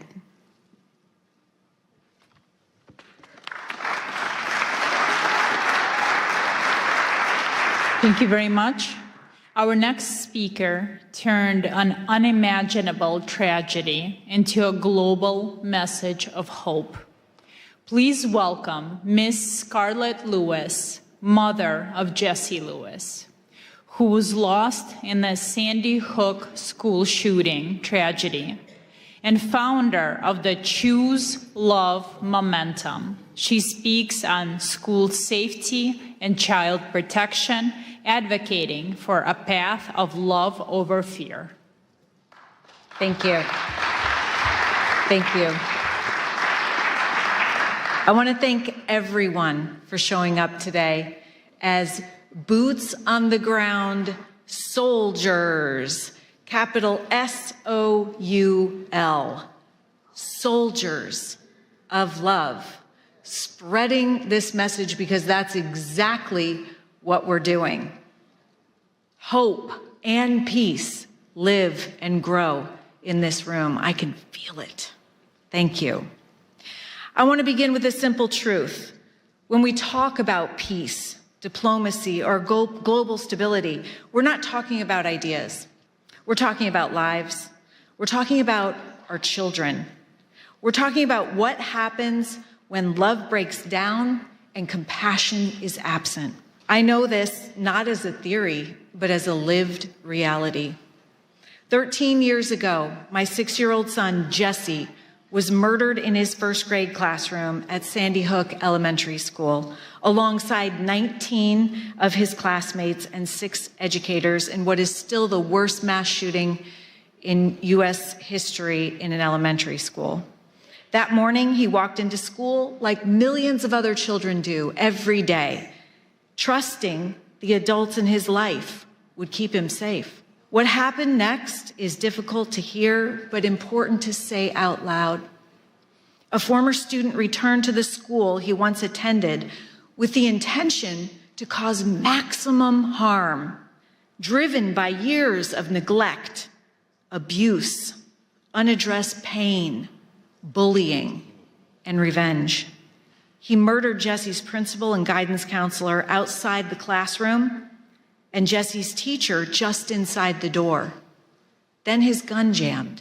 In that moment, my 6-year-old son stood up and told his classmates to run. His courage saved 9 lives before losing his own that day. Kids and adults in this world are hurting.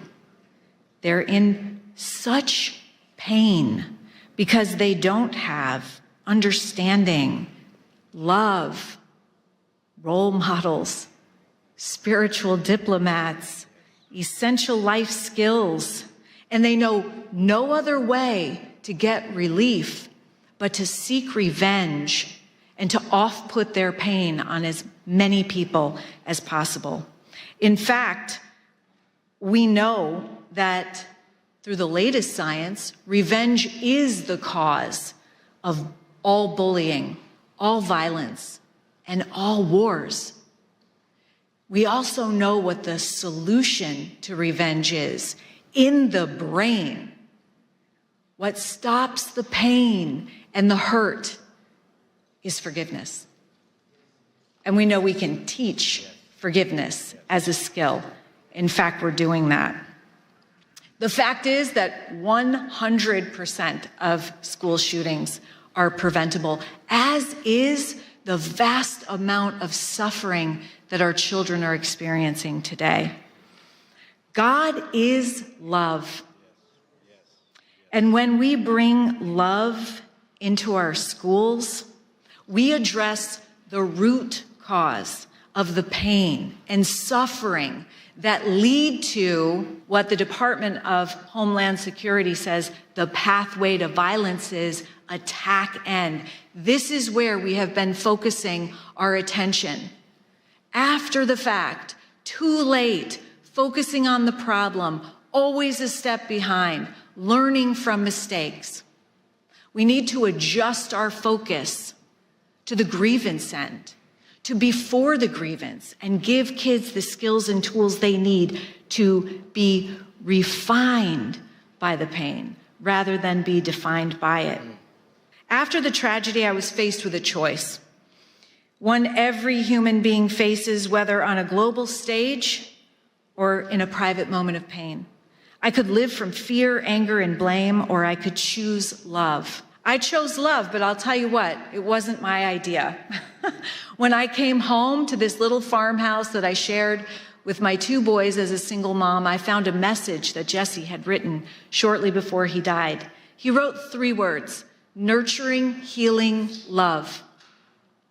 I knew that those words didn't come from Jesse. They were a divine message that came through him, and that was the solution. And then and there, I dedicated my life to spreading this message in schools, homes, and communities around the world. Choosing love does not mean excusing what happened or denying justice. It meant refusing to let hatred take another life, starting with my own. Forgiveness was my response, not because it was easy, but because it was necessary. I realized that if anger consumed me, violence would continue to win. And we cannot afford that, not in our homes, not in our communities, and not in our world. We know that hurt people hurt people. Yeah. If we could hear that cry for love sooner and respond, much of the suffering that leads to violence, addiction, mental illness, even war could be prevented. It's called proactive prevention, preventing the suffering that leads to violence and despair, and it's possible. What happened at Sandy Hook did not begin with a gun. It began with pain that left unaddressed, with disconnection, with humanity forgotten. And violence is always the final symptom of something deeper. Across cultures, faiths, and nations, our children are showing up with the same signals: bullying, mental illness, despair, addiction, suicide, violence. These are not separate crises. They're signs that love is breaking down and compassion is absent.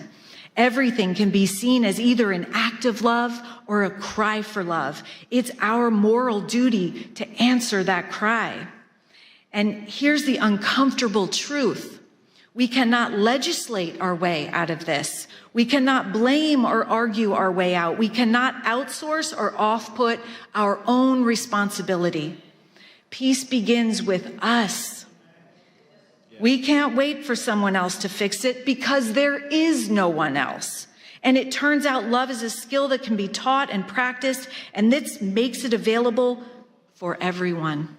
I created the Choose Love movement to teach how to choose love as a thoughtful response in every situation, circumstance, or interaction, especially the hard ones. At its core is a simple understanding. Every day we choose love or fear, and the outcomes of these decisions look dramatically different. We were created in love, but our brains are wired to defend us and thus attuned to fear. Having these essential life skills enables us to have the courage to face pain, grow, and be strengthened by it, and not pass it on. And as Vicki from Joy of Mom mentioned, our work doesn't stop there.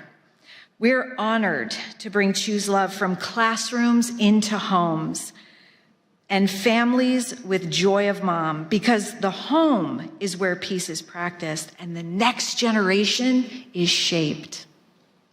We can't always choose what happens to us, what someone else says or does, but we can always choose our response. When we choose love, even in the face of hatred, we reclaim our true, authentic power as humans, our self-control and our humanity, because the opposite of love is not hate, it's fear. When we understand this, we can look upon hate as suffering and with compassion. This is the work of spiritual diplomacy. It's choosing to see people not as enemies, but as human beings. It's responding to fear with courage, the same courage Jesse showed that lives inside every single one of us. It's replacing judgment with compassion and hearing the cries for loving action all around us. It's understanding that every thoughtful response rooted in love creates safety, locally and globally. Our children are learning how to respond to conflict by watching how we do it. They need leaders, spiritual diplomats, who understand that peace is not passive. It is active, it is courageous, and it is a choice. Spiritual diplomats must exist because the world is aching for moral clarity. When humanity disconnects, our children suffer. And every act of love, no matter how small, restores hope and reduces fear. The courage to spread nurturing, healing love is why we're here today. This is why spiritual diplomacy matters, to teach our children to be spiritual diplomats. And this is why the work you're doing and we're doing together is so urgently needed today. Thank you for choosing love. This is Jess's favorite tale. Thank you so much. Oh my God, that was so beautiful. Yeah, me too. You're so great. Seriously. Thanks for giving us courage. And now we are honored to receive a special address from His Excellency Caleb Mutfeng, the Executive Governor of Plateau State, Nigeria. Through his video address, he speaks to us today on promoting peace and liberty amidst global challenges, sharing a governance vision anchored in justice, mercy, and the sanctity of human life. Distinguished faith leaders, policymakers, members of the United States Congress, diplomats, and esteemed guests from all around the world, I bring you warm greetings on behalf of the good people and government of Plateau State, Nigeria. I'm deeply honored by the gracious invitation extended to me to participate in this important International Interfaith Conference with the theme, United in Liberty, the Rise of Spiritual Diplomats. It is with all sense of responsibility that I regret my inability to be physically present at this time due to exigencies and demands of the office. However, I am ably represented by my advisor on development partnerships and strategic linkages, as well as diaspora engagements, Mr. Manji Wilson, who would deliver a presentation on my behalf. I want to specially commend Pastor Dr. Mark Burns and the conference conveners for creating such a global platform that recognizes the vital role of faith, conscience, and moral leadership in diplomacy and peace building. At a time when divisions, that is religious, ethnic, and political, are being exploited across the world, this gathering affirms that liberty of belief and mutual respect remain foundational to human dignity and sustainable peace. For those of you that may not be familiar with Plateau State is Nigeria's 12th largest state, centrally located in the Middle Belt, with an area of about 26,899 square kilometers and a population of roughly 5 million people. Its capital is Jos, and the state is popularly known as the home of peace and tourism. Despite being in the tropical zone, Plateau State enjoys a near-temperate climate due to its high altitude, with average temperatures ranging between 18 degrees centigrade and 22 degrees centigrade. The coldest period occurs during the Harmattan season, which lasts between December and February, while the hottest months are March and April. Additionally, Plateau State serves as a major watershed and source of several important rivers in northern Nigeria. Now back to the reason we're here. The prophet Micah raises a pertinent question and immediately provides an answer, as recorded in Micah chapter 6 and verse 8, which reads, "What does the Lord require of you? To act justly, to love mercy, and to walk humbly with your God." This timeless call speaks not only to people of faith, but to all who hold positions of responsibility. It captures the essence of spiritual diplomacy, justice in policy, mercy in leadership, and humility in power. Plateau State is often described as a microcosm of Nigeria because it is home to diverse ethnicities and faith traditions that have coexisted for generations. Under the administration I am leading since coming on board in May 2023, we have made deliberate efforts to rebuild trust, strengthen interfaith dialogue, and restore the social contract between government and citizens. We're investing in inclusive governance, youth empowerment, agricultural transformation, infrastructure renewal, digital and economic reforms aimed at restoring livelihoods and hope for our people. However, it will be incomplete and indeed dishonest not to acknowledge the grave challenges we continue to face, especially with regards to the persistent attacks by violent extremists and criminal elements that have led to the loss of lives, the displacement of tens of thousands, and the destruction of communities. Christians and moderate Muslims alike have been targeted, and internally displaced persons, including women, children, and the elderly, continue to bear the heaviest burden. These are not merely security issues, they are moral issues that test our collective commitment to freedom of belief and the sanctity of human life. Yet we refuse to surrender to despair. Our response has been anchored on justice, compassion, reconciliation, and development. We believe that peace is not sustained by force alone, but by improved socio-economic opportunities, equity, and dignity. This for us is reflected in the books of Matthew 5, verse 9, "Blessed are the peacemakers," and Romans 12:18, "If it is possible, live at peace with everyone." It is therefore my earnest appeal that this conference catalyzes meaningful partnerships with governments, faith institutions, development agencies, and the diaspora to as well support our modest efforts in humanitarian relief for displaced communities, strengthen peace-building initiatives, investments in education and livelihoods, enhance healthcare provisions, rebuilding and resettlement of affected communities, and amplify global advocacy for religious freedom. Plateau State stands ready to engage as a partner for peace, development, and interfaith cooperation. It is my earnest belief that together as spiritual diplomats, united in liberty, we can transform shared values into shared action and prosperity for our people. As I conclude, let me mention that Plateau State is open for engagements as well as explore areas of cooperation and interests.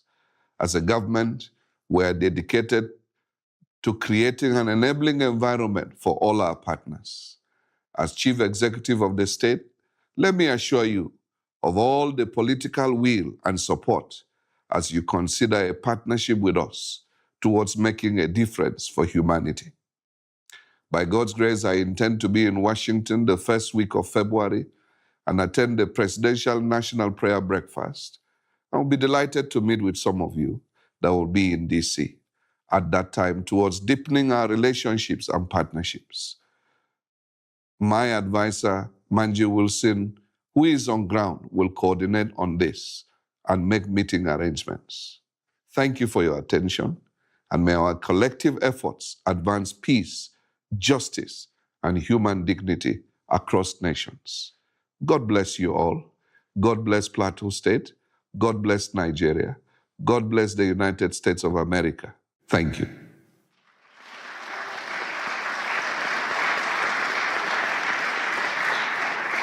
And now we would like to invite His Excellency Manji Wilson to the stage, Chief Technical Advisor on Development Partnership, Strategic Linkages, and Diaspora Engagement to the Plateau State Governor, Nigeria.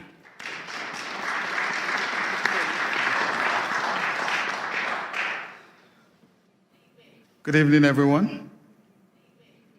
I know it's been a long day, and we are all loaded with all the information we've received from various speakers, so I wouldn't take much of your time, considering also that His Excellency has also delivered a speech.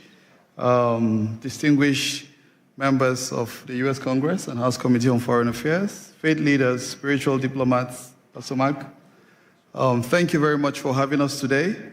For us in Plateau State, I know that so many of you have heard about Nigeria and the designation of the country as a country of particular concern. And I would say that one of the major reasons that Nigeria has been on the map is because of Plateau State. For some of you that may not be very familiar, between the year 2001 to date, I think conservatively estimated figures has indicated that over 12,000 people have lost their lives due to the activities of violent extremists, as have been highlighted by His Excellency. One of the most difficult moments for us when we came to office in 2023 was in December, and I remember quite well on the 23rd of December, when we were preparing for Christmas, people were making all the necessary arrangements.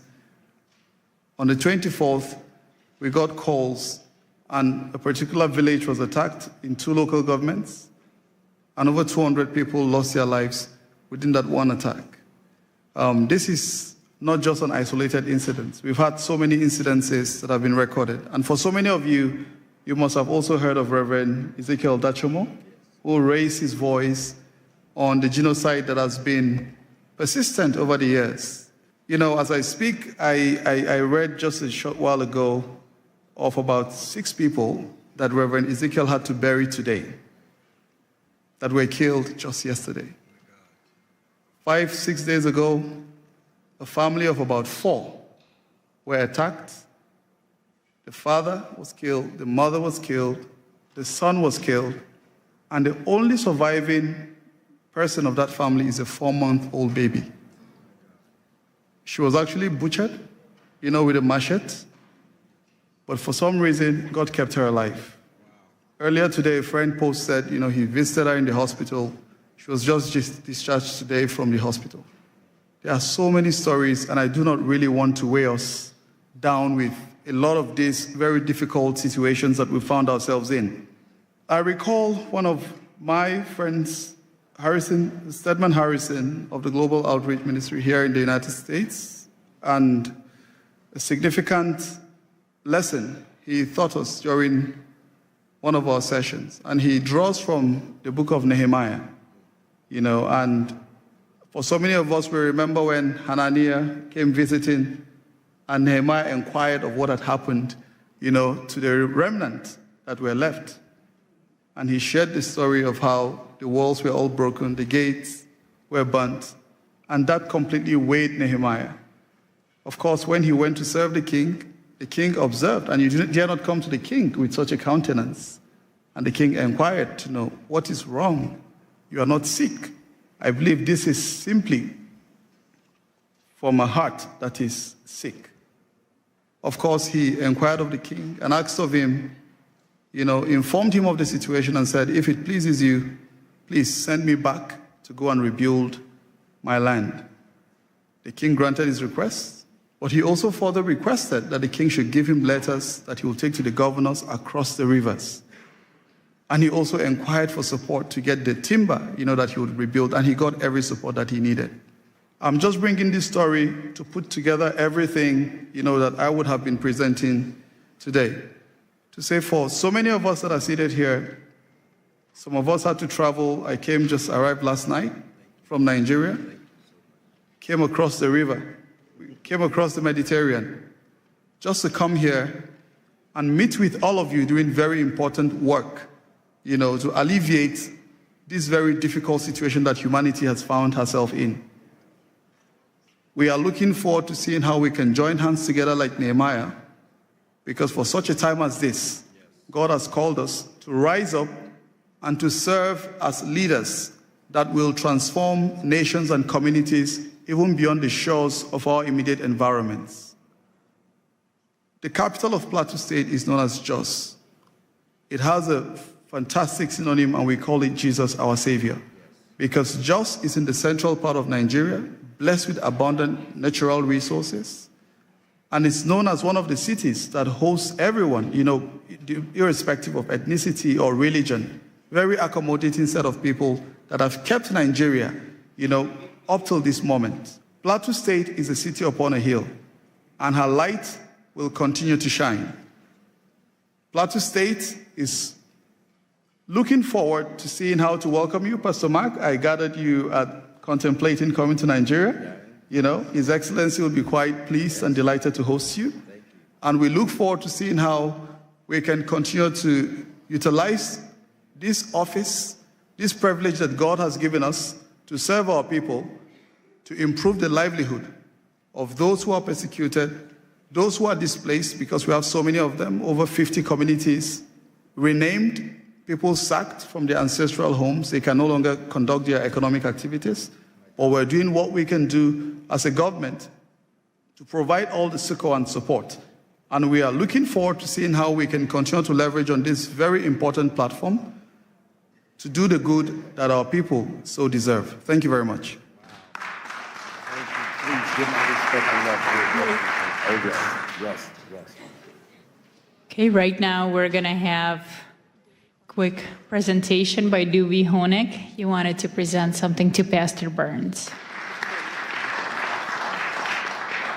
Thank you, Pastor Burns. It's a true honor. I have to head out, so I'm sorry for cutting a bit over here. First of all, a pin for you. Thank you. Thank Yeah. you so wow. I could put it on. Yes, I'm gonna hold it there. Okay, good. Thank you.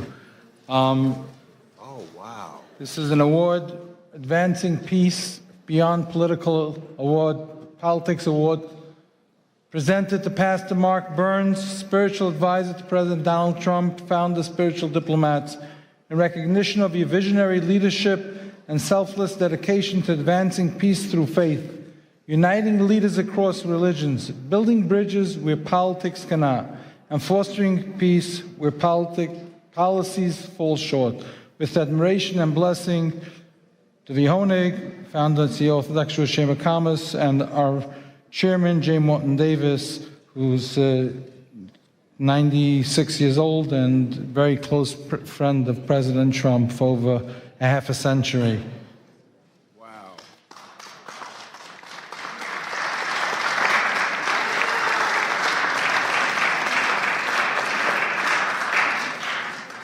What an honor, what an honor. Thank you. What an honor. Thank you so much. And now, please welcome Ms. Madeline Rodriguez, a celebrated journalist, author, and preacher. She brings a message of empowerment titled Standing in the Gap, highlighting how women of prayer become crucial advocates for justice in our society.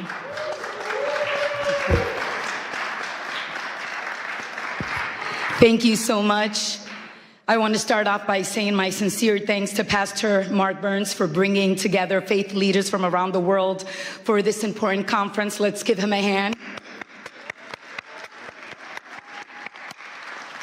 Through his leadership, he has created a space where faith and civic responsibility meet in service of justice and human dignity.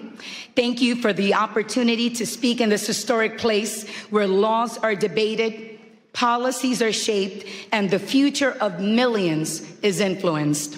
Honorable leaders, distinguished guests, and faith representatives, today I will talk about standing in the gap, how women of prayer become advocates for justice, and how prayer moves from the secret place into courageous action. I am the founder of Women with Purpose, a global movement of women who gather daily across nations and time zones through Zoom to pray. These women come from every background, culture, and life experience. Yet they are united by one conviction, that prayer must move us to action and faith must compel us to pursue justice. For our God is a God of both mercy and righteousness.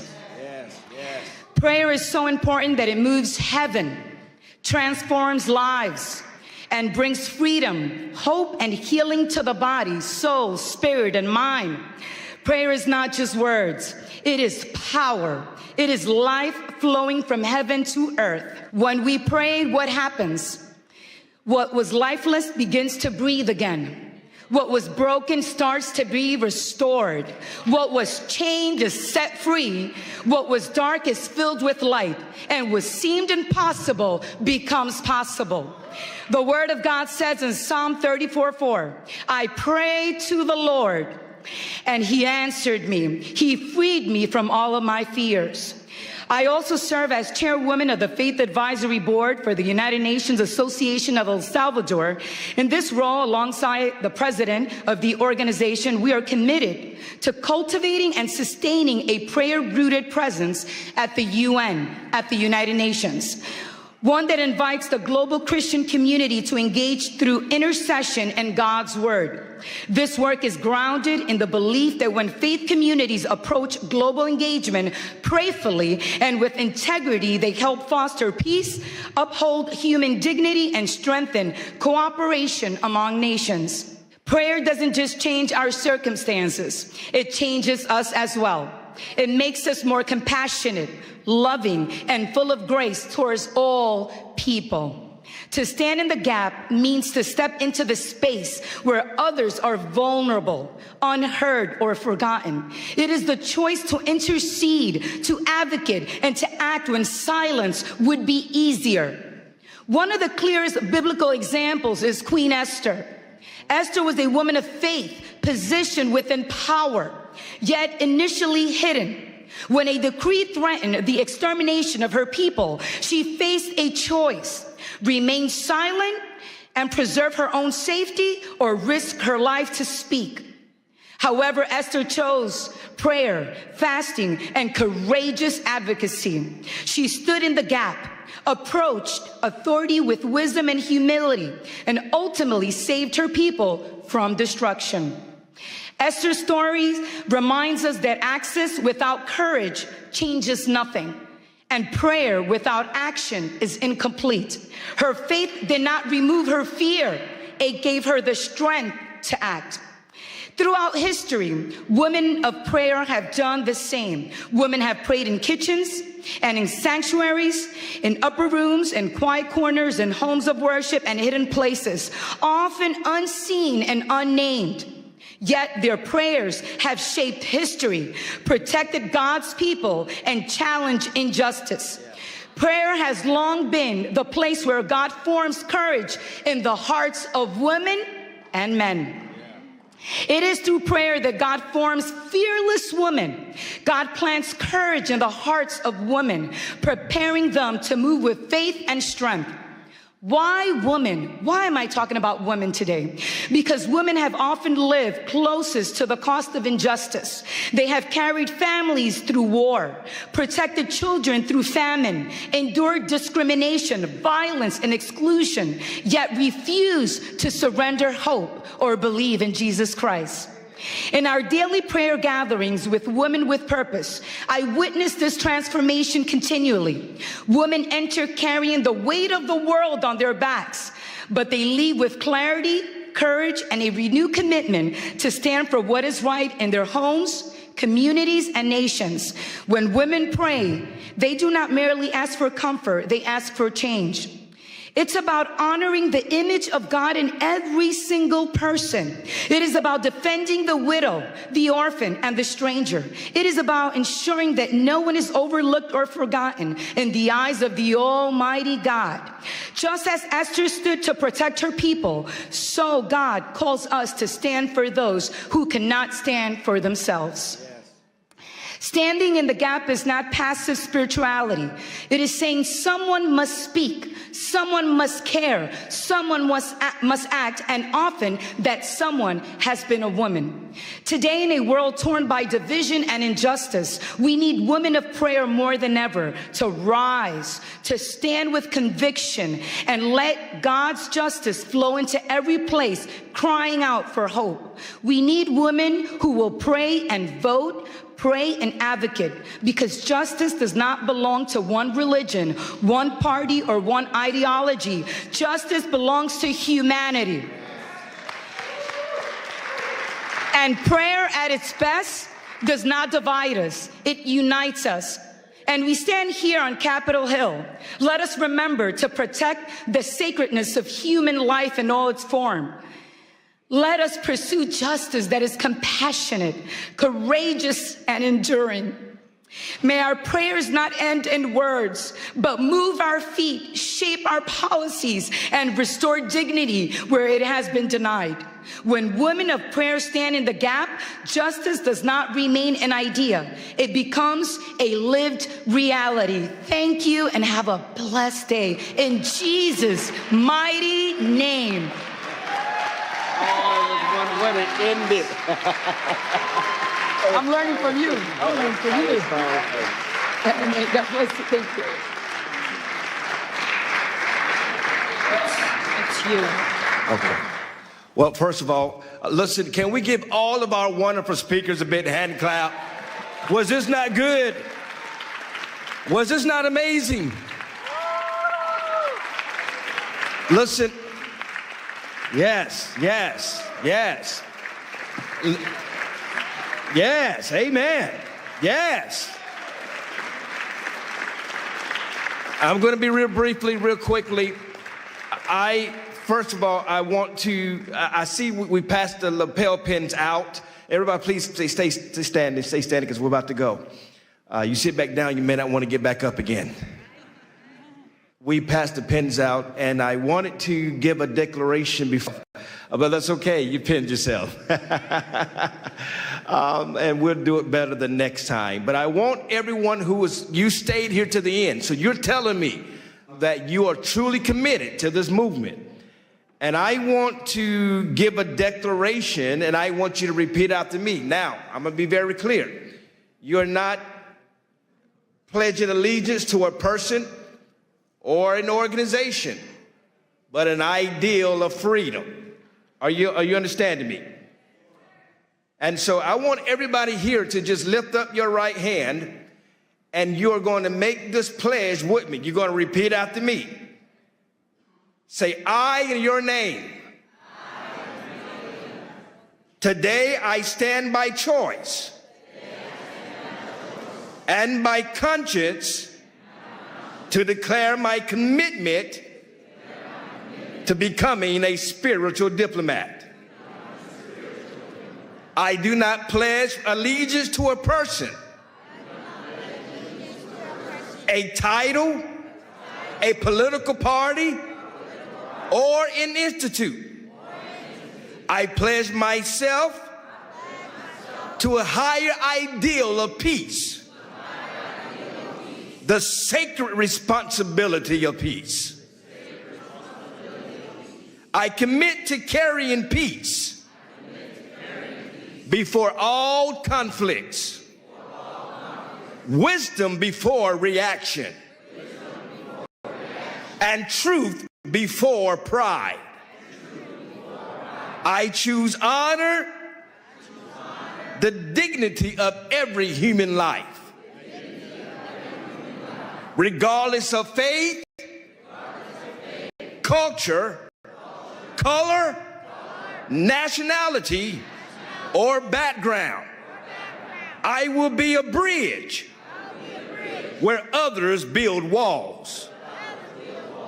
A voice of calm where anger seeks control.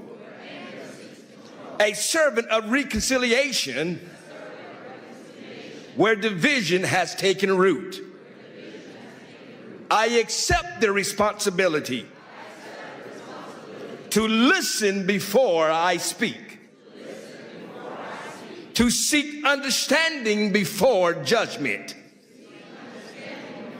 and to act with courage guided by compassion. I commit to protecting the vulnerable, advocating for justice, standing firm against hatred in all forms. I recognize that peace is not passive. It requires discipline, humility, and strength. I will pursue peace in my own words, my actions, and my influence, in public and in private. In public and in private. In public and in private. In moments of ease and in moments of challenge. Today I declare that I am accountable to my conscience, my Creator, and future generations. I choose the path of peace. I declare and accept the calling of a spiritual diplomat. So let it be said. So let it be spoken. So let it be committed. Congratulations, spiritual diplomats. Congratulations. Congratulations.